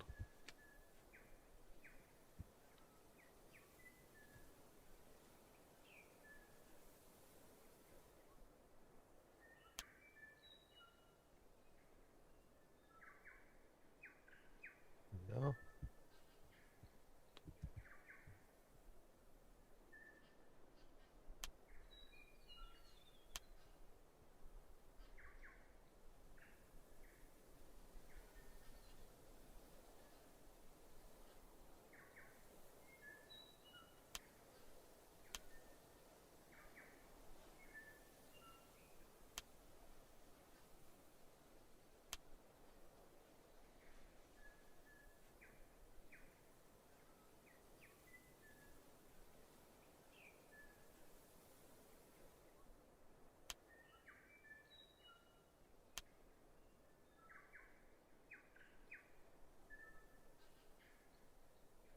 No.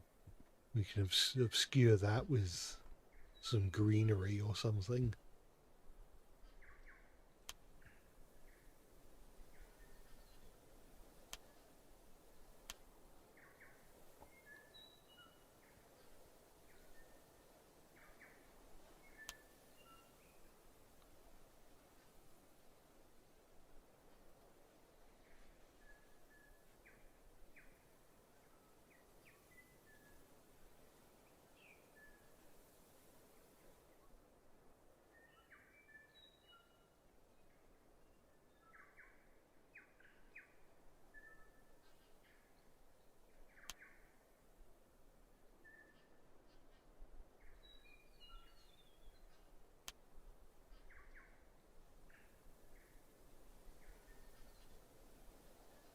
It's a very steep path.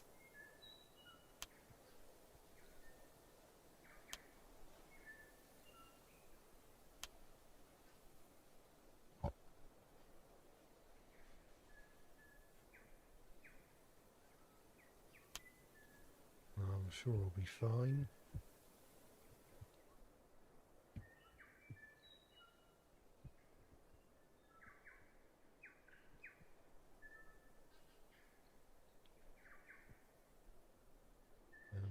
What have I gone back there for?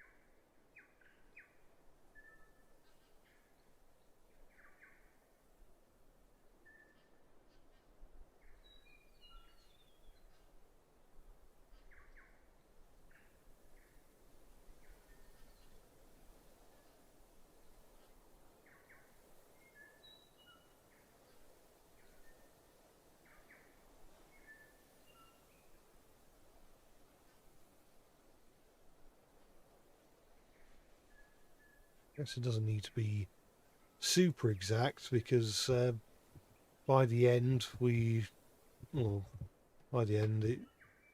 should be able to hide most of the imperfections with greenery.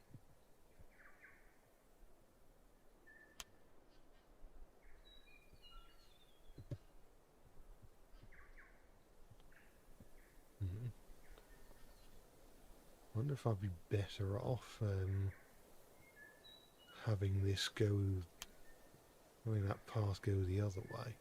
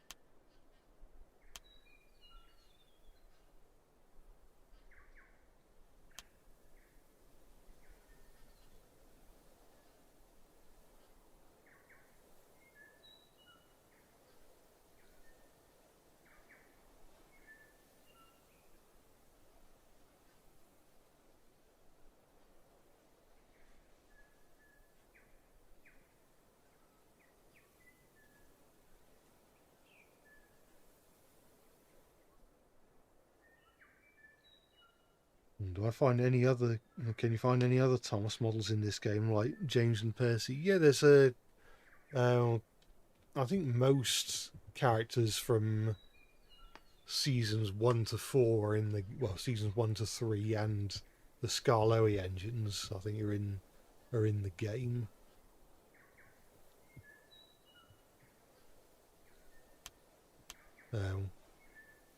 Should be able to give some of them a try once we've at a point where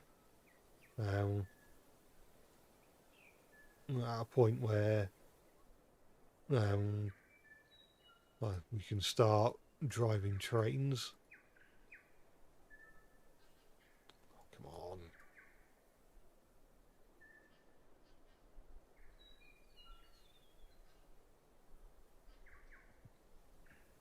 Well.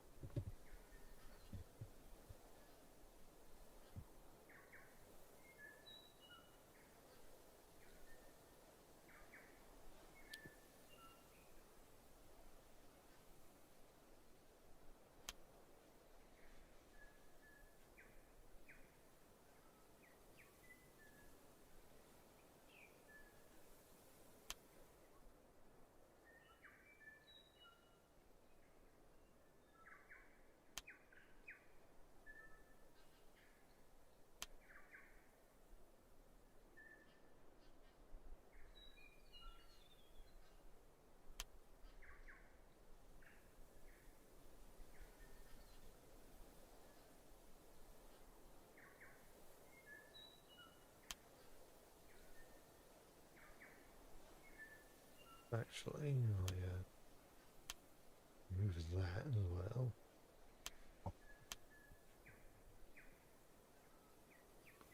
And also this doesn't go up quite as high.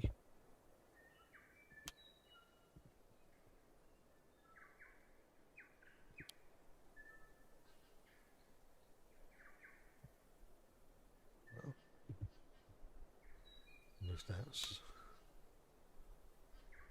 maybe overkill.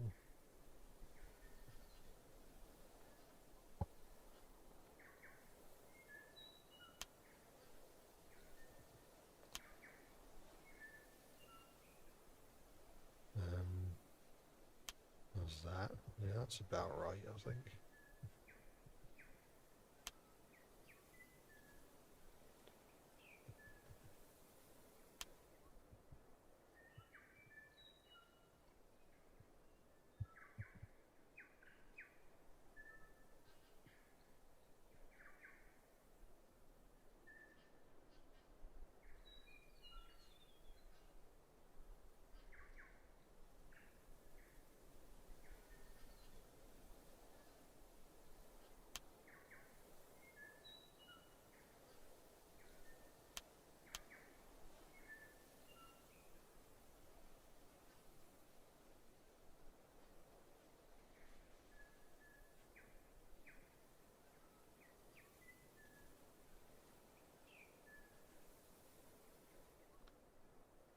It's funny is that the engine that Pug is based on, you don't recall the LMS kits and being called a Pug.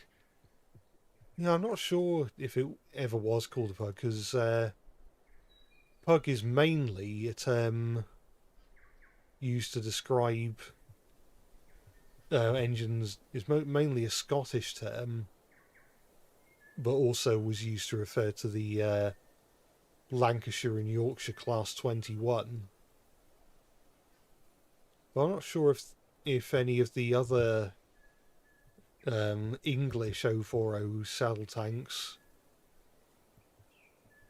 were called Pugs as a rule. But in Scotland, Pug was basically used to refer to basically any old shunting engine or any old tank engine that mainly did shunting work, which means that I think Ginties that worked in Scotland would even get called Pugs, which is interesting to think about. Maybe Pug was always meant to be a Ginty. Who knows?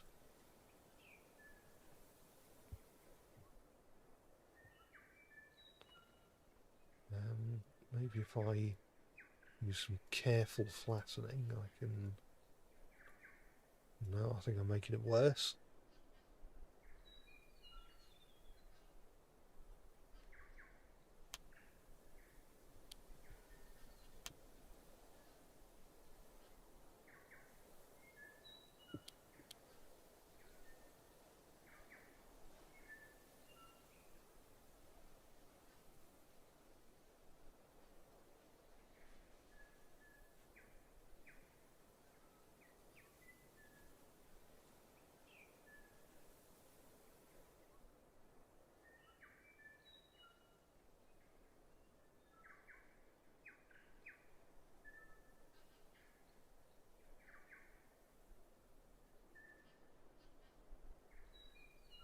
I might just have to use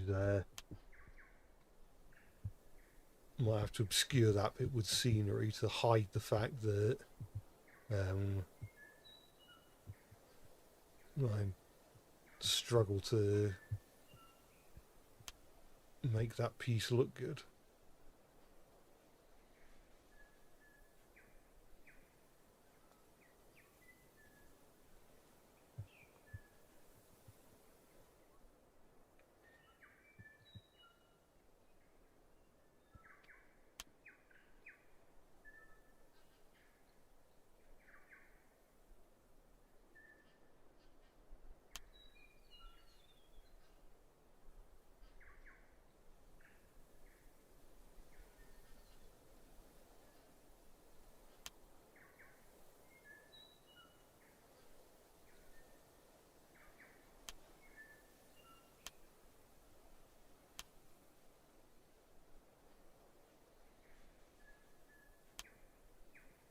Not what I said.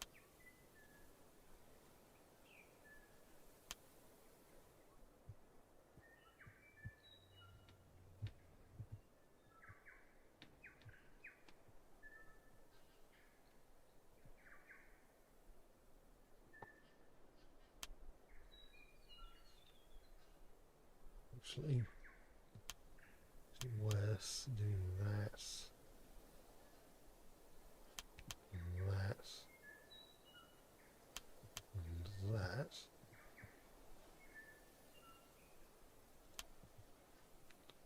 And doing this.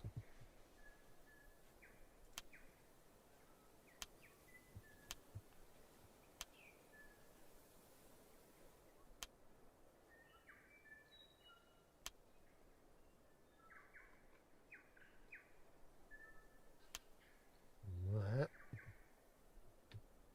And another straight piece like that. And it's very steep, but it does lead you to the station if you're prepared to climb extremely high gradients.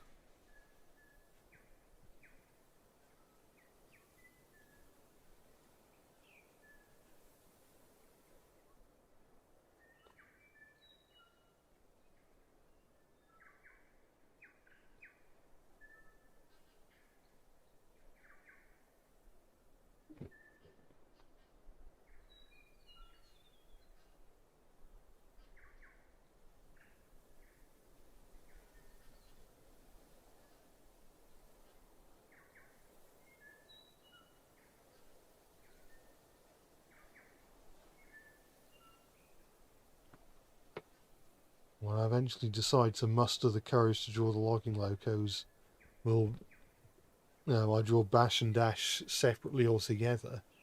I'm not sure. It depends whether or not I can find ways to sort of differentiate them, because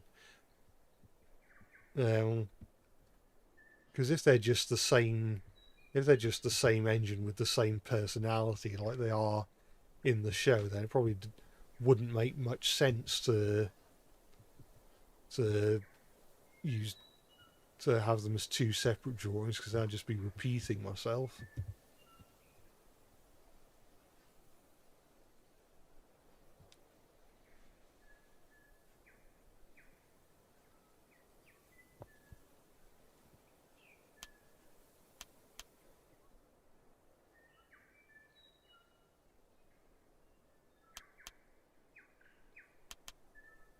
Add some more hedges here.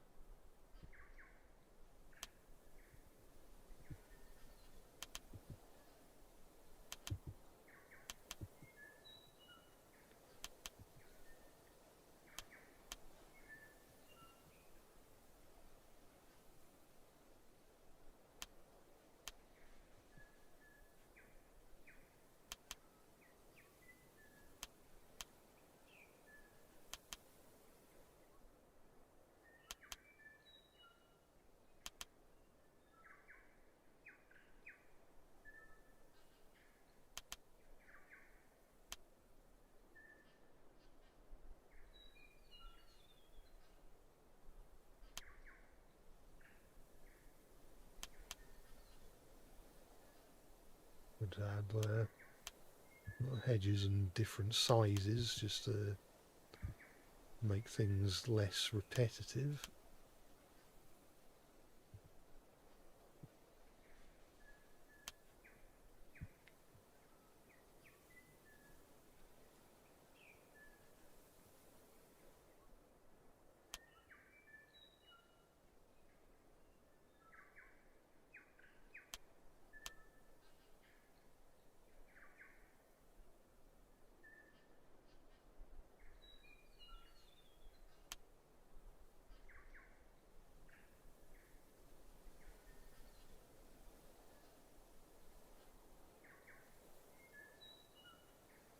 Probably afford to add some more trees.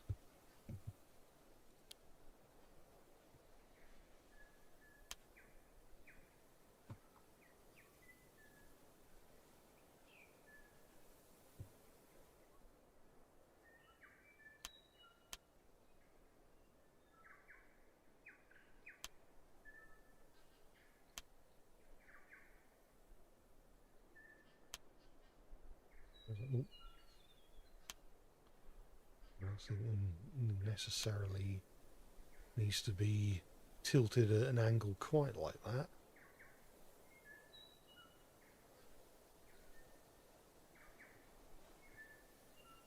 Or even that, to be honest.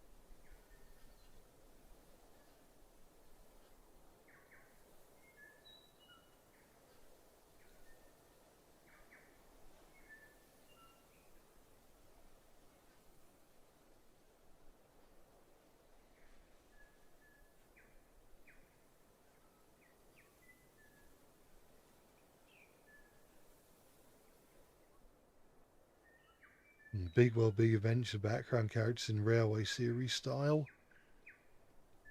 Yeah, at some point I do want to do something like that. I think I'm probably better off starting with the Henry recolors, because I think 460s are pretty common well, I suppose were quite common in a lot of countries back in the Steam era, and they'd probably be the easiest ones to find real life counterparts for.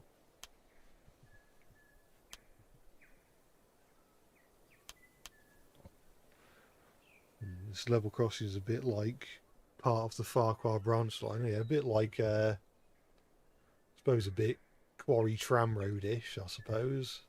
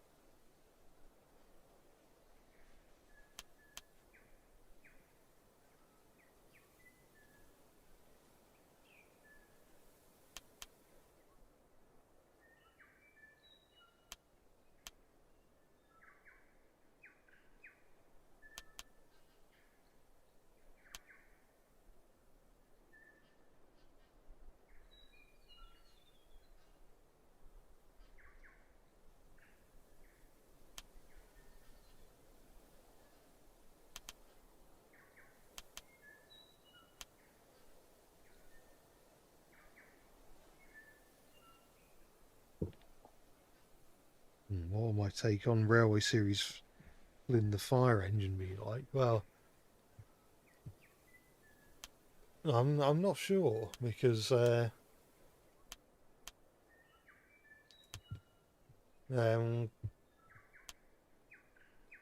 yeah, I'm not sure if fire engines on rails are especially um, much of a thing in the UK, and also pretty much all fire engines where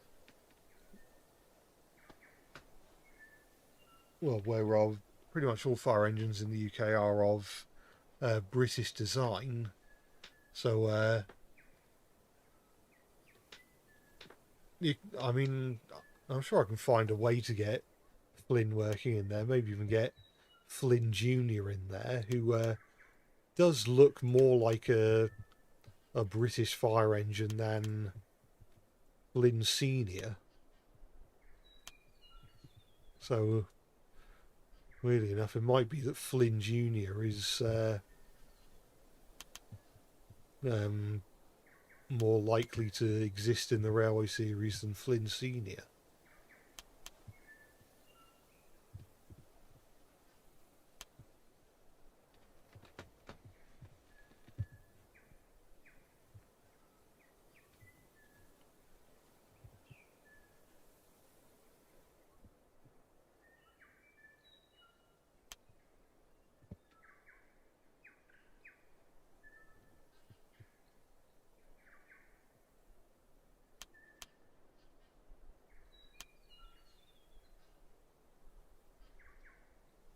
What's this?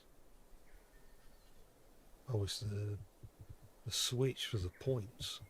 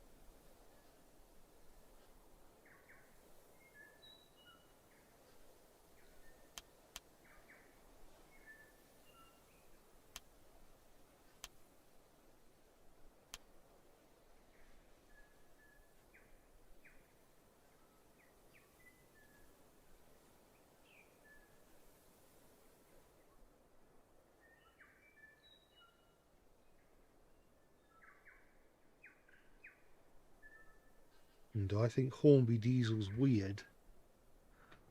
No, it's not that weird. I guess it's the sort of old Hornby Class 08 is as is sort of limited by the fact that it uses the chassis originally designed for the Ginty. So it's it doesn't have the outside frames, and it's the wheelbase is a bit long, but I can still tell who it is. It still looks a lot like looks a lot like the character. I remember I had a Hornby Diesel that I got second hand from a model railway exhibition, but we can never get it to work properly because I think it was a second hand, like an old second hand model, and the previous owner, well, I remember it was around the time they'd reintroduced diesel into the Hornby Thomas range, and I don't know whether the model I had was from that later re-release or part of the original 80s release, but basically the gearings didn't work, so I think the gears were broken or something, and we could never get them to run properly, and the wheels would disengage with the mechanism and stuff like that. But I say I don't know which release it was from, because I remember the theory we had at the time is that the previous owner had bought a Hornby Diesel to use the chassis for another engine, and then basically swapped the old broken chassis and put it on the diesel body. But I don't know, that's just speculation. Oh.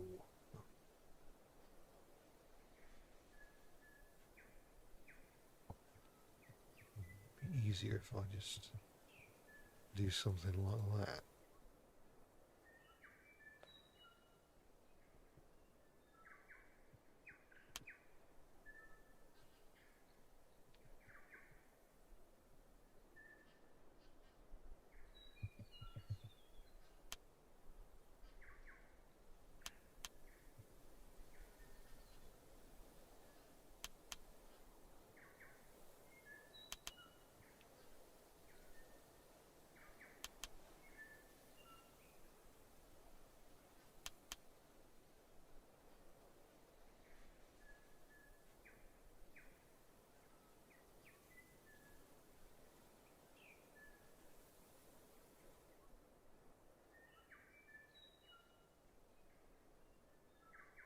Or maybe Flynn could be the first USA fire engine on Sodor, like possibly a museum piece. Yeah, it's possible.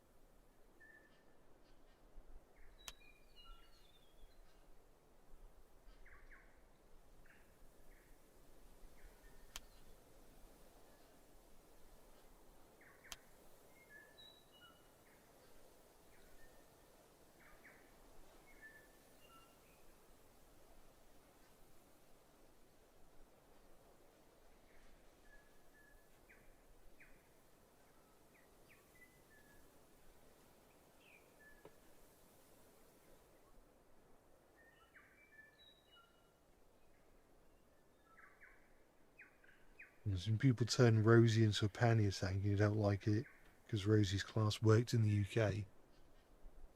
Yeah, I'm not sure why you'd really need to change Rosie's design, especially if you're not just doing the AU thing where everyone has a different basis. When you're only changing Rosie's basis, it seems a bit odd.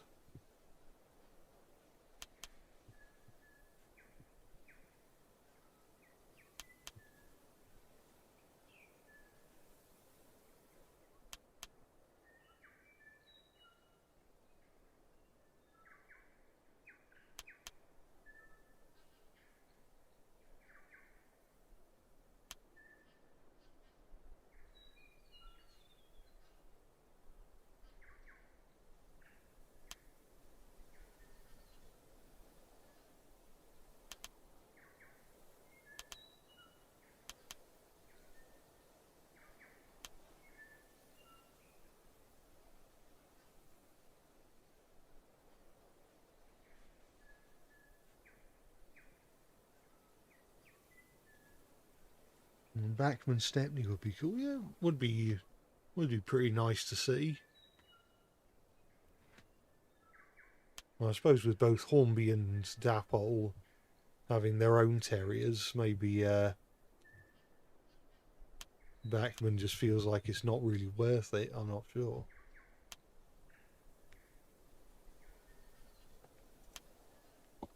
I think Backman Gordon should be bigger. I mean, he's quite a bit shorter than the Hornby Gordon, isn't he? I don't know. I don't have a Backman Gordon.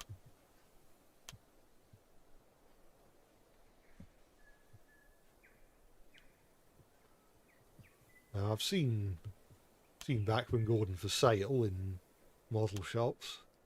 I haven't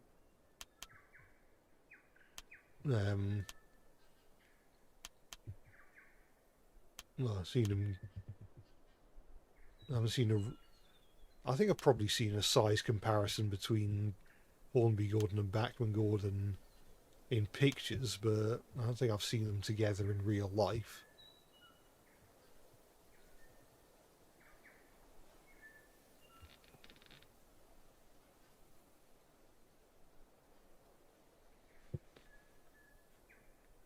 Another one question: what are my thoughts on the North Western Railway having a fleet of 80 engines, according to the Island of Sodor book? You know, it's something I've been aware of for a while. I'm trying to think, because obviously I've added my own characters or interpretations of characters to the Northwestern Railway's fleet over the years. So I wonder. I haven't counted up all the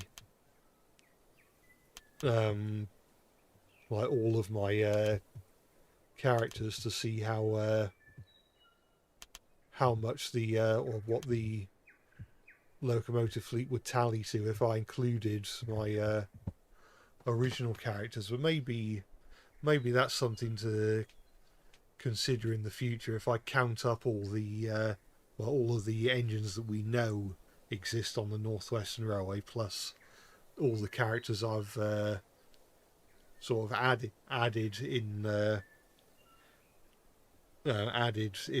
own videos that, as far as anyone's aware, are still working on the railway, and then slowly work my way towards building the whole fleet of 80 engines.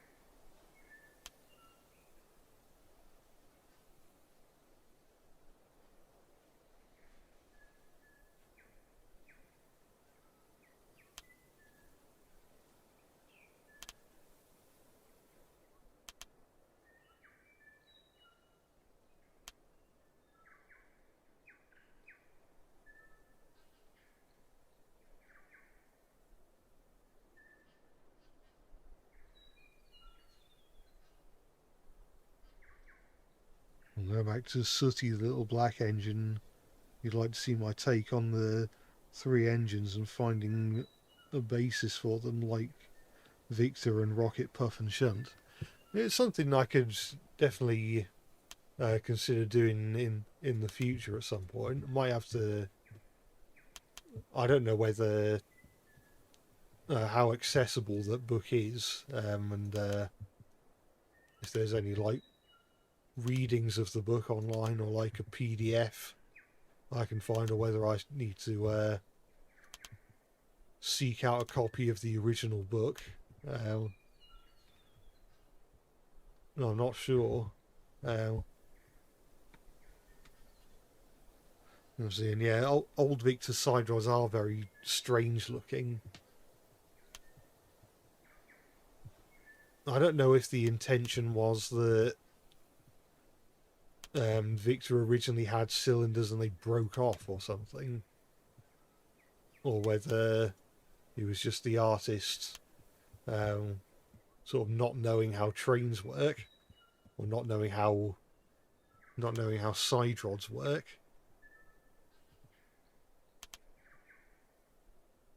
I decided to sort of simplify things a bit for my take on old Victor.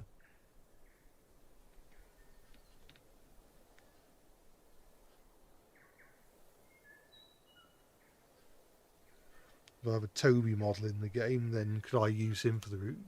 Yeah, I probably could. I think I've got Toby and some then the J70 tram model.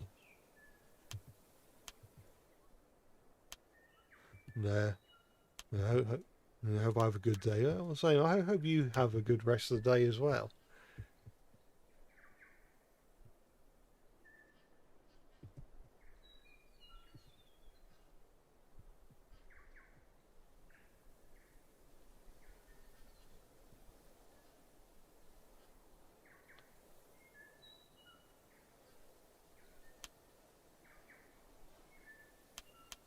Ugh.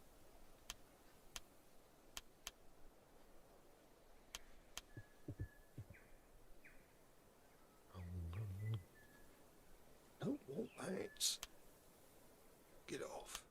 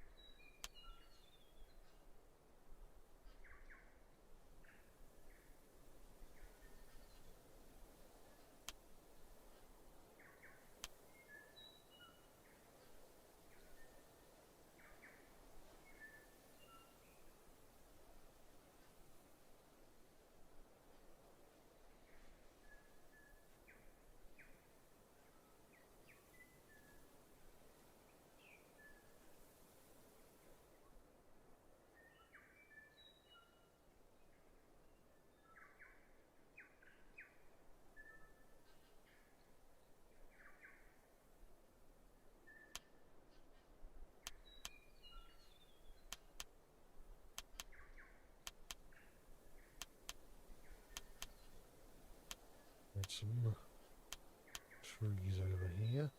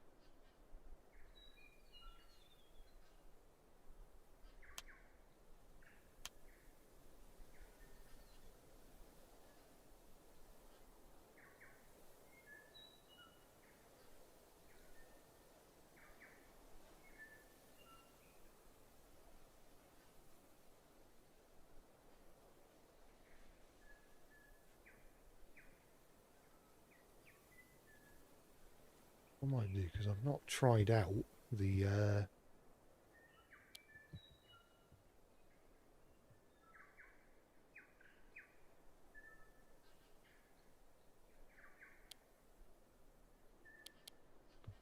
I've not tried out the colour painting tool yet.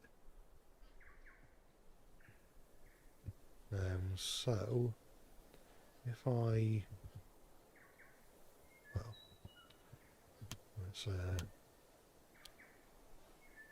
find a page with a decent colour, and then select that, and then actually I probably want to shrink this. I can make this look a bit more like a cliffside or something by making it grey. I could probably combine various shades of grey to make it look a bit less uniform.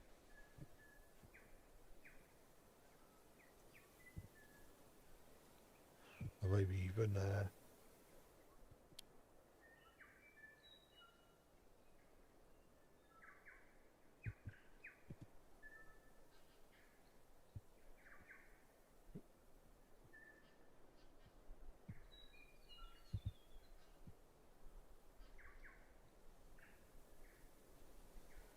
just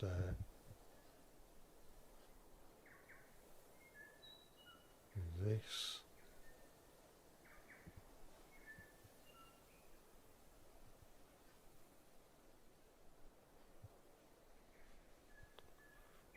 And find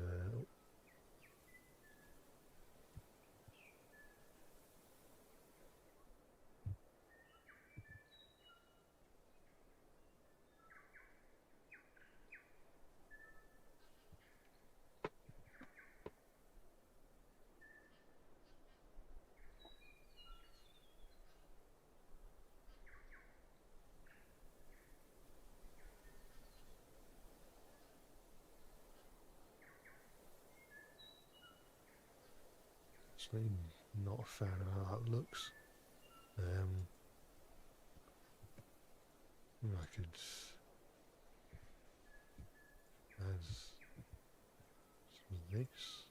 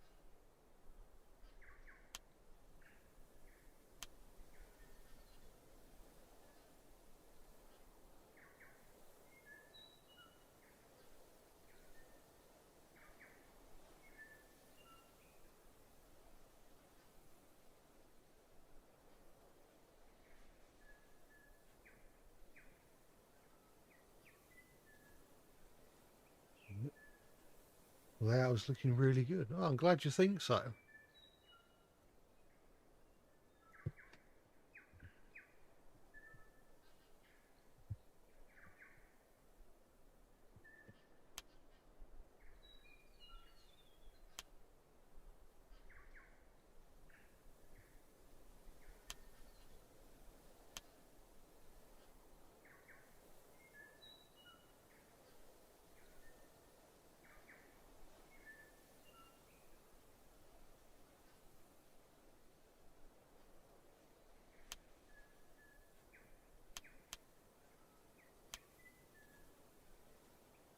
Not that one.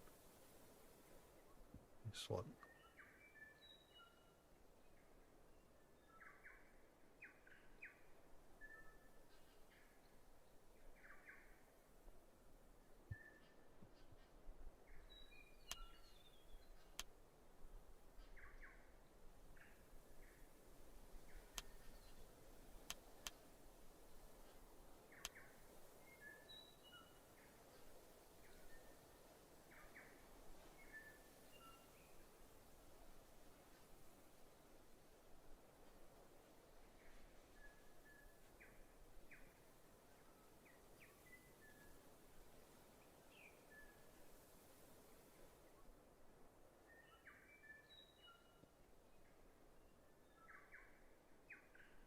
Done some pretty good progress.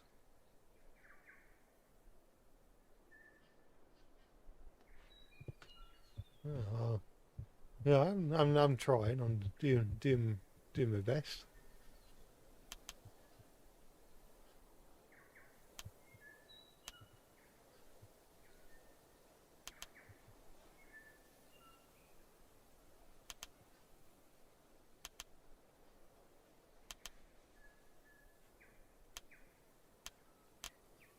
Oh, well done. Knocked over a bit of shrubbery. All doomed.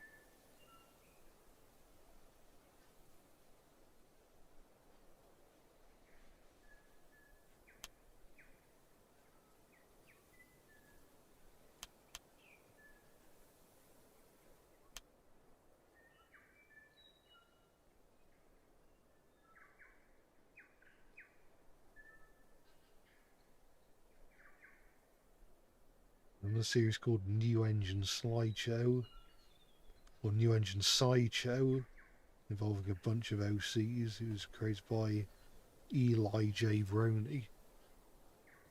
No, I mean, I've heard that name before. I couldn't tell you what the New Engine Sideshow is, though.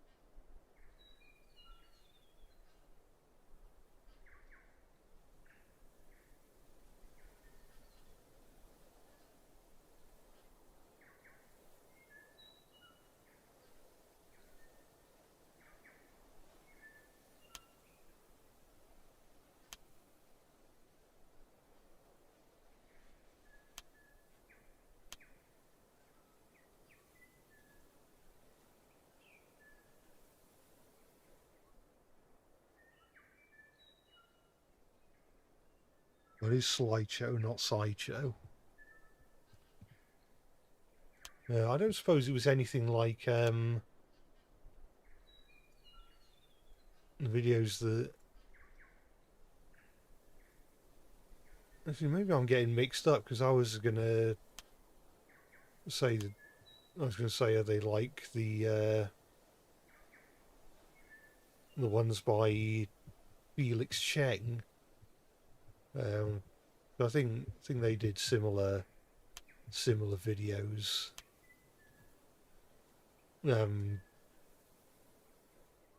Where it's basically just photo edits of real engines made to look like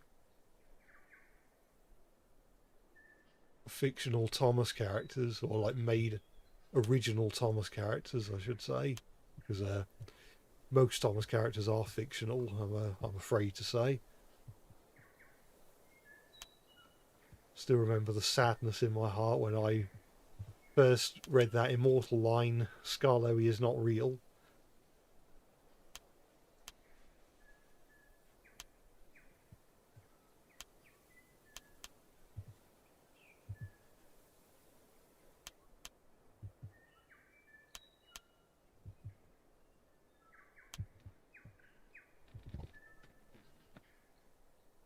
It was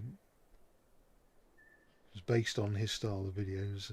Eli Jaber only re-uploaded Felix Cheng's Kuno the Tank Engine content. Alright.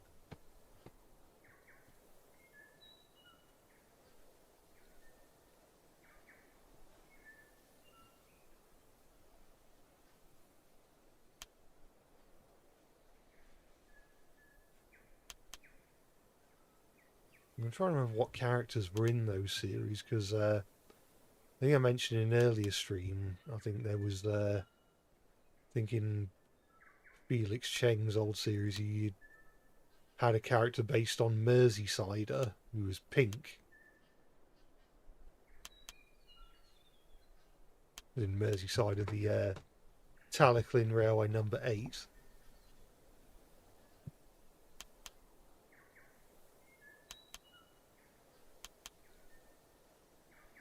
And I seem to remember another Skarloey Railway OC. Skarloey Railway number 10. Was it called something like... I want to say it was called something like Darrell McDarrell. And he was like rainbow coloured or something.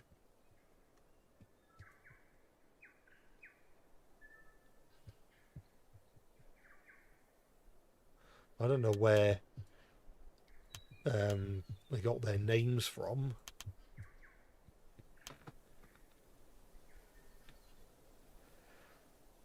You can't believe Audrey had the gall to say Skarloey is not real. Left me shaking and crying for weeks. Yeah, the same. How could he destroy my dreams like that?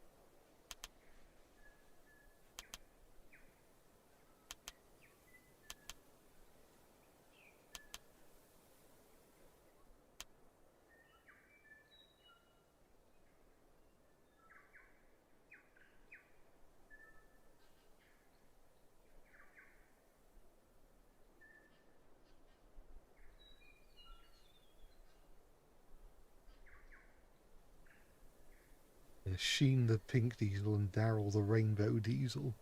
Yeah, that's what I remember.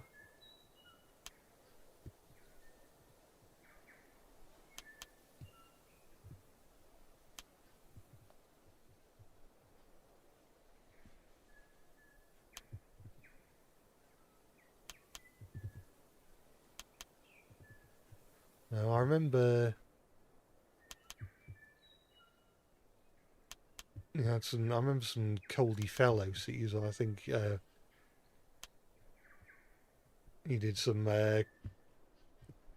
He did the.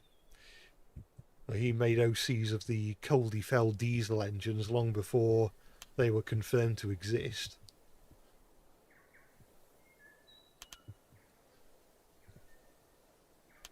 I remember that much. I think he had a load of other Coldie Fell OCs that were based on, I think, based on Swiss and American rack and pinion engines.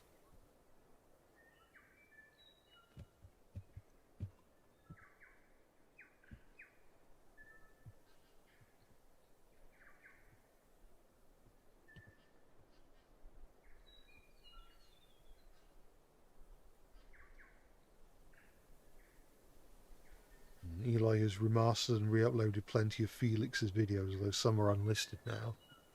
It'll be interesting to see if the ones I remember are still accessible to watch. I have a vague memory of Smokey Joe as in the Hornby engine appearing in one of those videos. I remember most of the Northwestern engines were given numbers in those videos, including ones that didn't have numbers in the actual show itself. Because I have a vague memory of either Bill or Ben with the number 13 in one of those videos. Of course, now we know that Barry is number 13.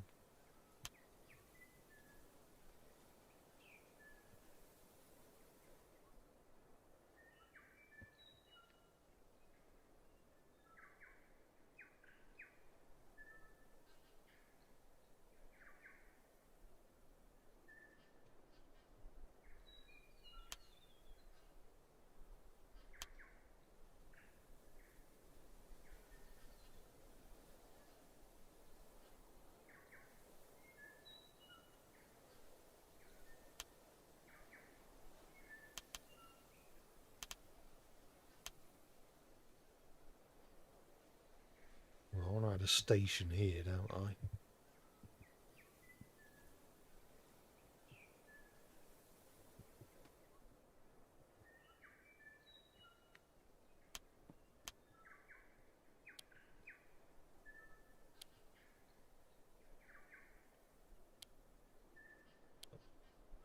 Loaded the wrong folder. Or draw type, I guess. Where's the one with the station platforms? Yeah.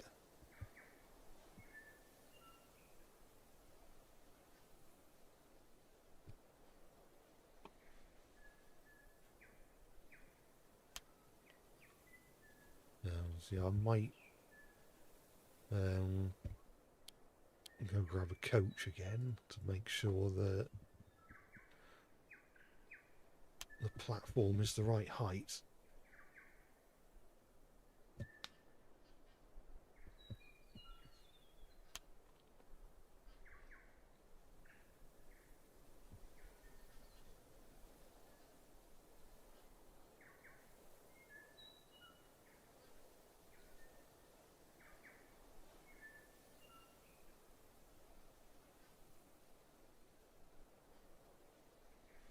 Well, that looks correct to me.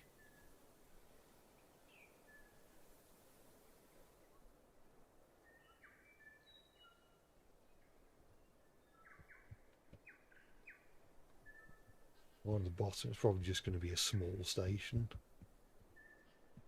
I'm not sure if I'll retain the castle theme for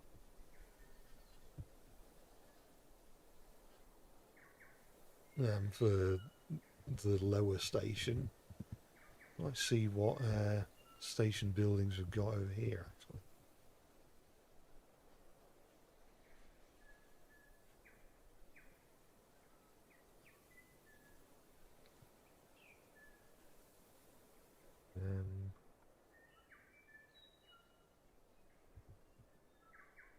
Station weight room, no CLK. Well, I wasn't expecting it to come with a Mercedes, but there we are. No mods relating to the word castle. Well,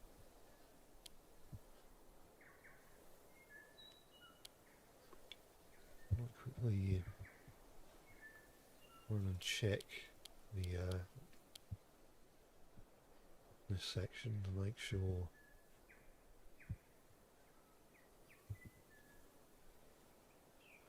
I could.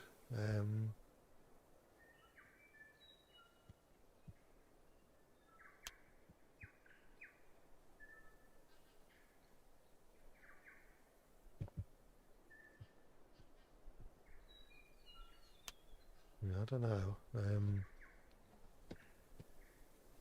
know if it's worth retaining the castle theme for the lower station.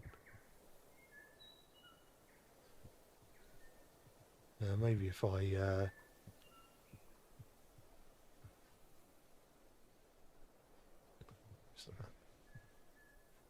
some other sort of spire.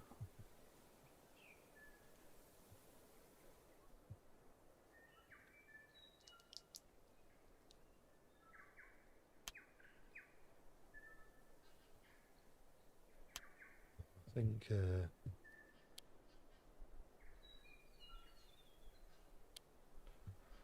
I'm better off just using a regular station building.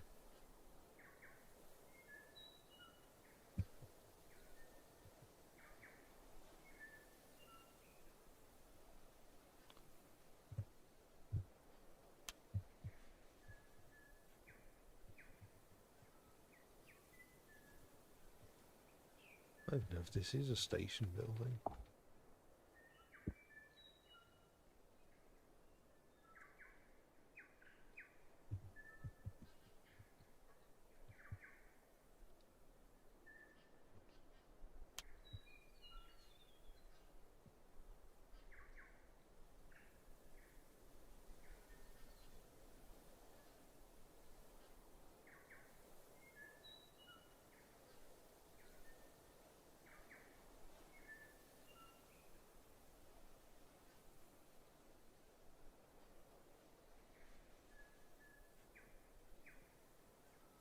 The more I'm looking at this building, the more I'm starting to not like it. I'll be honest. Well, I'll look at some of the other stuff. I might have another look at the... no.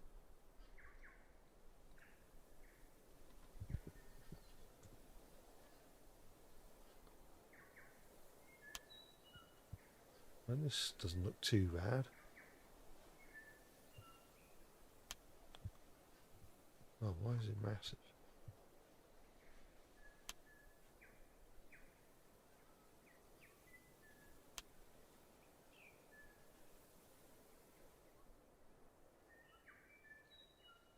Actually, I'm not sure what the...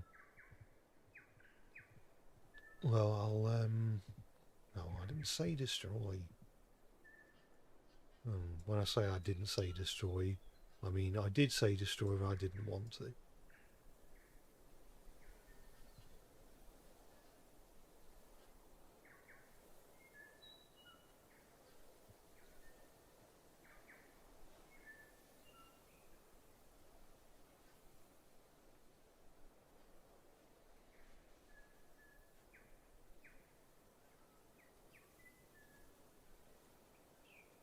So, I'll bring up the multi-paint window again and swap out the blue for like a grey or something. Does that look a bit more like it's made of stone or something, perhaps?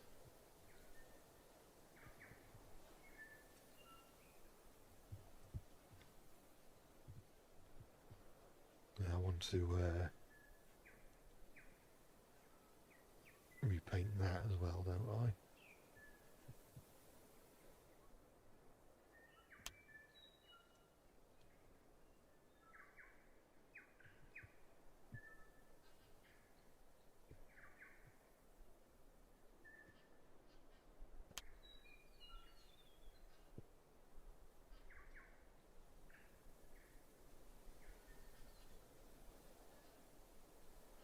Remember Frantic's rolling line videos where he just runs trains reskinned into Thomas characters instead of the original models? Yeah, well, most of his rolling line videos are from back in the day when there were no proper Thomas mods for rolling line, and so they just had to make do with the standard 460, not 460, 464 that comes with the game, just reskinned into every Thomas character there is, which is a shame because it means you've ended up with a million YouTube videos of these crummy old reskin Thomas mods and little to no or few to no videos showcasing the proper Thomas mods for rolling line that actually look like the characters.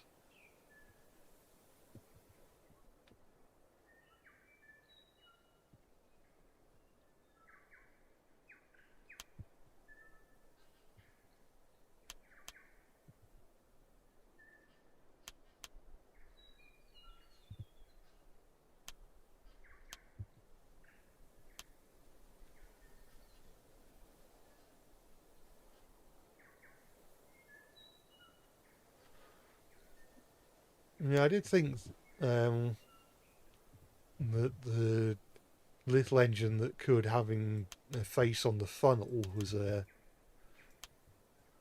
bit of a strange choice. I suppose for that type of engine where it has like a much larger funnels, like those old those American sort of old west type locomotives, it kind of works. But I think doing that with a British engine with a sort of just a slender cylindrical funnel, it wouldn't quite work, I don't think.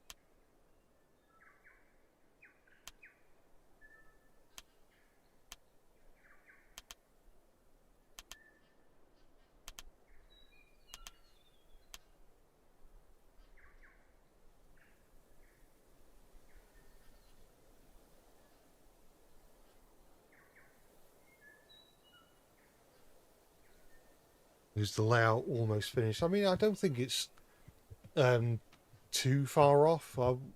We need to add some decoration round here and round here, but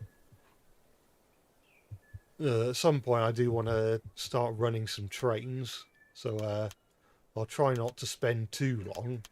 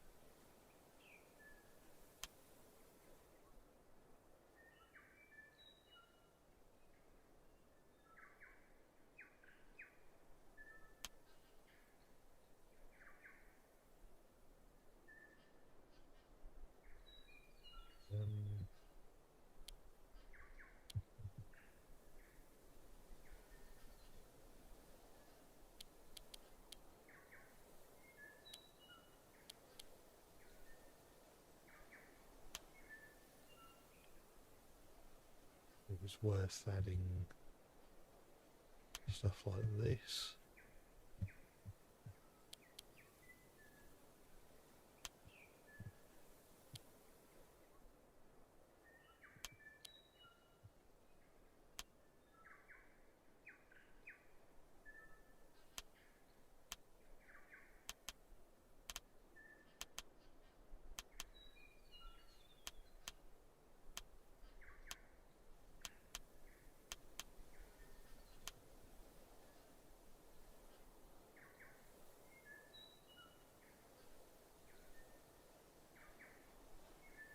What do I think about the new Thomas and Friends show 2026?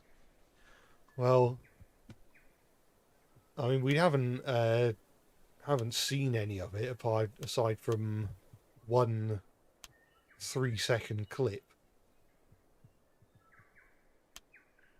So I mean, I did share some thoughts regarding the what I think of the faces in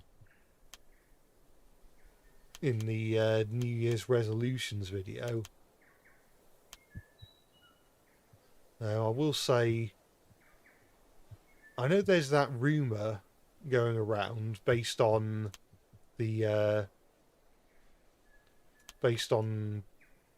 that new book that's coming out, that that Thomas will interact with the narrator in a sort of similar to Winnie the Pooh, which and that's the reason why the one piece of footage of the new show we have is of Thomas just kind of looking at the screen and smiling but not saying anything, because he's sort of reacting to what the narrator's saying. And if that's true, then it sounds like a cool idea. I think there's a potential for some charming moments with something like that. So yeah, I'm all for it.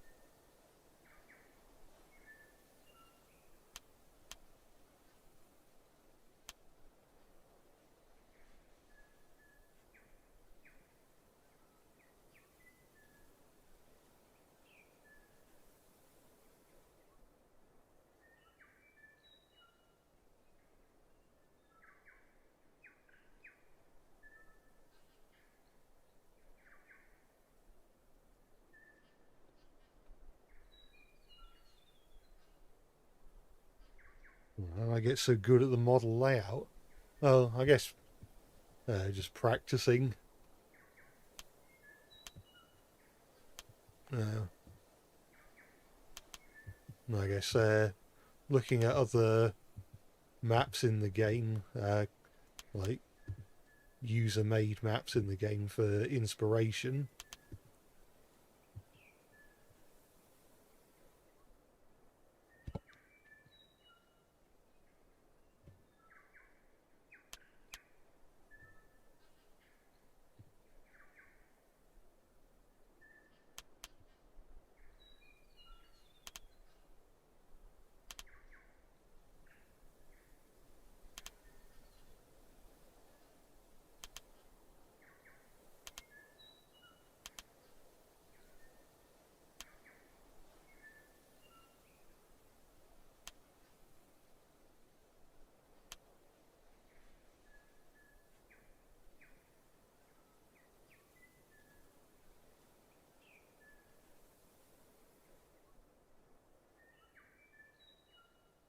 Another video involving two tank engines called Jack and Molly. Both of them had real faces of kids. Jack was edited onto reverse footage of a freight train. Now, I've never heard of that before. To be honest, when you say faces of real kids edited onto trains, my first thing that came to mind was the Transporters. I don't know if the video you're mentioning in any way resembles that.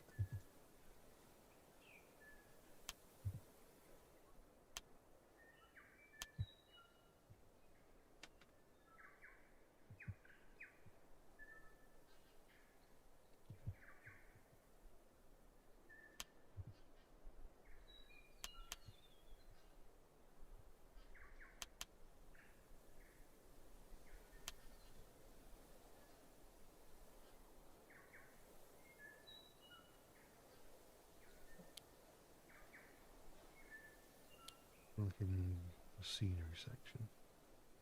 Are there gates? I'm not seeing much in the way of gates. Maybe I can...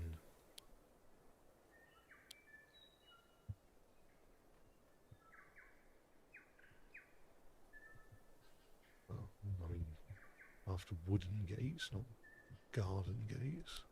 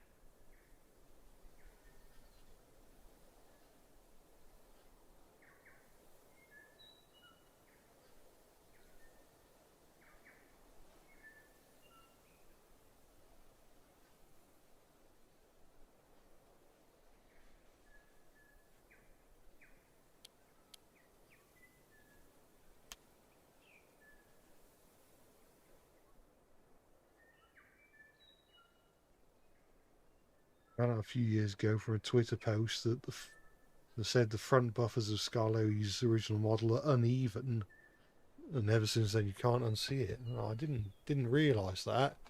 Can't help but feel I would have been happier without knowing. No, I'll have to check for myself, I suppose.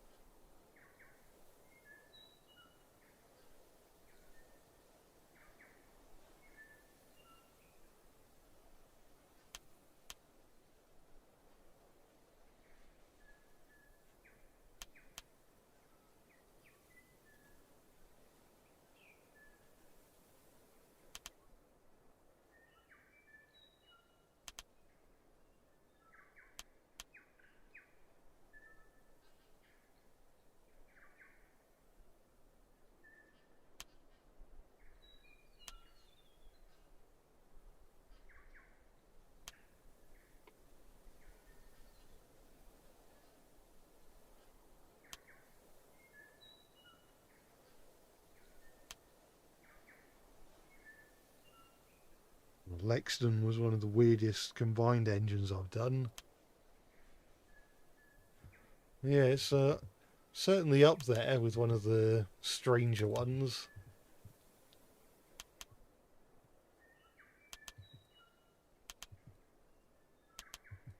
Along with the bulgy, spiteful brake van combo.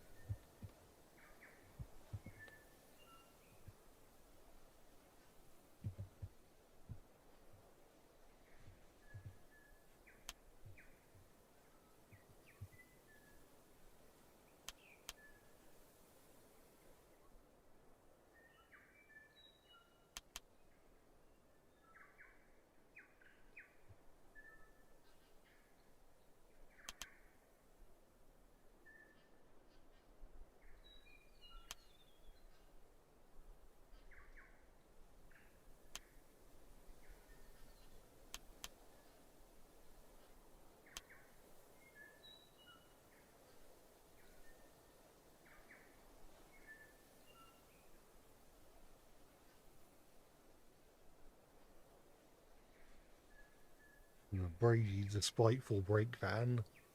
Or the spiteful bus van, sorry.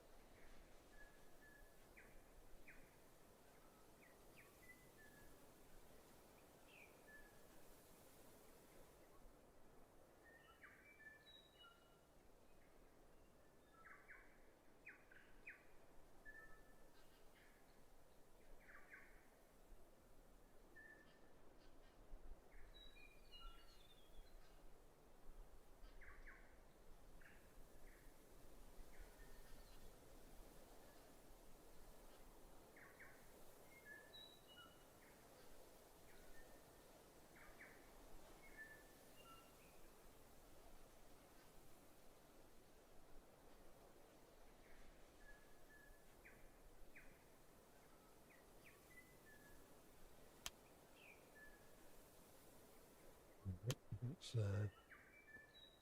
add some more trees here and there.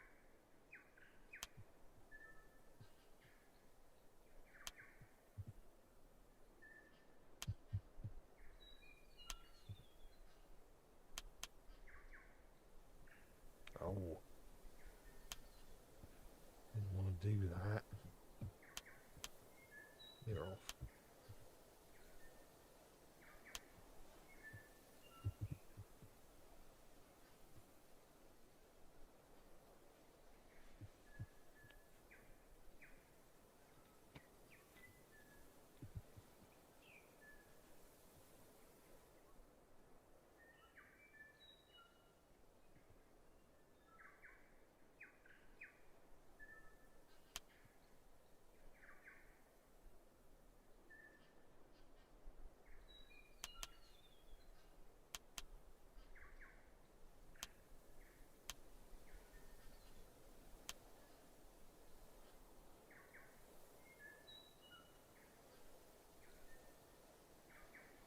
And there's a train horn echoing through where you lived and you need to record it. Ah.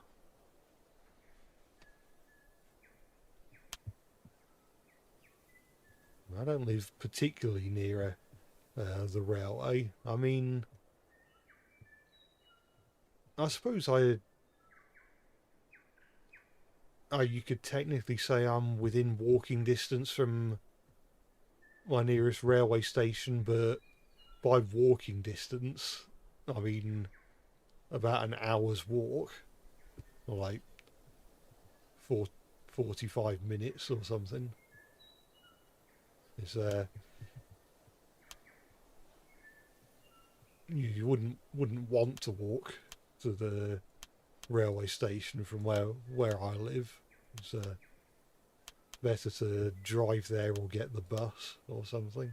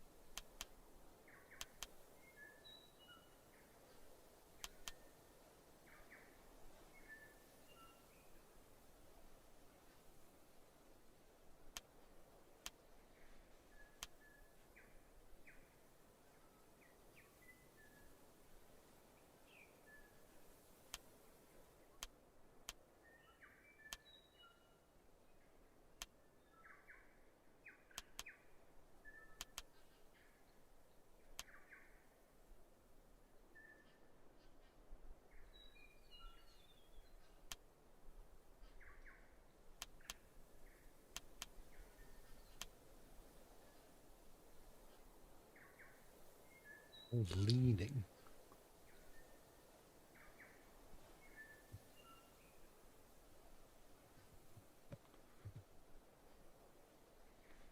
care if you're not strong. I'd rather you didn't lead.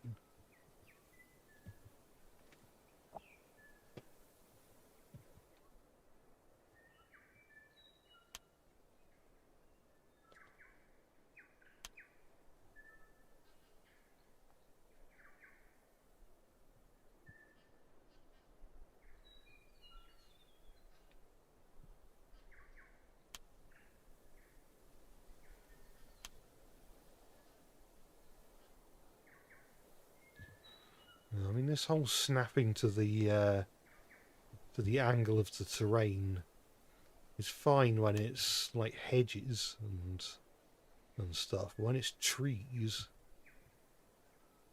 it's not exactly helpful,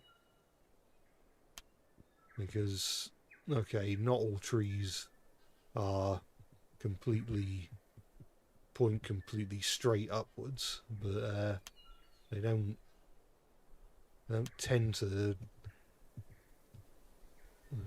go up 45 or 90-degree angles either.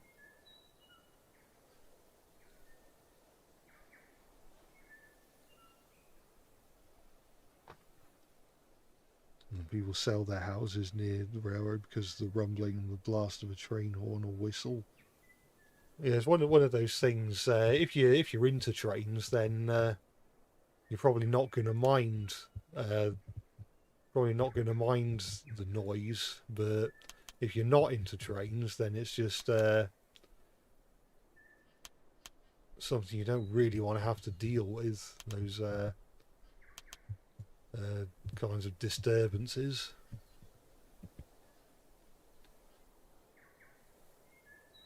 One of my thoughts on the episode Slippy Soda, where Thomas gets the weird funnel. I think I spoke a bit about it in the Q&A session. I like the idea of the Fat Controller and Mr. Bubbles having to sort of chase after Thomas in the car and getting into wacky hijinks on the way, but the rest of the episode is crap. And it's like, I wish that plot point was just in a better episode.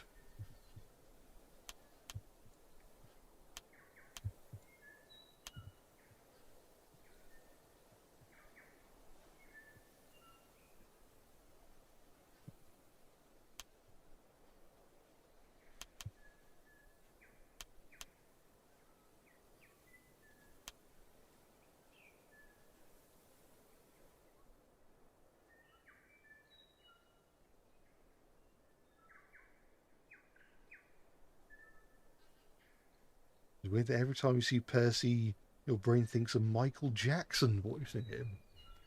Well, I've heard of fan casts for Thomas characters in the past, but I don't think I've ever heard anyone say that Michael Jackson should voice Percy. Probably not the worst idea in the world. Probably think of worse voices for Percy, maybe. I don't know.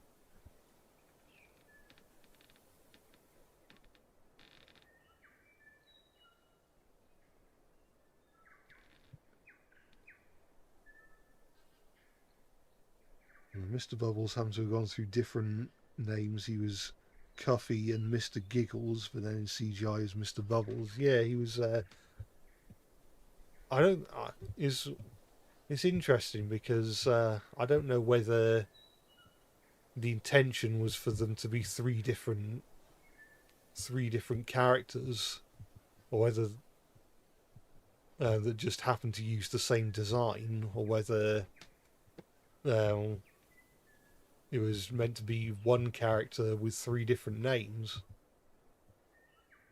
I mean, I'd assume that none of those names are his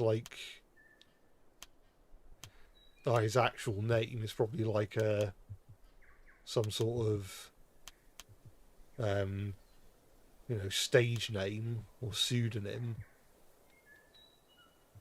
So possibly he just took a while to decide on one that worked for him.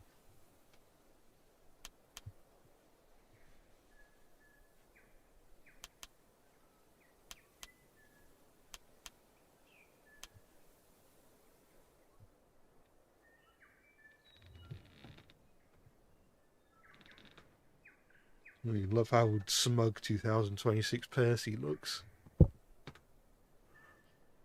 Yeah, it is. Now,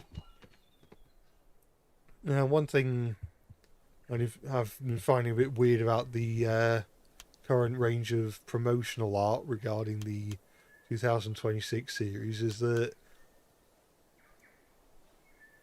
for some reason, every single piece of promotional art, all the characters just have the one facial expression, which I guess worked in the CGI series where most of the characters' default facial expressions were just sort of just your standard happy smiling face. But in the in the upcoming reboot, where everyone's default facial expression is sort of is different, it's much more noticeable that the expressions don't change, if that makes any sense.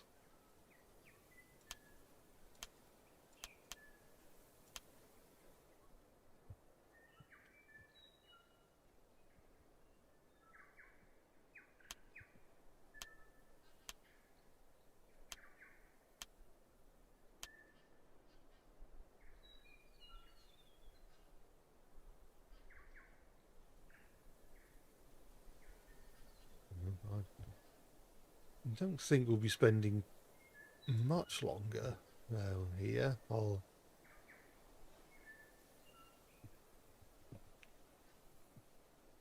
When I upload the final version of this to the workshop, I might add some more scenery, like maybe some buildings, maybe some clutter here and there. But for the purposes of this stream, I think we just want something that we can sort of say is close to being finished, so we can start running some trains.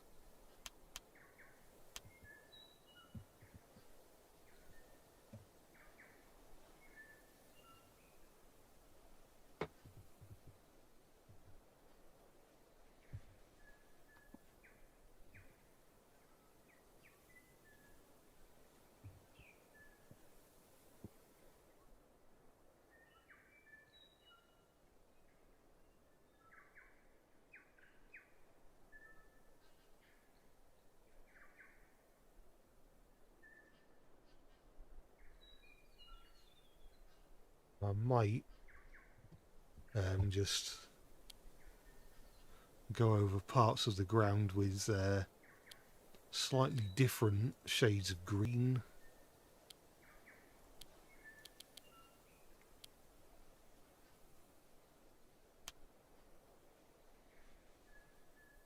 Just so that... Oh, hang on, I already had it.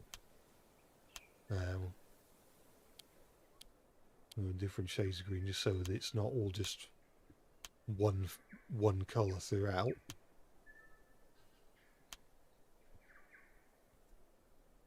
Was it grey? I thought I selected a colour.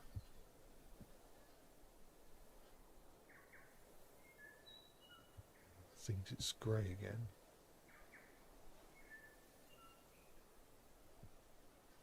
Right, this time, there we are.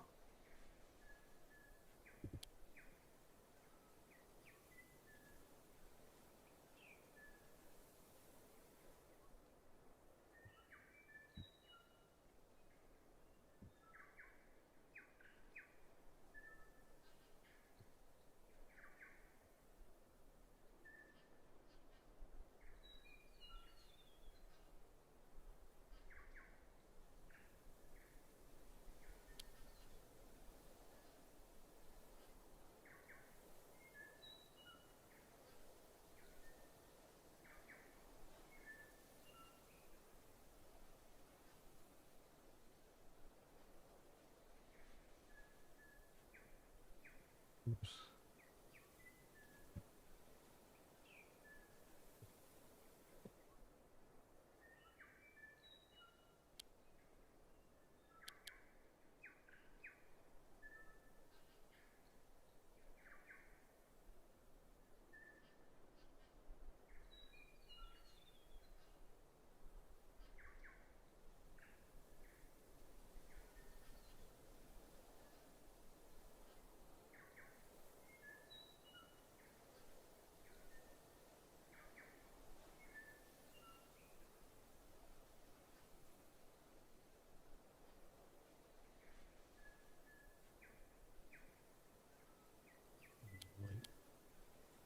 For this part, line where the trees are, I might use a dark, well, no, I am using a darker shade of green.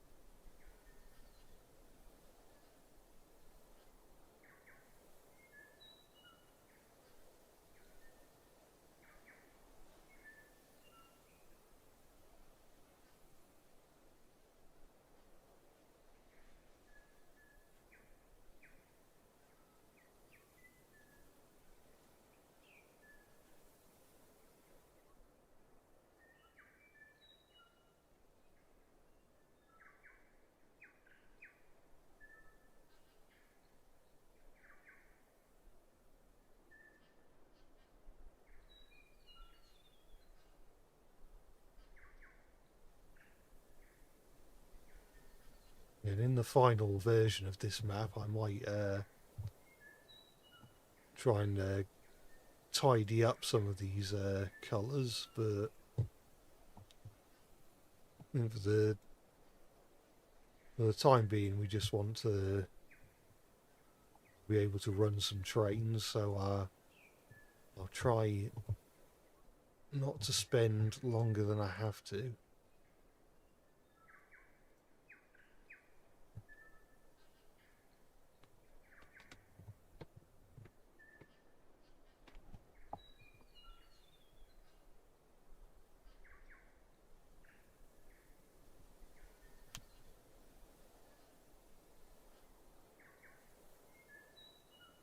I think we might be ready to run some trains.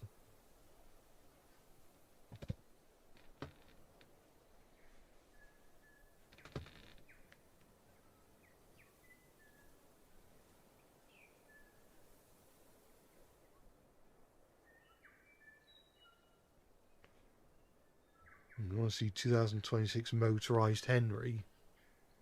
Yeah, hopefully we well, we get confirmation that it's happening soon,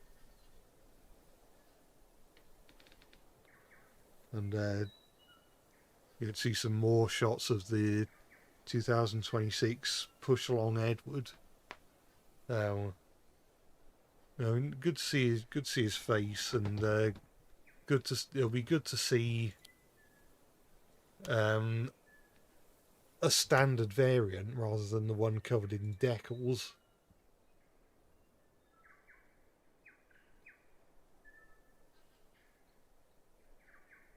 No, it's a standard gauge route.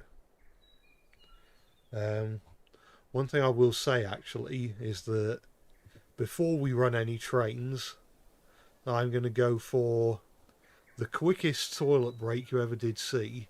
I'll be back as soon as I can, and then we will run some trains.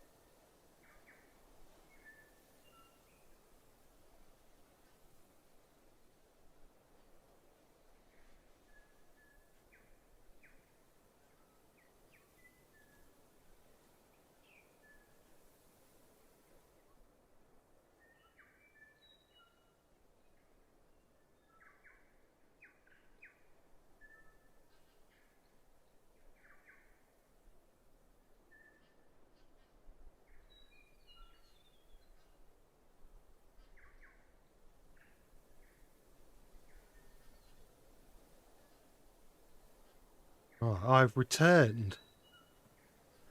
And with that, we can get back to running some trains. One thing I will do is make sure this is set to apply changes so we don't end up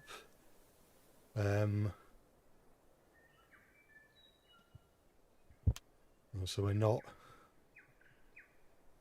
I thought I said apply changes. I have to. Oh, there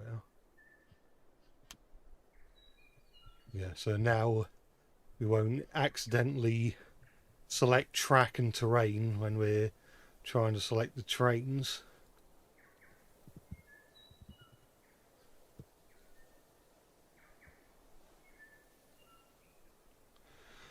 2026 Harold looks like Buzz Lightyear. Now, he does a bit. I did make a post on well, both Twitter and Blue Sky with showing Harold with the face from a dopey looking bootleg Buzz Lightyear toy.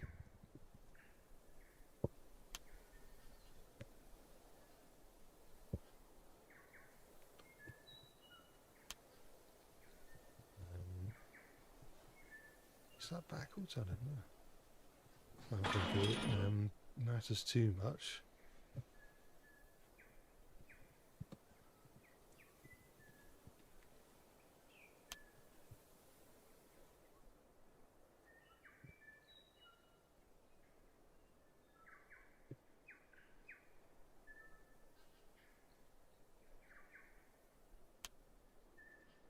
That's facing the right way. So let's make sure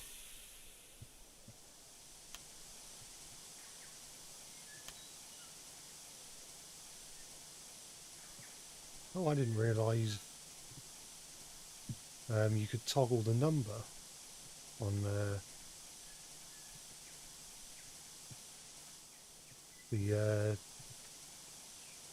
these particular Thomas models.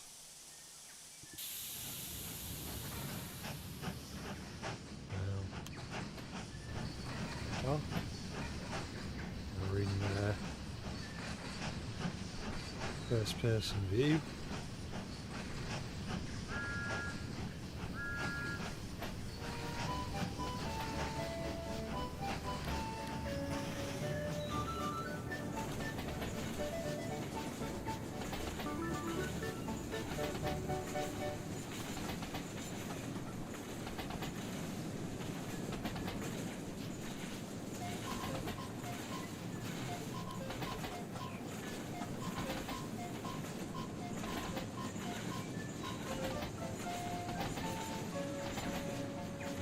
First crossing.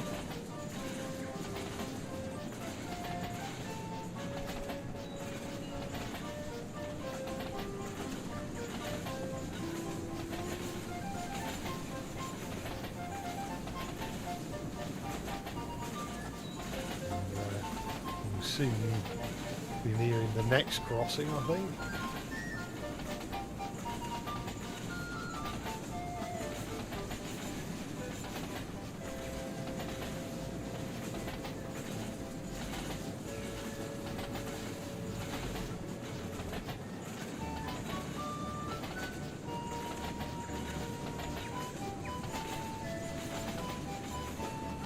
There's the second crossing.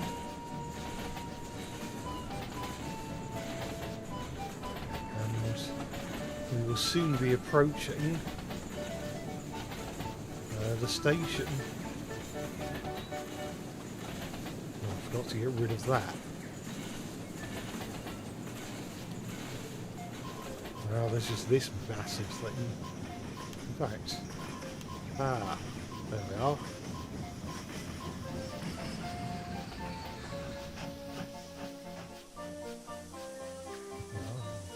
Pick up passengers from the castle station. I still forgot to add a flag. Well, I'm sure I'll find a flag to add in the final release.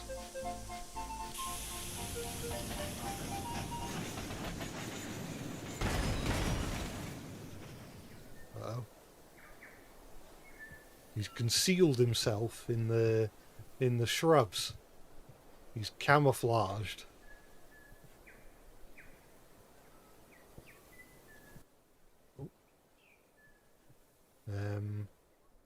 There we are.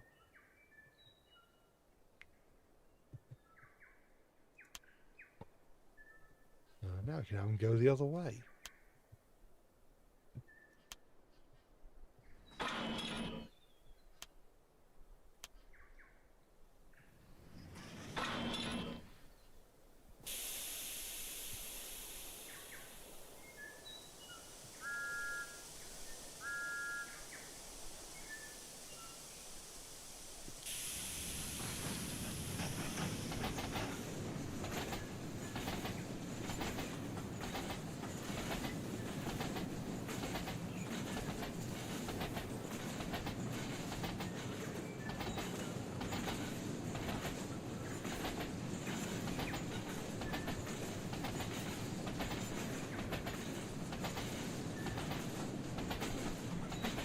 Much easier time getting down than up.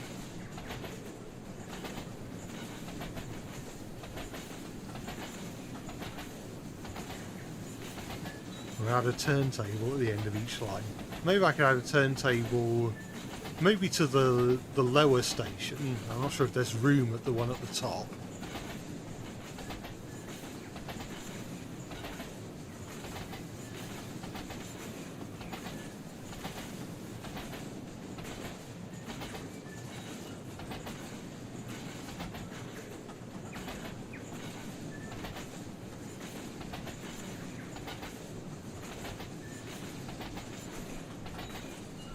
Thomas's driver applied the brakes, but it was too late.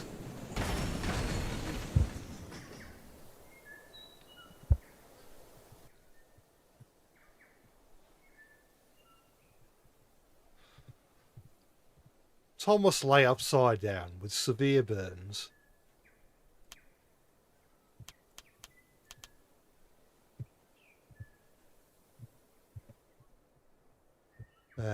Actually, I'm not even sure if there's room down here for a turntable. I think the engines will just have to run around their trains and go the other way in reverse. Someone said they wanted Toby on the route. Unfortunately, I'm trying to remember actually.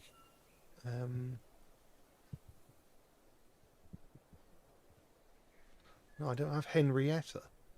I'm not sure if there just isn't a Henrietta mod for the game or whether I just don't have it. Hang on, I'm going to sneeze. No, I'm not. It's gone away.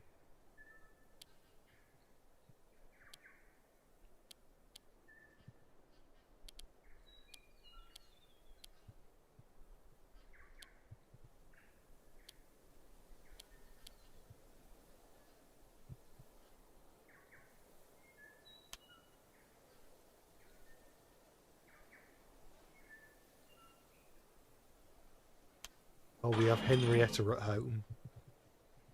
Actually. Let's get the one that actually has windows.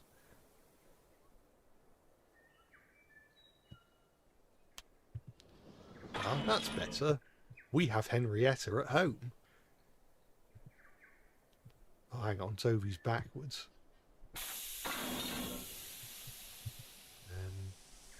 So if I do shift and 1, yeah, right. That gives Toby his number. Oops. I'll come back. There we are. You can't do cars in the Railway Series style. Well, maybe it's a question of where do I put the face.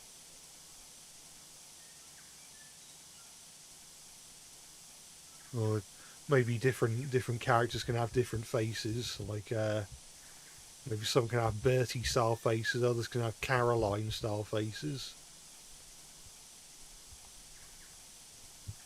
Hyrex, big fan. Oh, Hyrex is a really big fan. Oh, glad you like the stuff I make. Yes, this is very much a bootleg Henrietta.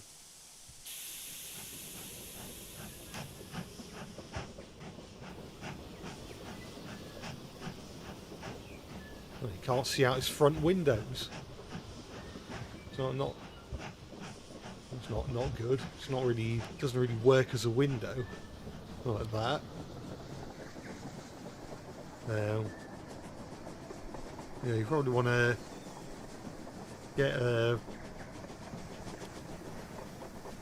get a sponge and wipe off all the muck from the window.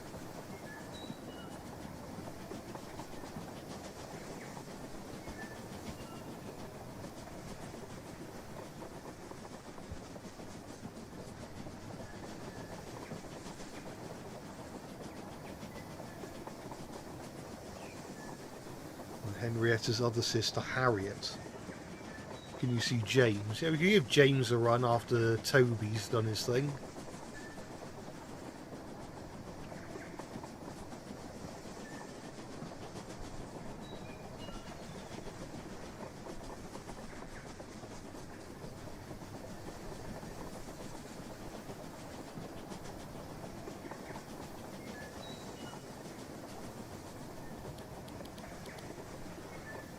Toby can only go 80 kilometers an hour.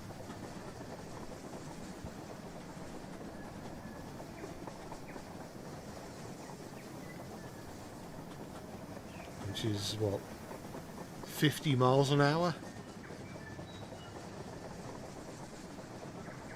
I mainly know that because I know 100 miles an hour is 160 kilometers an hour. That's usually my sort of point of reference when I want to convert kilometers an hour to miles an hour.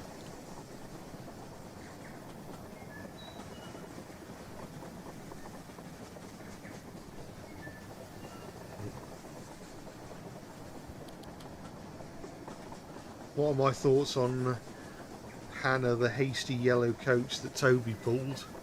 I think she's sort of interesting.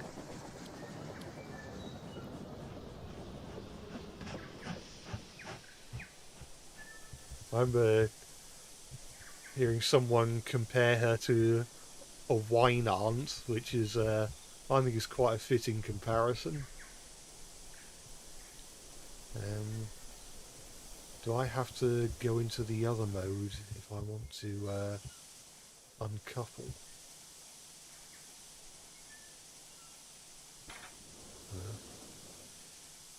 And with that, Toby can run around his train.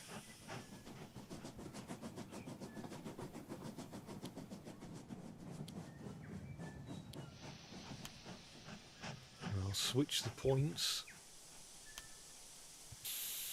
And then you can go back this way. Make sure this set of points isn't set against him. At least he didn't crash. That is true. And Toby's a bit more sensible than Thomas.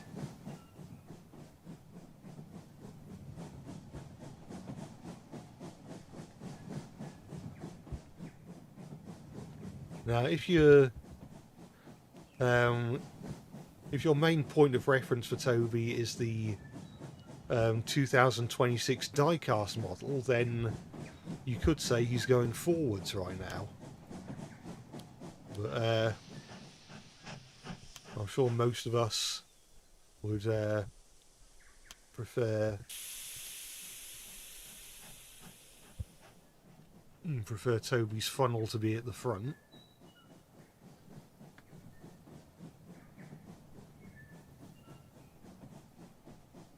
I do non-Thomas train movies in the Railway Series style, like Polar Express and like the Railway Children and stuff like that. Maybe Unstoppable. I don't know, who knows? That could be an idea for a future video.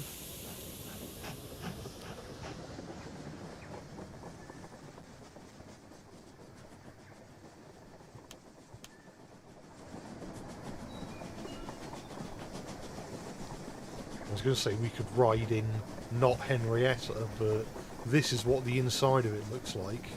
We could ride on the balcony. Maybe, I thought maybe we could ride on the rear balcony. That could be a bit of a laugh. Oops. I'll go faster, not slower.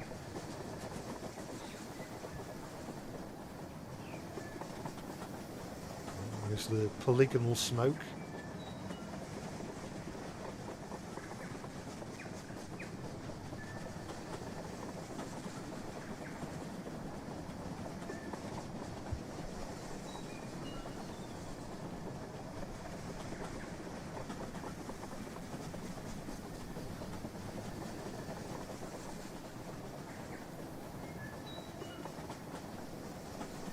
There's definitely some trees.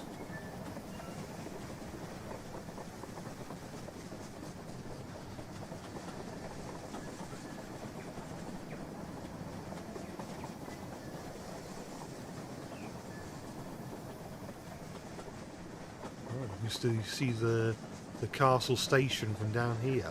Well, you could.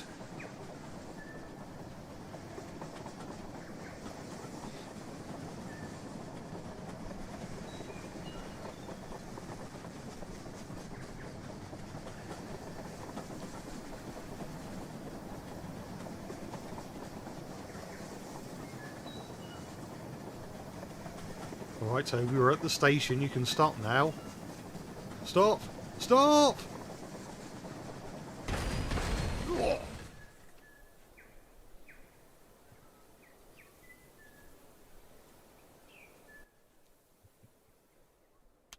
Well, goodbye, not Henrietta, and goodbye, Toby. So, someone requested James.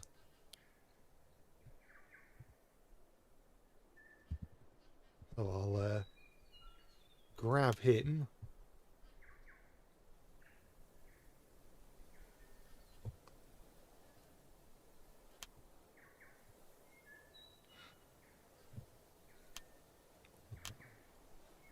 It's not the one I'm after.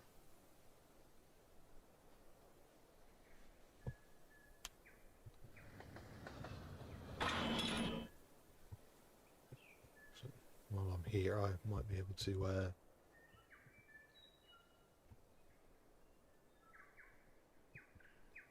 doesn't seem to have an option to enable his number. It's a shame.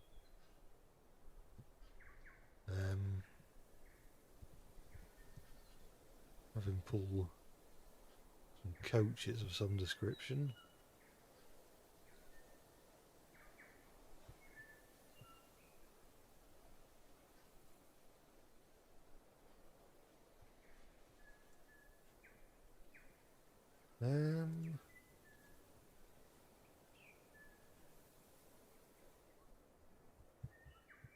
Yeah, have him pull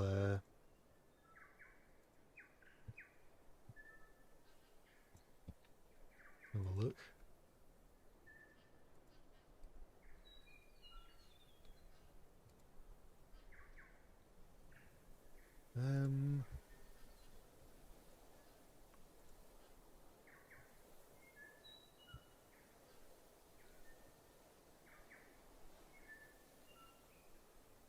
Is there any coaches here that need look particularly good pulling?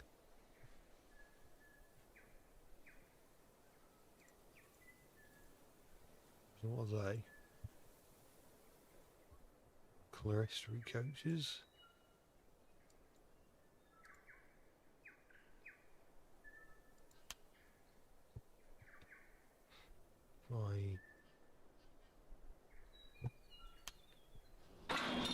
Give them that, and hopefully I can find a brake coach.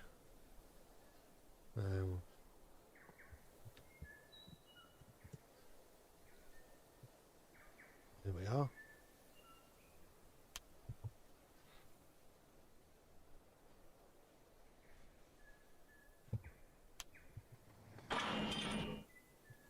No, that seems to be a good fit for him. At least you can see out of James's window, unlike Toby's.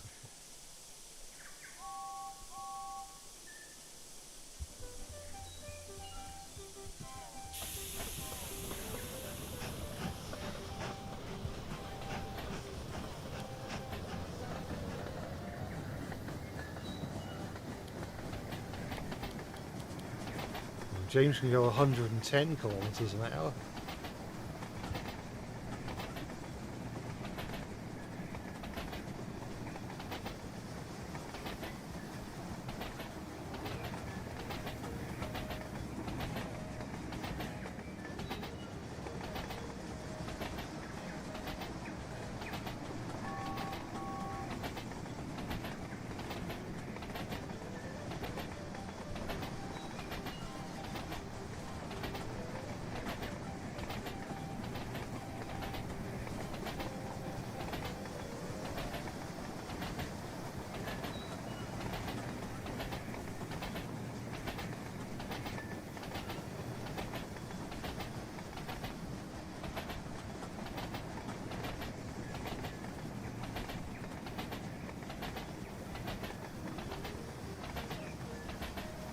Question is, will he be able to stop in time? I'm not sure if he will.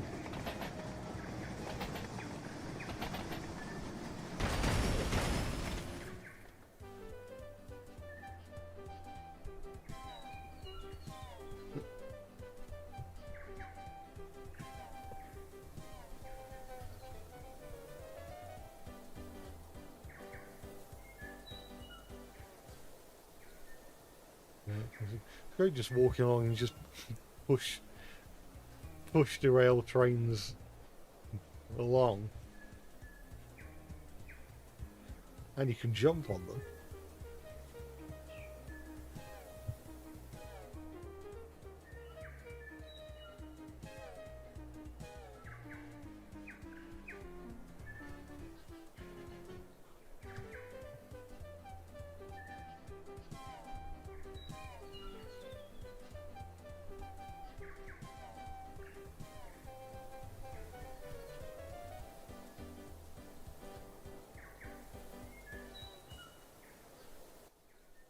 That's enough of that, I think.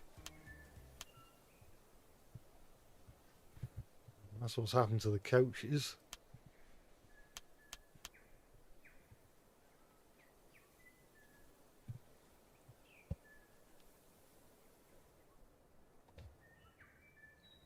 Can I do Gordon? I think I can. No, I've still got James's tender out in the wilderness. I wonder how this will look.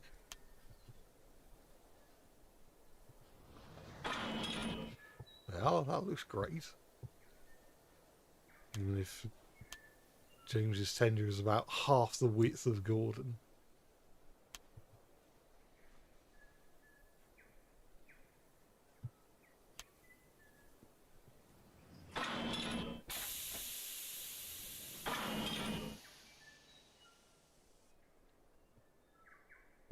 Should be able to find some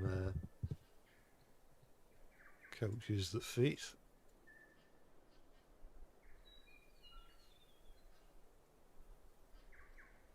And somewhere there was a green and cream express coach. Yeah, this one.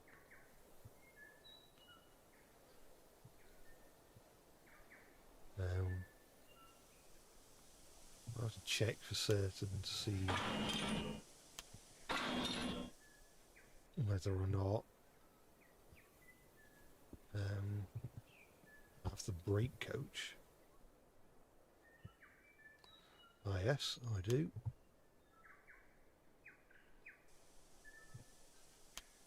Oops. Oops. That wasn't on purpose. Got to rewire that. And flip that around.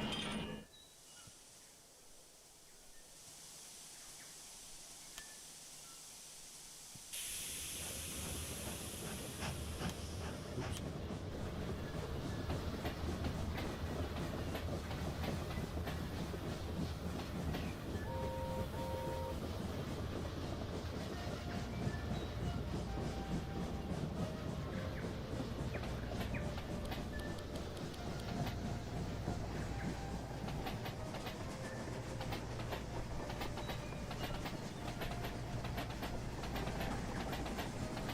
This one has only got a short snippet of this theme, which I remember is from the old PC games.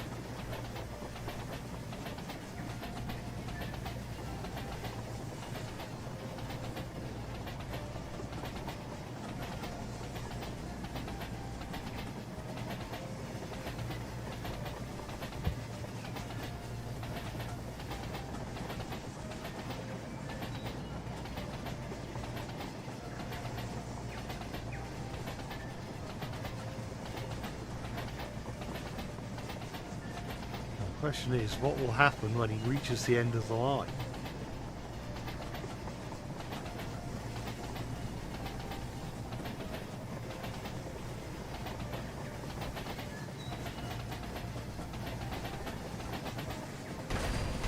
Nope.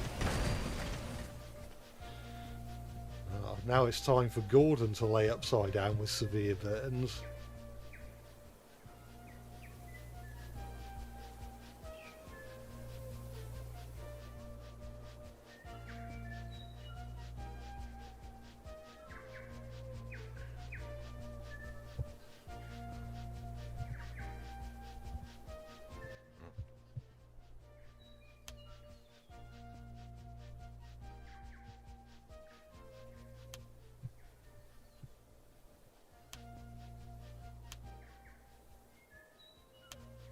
Not a very good thrower. Oh.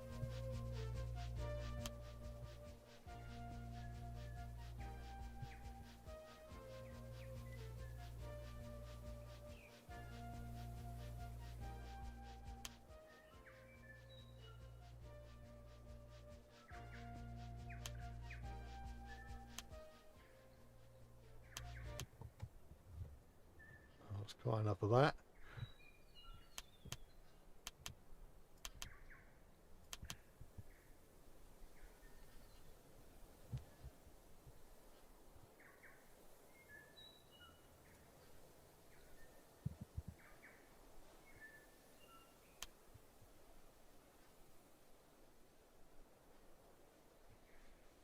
What happens if I do this?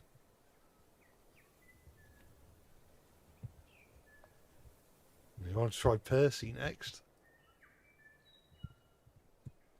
Well, we can try Percy first, and then I can do the other thing I was thinking of. And put you on a siding.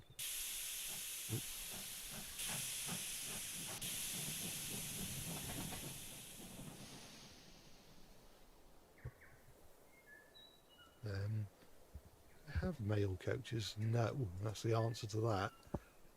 That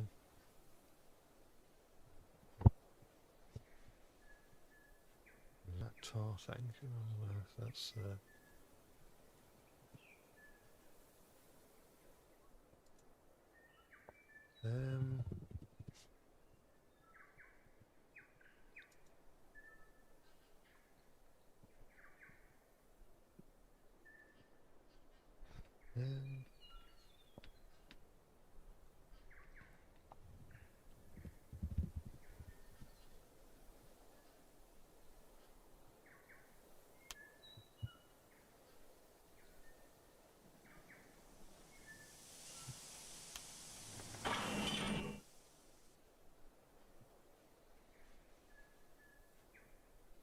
you find it weird that out of all of the troublesome trucks in my collection, two of them have Scruffy's face for some reason.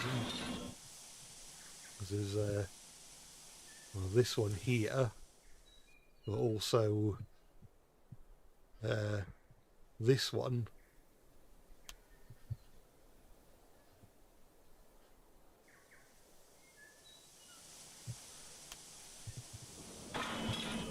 So oops, it's not correct.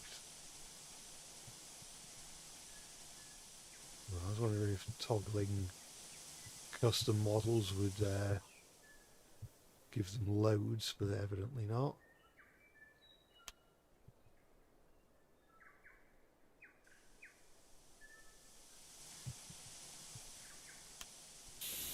Ugh.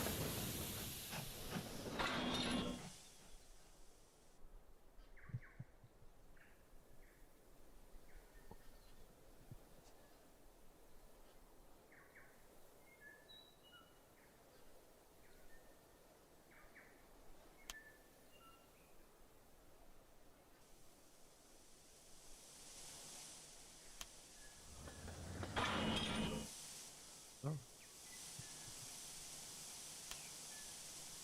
Sure, I press shift. No, there's no option to give Percy his number.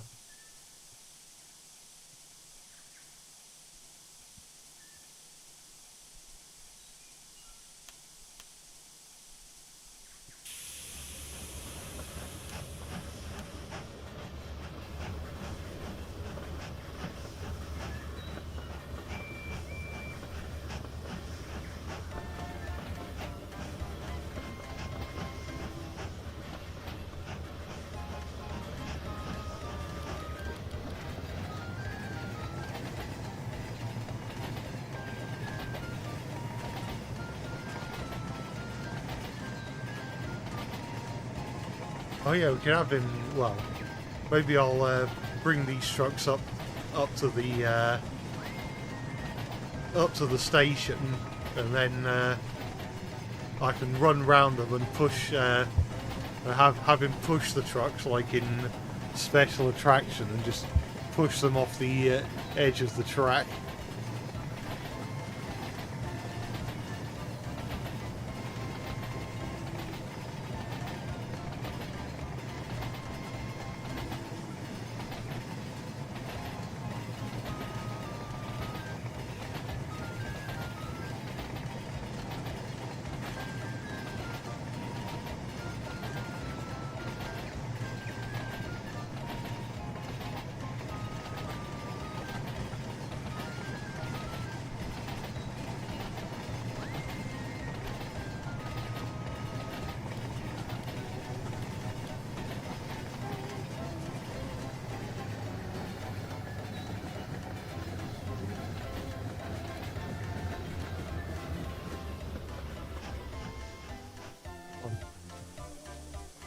Can't uncouple trains in this mode, I don't think.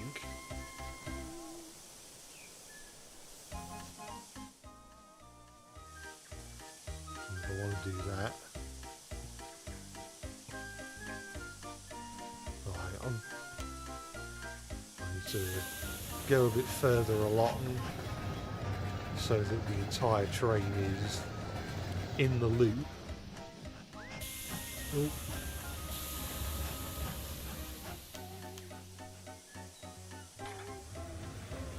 Do that.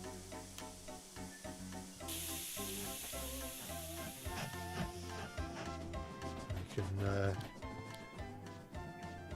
head over there.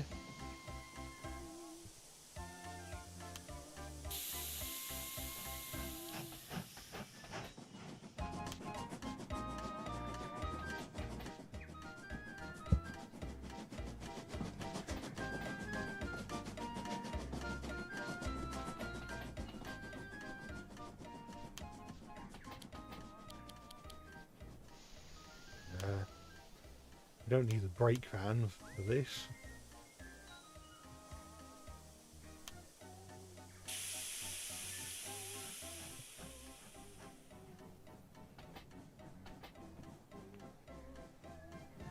Our non-existing loads are for Bulstrode. Please push us over to him so we can load him up And get him out of here, said Scruffy. I'll do you better, Percy said, running around them. Right, so what happens if I go full blast? Push the trucks away. Well, one of them went flying. Where did it land? Oh, I think I can see it just here.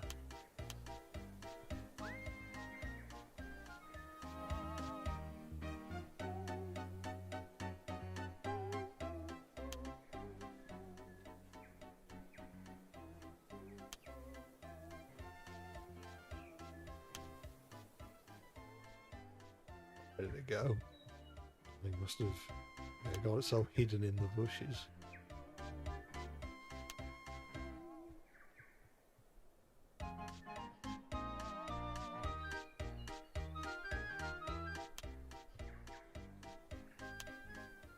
Oh, where did I put it? Oh. You end up falling through the baseboard. Oh, it's Jeremy. Wonder if I drop Percy in the right place, can I? No. I was trying to see if I can get him to hitch a ride on the plane, but I don't think that's something that you can do.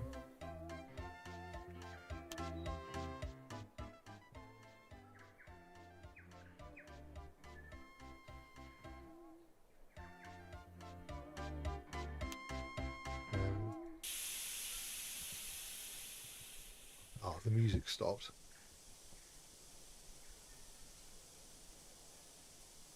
Can I uncouple the trucks on the hill like the trucks broke loose from Percy? Well, one of the reasons I got Oliver out was so that I could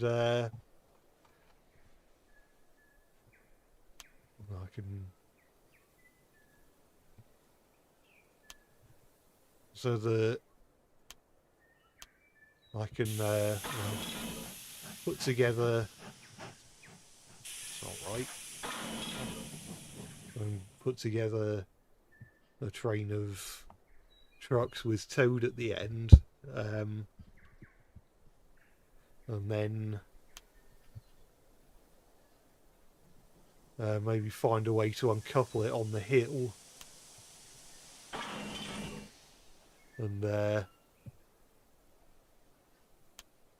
Toad could have a busy time going backwards, or going forwards even.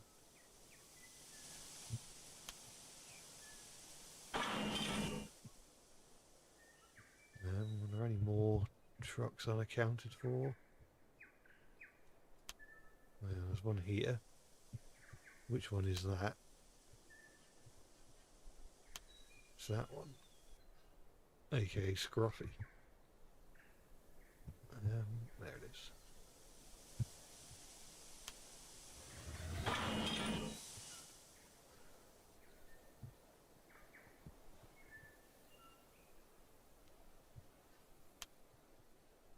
There.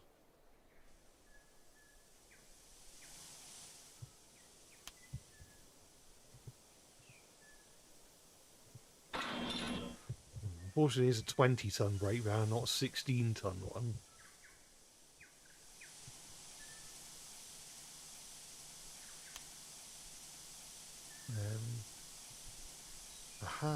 Aha. So you can give Oliver his logo and number, but you can't give Percy his number.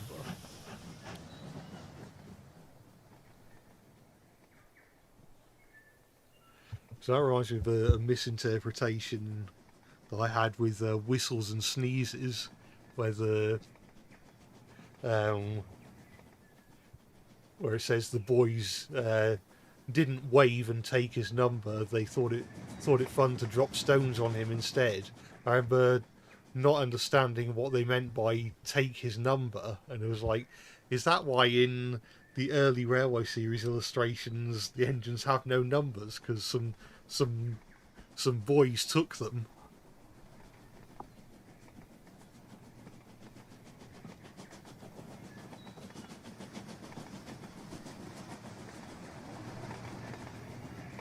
Percy, just look what you've done to our trucks.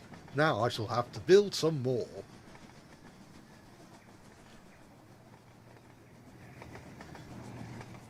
This is a steep hill, isn't it?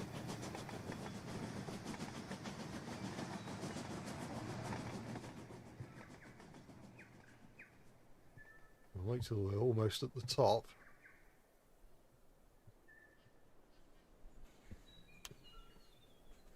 Oh.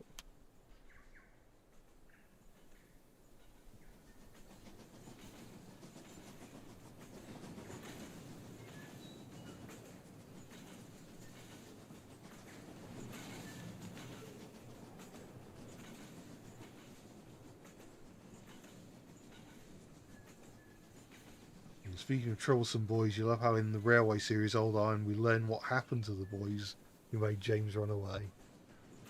Yeah, I suppose that, well, back in the 1950s, that is what happened to children who behaved badly, I suppose. I think we've sort of moved on from that style of punishment for the most part, I guess.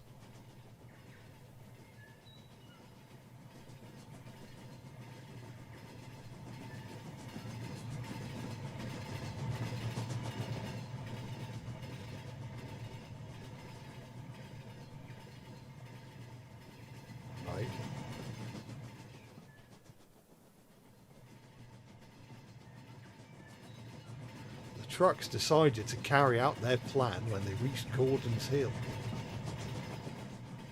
They waited until they were almost at the top. Ready, steady, go, they cried, but they jerked at the coupling which broke. Oh, uncoupled in the wrong place. Now.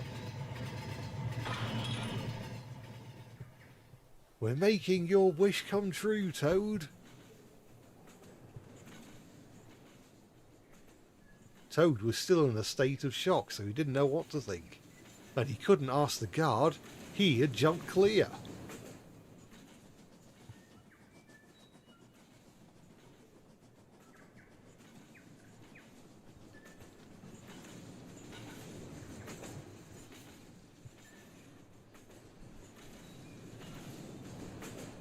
And there he goes.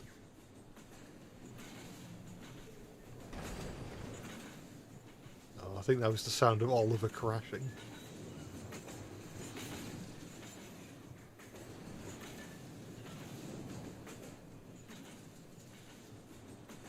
Oh, well, you didn't go all the way to the end of the line because the gradient stops here. So yeah, Toad was lucky in that situation.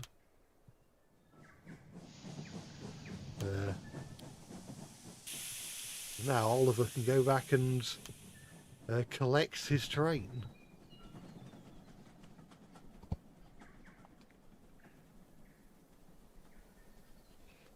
Meanwhile, Oliver's driver didn't stop him and crashed off the line. Yeah, that's pretty much what happened.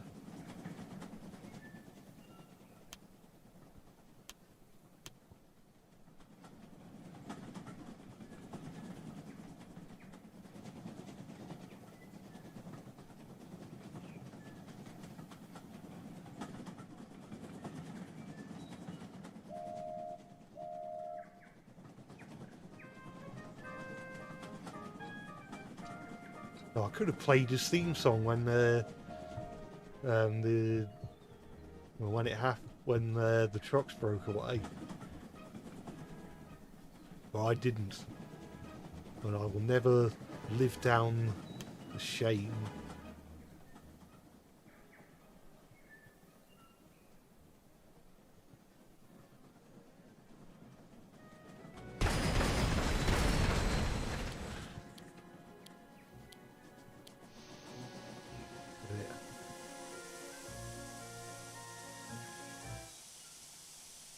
Well, Oliver, so you don't know your own strength, is that it? No, sir, said Oliver nervously.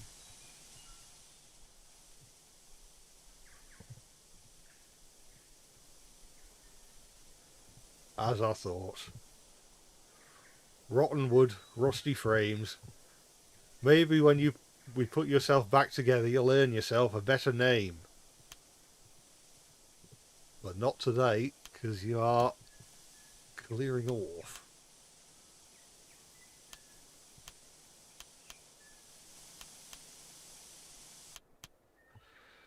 Who should we run next? Does anyone have any requests for who to run?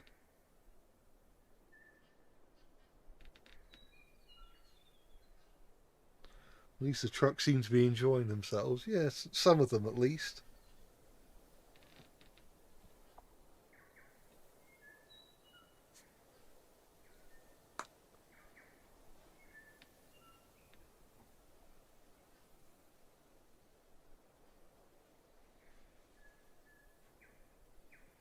Now look what you've done, Oliver, said his driver crossly. Gordon with the goods train. We can do that.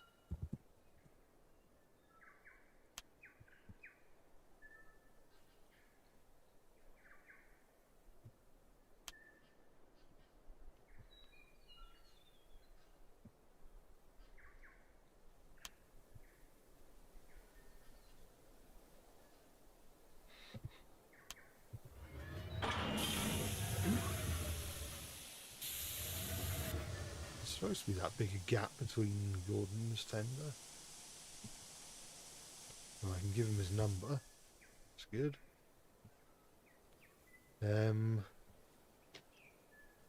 Actually, what did his consist look like in Gordon Takes a Tumble? I'll quickly check.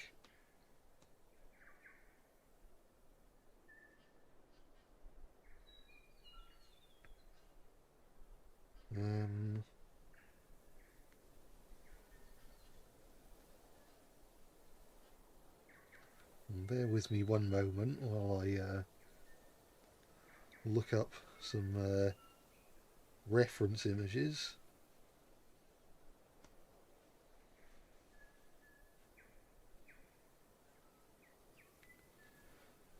So it's a flatbed of pipes to start with.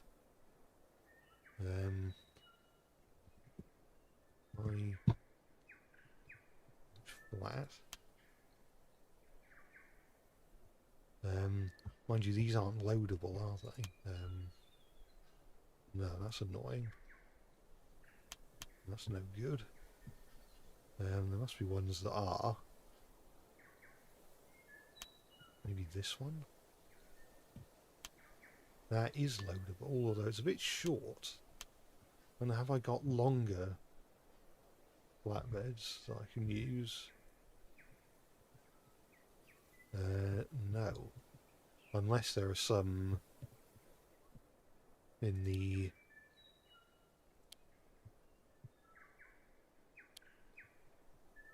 regular train folder. Like the base game train folder.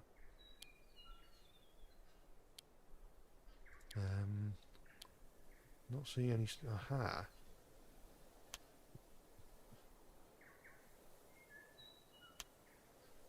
I can load this. I'll see if I can find some pipes.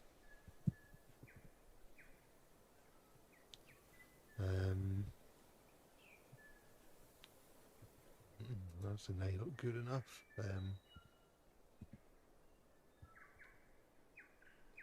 Have a look in. Maybe this has got some.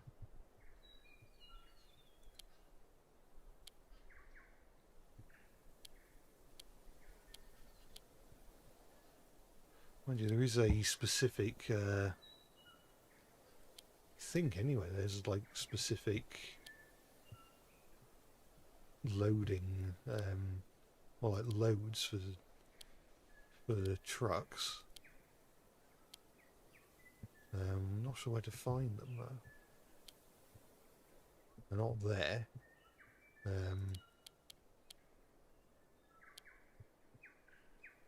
Maybe they. Somewhere here, maybe? No.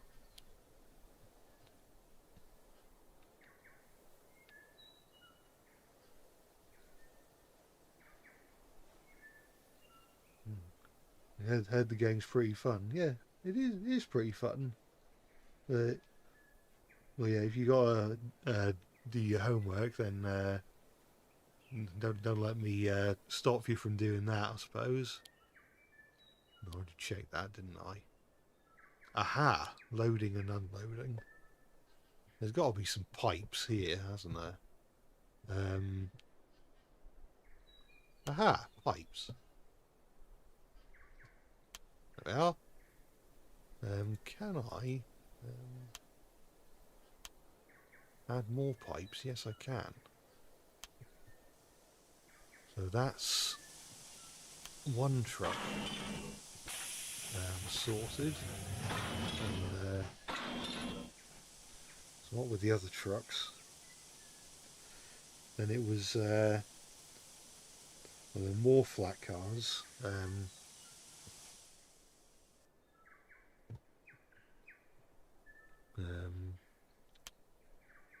One with I can't tell what they are. They're like sandbags or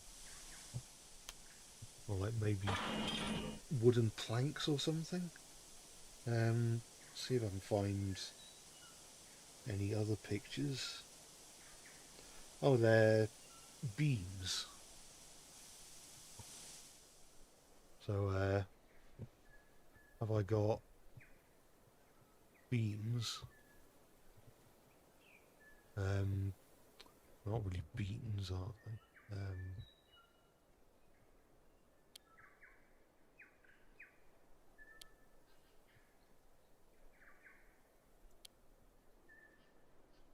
Maybe they are beams, I'm not sure. Are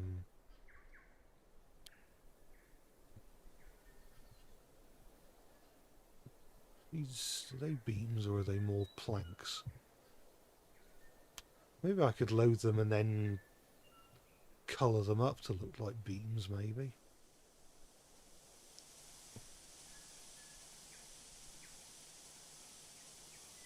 Right on, can I load it? And then can I...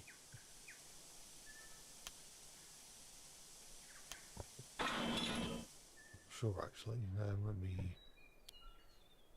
Let me check if I can recolor those things to look like metal beams or something. No, well they're... Well, I know they're meant to be beams, and presumably you know they're meant to be beams, so we'll leave it at that. And then some crates, another flatbed with some crates.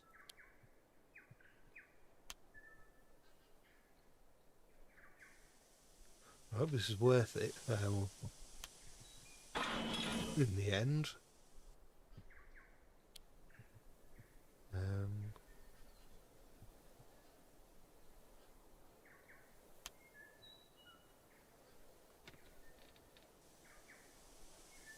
Hang on. I actually need to open up the load screen.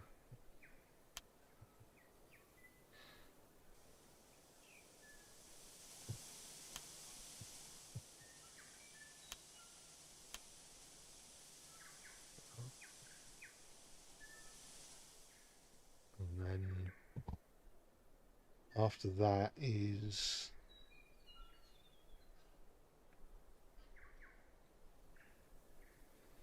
there's a tanker followed by 2 vans and a brake van, I think. That looks to be it.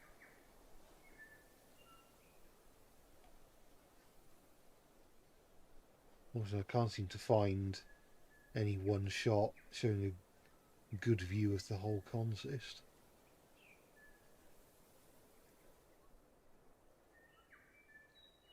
Yeah.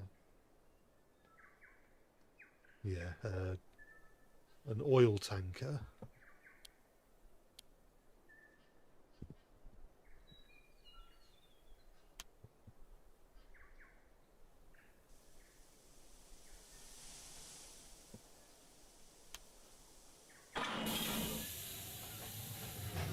Then 2 vans.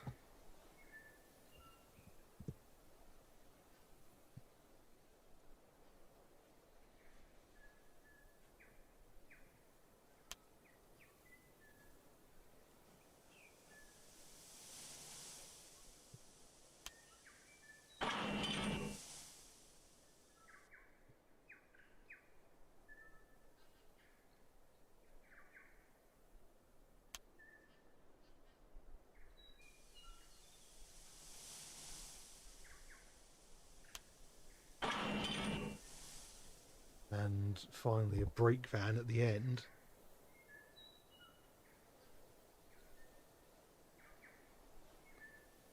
I get an unmarked brake van.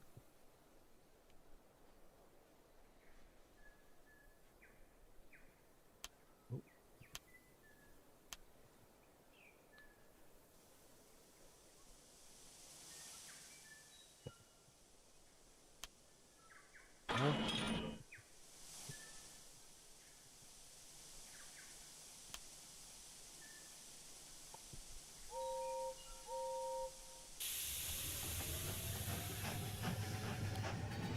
Now this is how you pull trucks.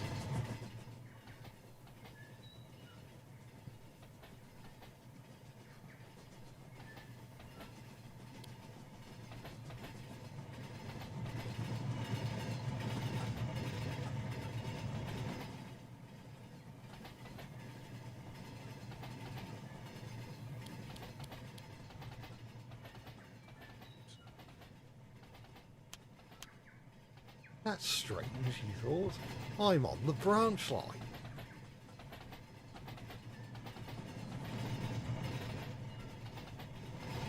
There were signs warning him, telling him to go slow. I'm an express engine, I don't go slow, he said, and went even faster.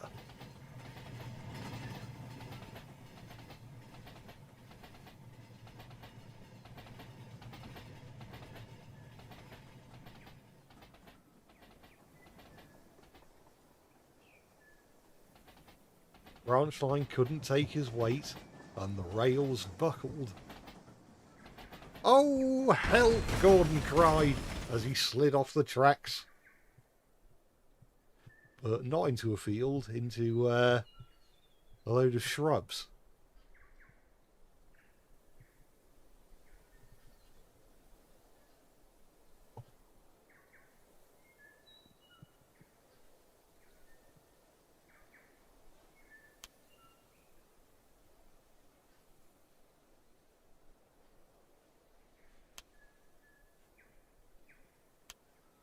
We can, I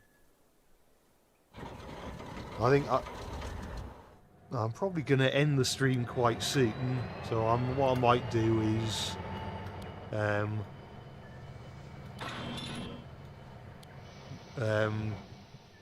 use diesel to bring down the remainder of the basically what's left of the train that's still on the rails, and then I might call it a night.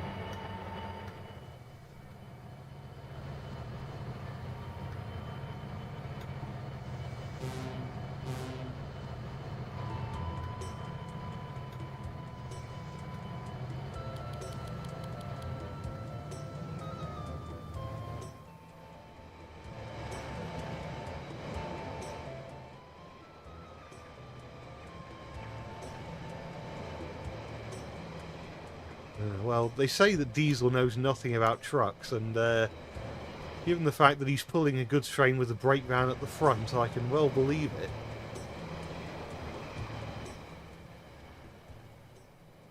I know sometimes long goods trains will have a brake van at either end, but there's no brake van at the back here.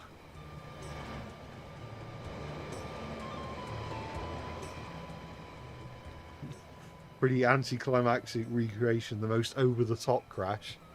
Yeah, well, that is rolling lines physics for you. It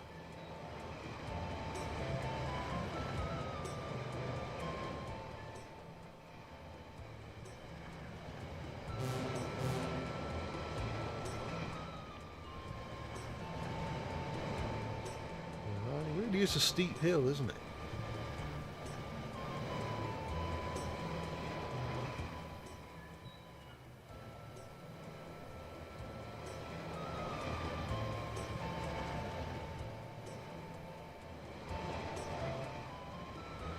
So far things are going alright for us. You don't need to go to the station, you can go into the siding.